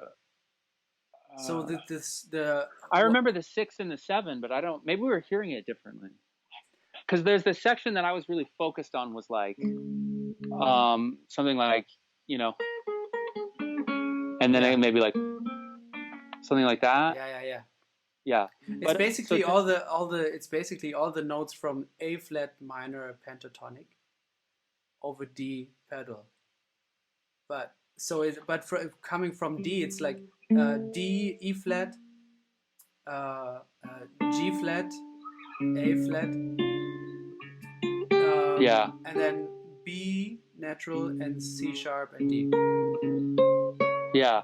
I didn't catch these, which end up just referencing another all interval tetrachord. Huh. But the melody, at one point, the melody is like, and it's, yeah, there's all sorts of shit happening. But at one point, the melody is just outlining the first half of this melody is, and the other guys start playing it with him, Yeah. is outlining like a, you know, basically a tonic, a flat two, a fifth, and a sixth. So that's a AIT that I called Jimi Hendrix because in one of its inversions, it's the sharp 9 chord. And what makes it special is that there's only one half step in it, one whole step in it. Let me see if I'm going to be really dumb here. Where's the minor third? Oh my God. Performance anxiety. Yeah, it's fine. You can think of where the minor third is. Where is it? So play it again. D, A, B, and... Yeah, D, A, B, and... Oh, I found it. So the minor third is between the root and the sixth. The major third is between the sixth and the flat two. Oh, yeah. The perfect fourth is between the fifth and the root. Right. The tritone is between the A and the E flat. And then all the inversions, right? And then hypothetically for infinity, I mean, as you invert beyond the octave. So it's like, if you think of music as being sort of made of the negative space between the notes, the interrelations, this is something I literally want to write a book about. So I have like kind of way too much to say about it because I'm obsessed with it. But they're like these I call them balance chords because they contain everything perfectly balanced with everything else. And hearing it in Indian music yesterday was like, oh my God, I felt like, oh my God, he knows or something. Yeah. Which he probably does. But the other thing that I was into about it was like, because that scale you just talked about is probably more accurate than what I saw, but I was looking at this one fragment of the melody and I was seeing that it was contained within this scale that I'm into, which is I was seeing it as a fragment of the minor mode of the true overtone scale. So have you ever like gotten into like the overtone series very much? Not very much, no. Yeah. Well, one thing that's interesting that happens is that, I mean, obviously those things you have to tune them. They're not perfectly in tune, right? But they're close to something, right? So what you end up with is have you heard people talk about the overtone scale before? And it ends up just being a mode of melodic minor. It ends up just being Lydian flat 7. No. Okay. So if you start on a fundamental and then you just start gathering, not worrying about that they're a little out of tune and not worrying about what octave they're in, and you start trying to make a scale. Yeah. First thing you get is you have the root, then you have the fifth, then you get the third. It's like every other note, every other overtone gives you a new pitch class.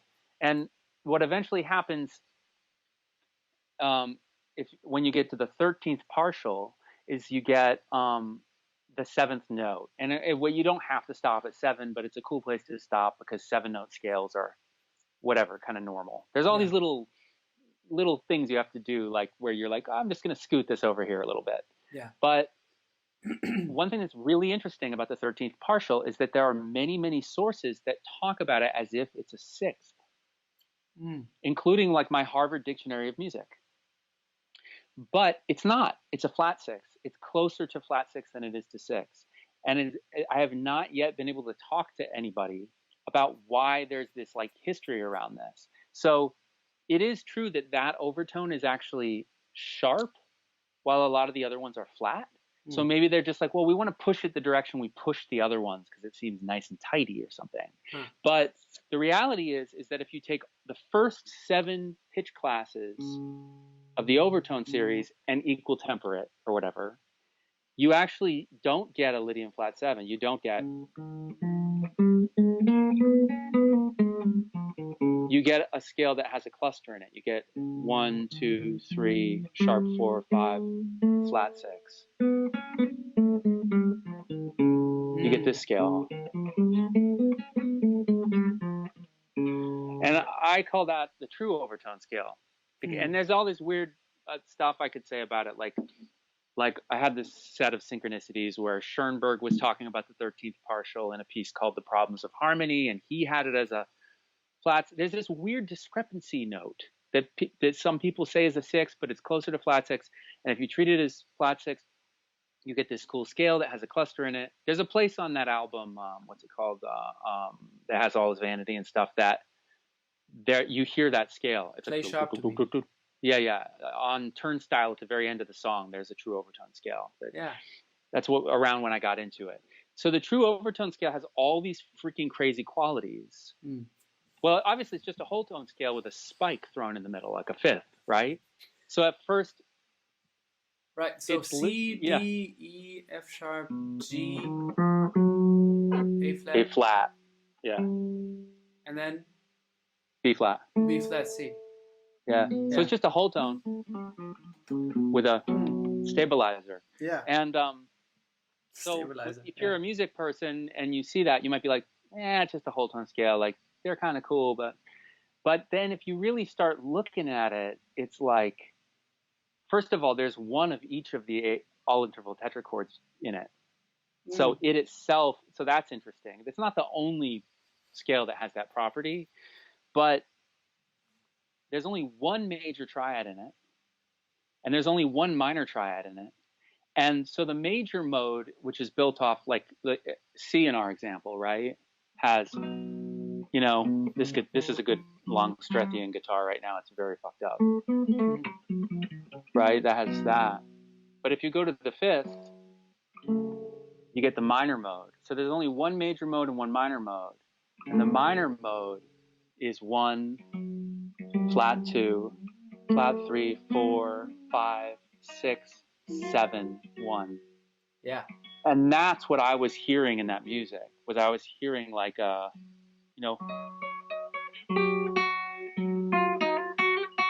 like that's a scale I've studied a bunch. Yeah.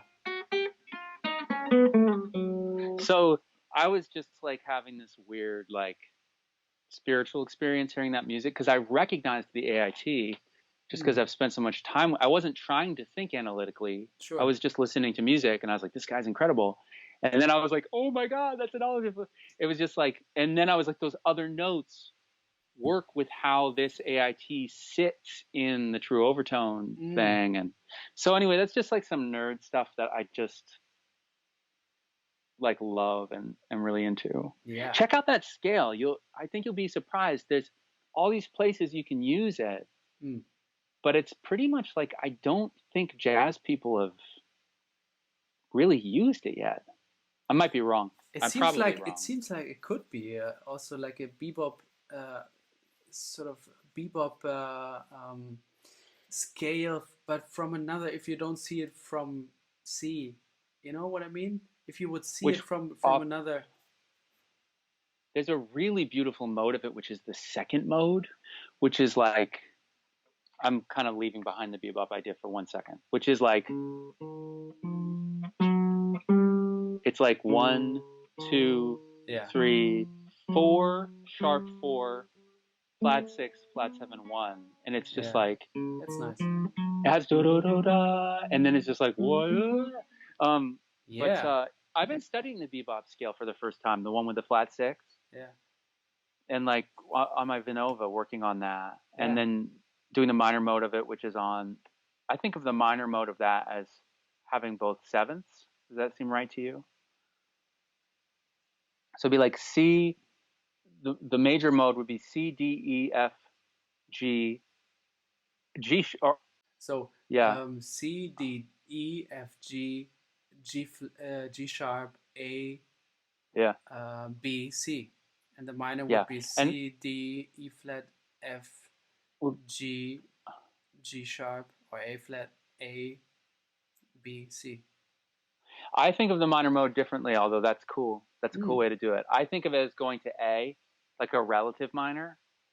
So I've been playing the minor mode of it as A, B, C, D, E, F, G, G sharp. So Say again, sorry. like A, B, C, D, E, F, G, G sharp. So thinking of it like, okay, you have C major and you added a note to it. And now I'm going to go to the Aeolian mode and retain that addition. Yeah, I think that's the same thing I said, only in C minor. I thought yours had a sixth. I think you might have had one wrong note in yours then, because it would be C, D, E flat, F, G, A flat, B flat, B. Oh, yeah. I think I mean the minor sixth diminished scale that Barry Harris is talking about. Oh, cool. I don't know about that one yet. Okay. Barry Harris came to UNH when I was there. It's cool. He's incredible. So that's his bebop minor is like that. Yeah. So it's literally a melodic minor scale with a flat six thrown in. I think so. Yeah. That's really cool. Yeah, I didn't know about that. And if I you kinda move them around, it's pretty cool because you have a C minor six, and then you have a D diminished, which is like G7 flat 9. Yeah. So if you move that through the scale, that's those two things just repeating each other again.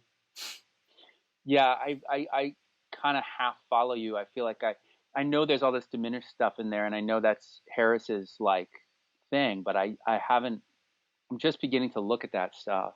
Check it out. He's incredible. He's incredible. Yeah, and he teaches every week. You can take a lesson with him. I mean, it's group lessons, but he teaches online every week these days. So check it out. Where does he live? For $10, you can have a Zoom thing, and he's teaching you that stuff. Check it out. Amazing. Saturday. Cool. So 3 days. You can sign up. Check it out. Cool. That's amazing. Yeah. Man, all I right, feel like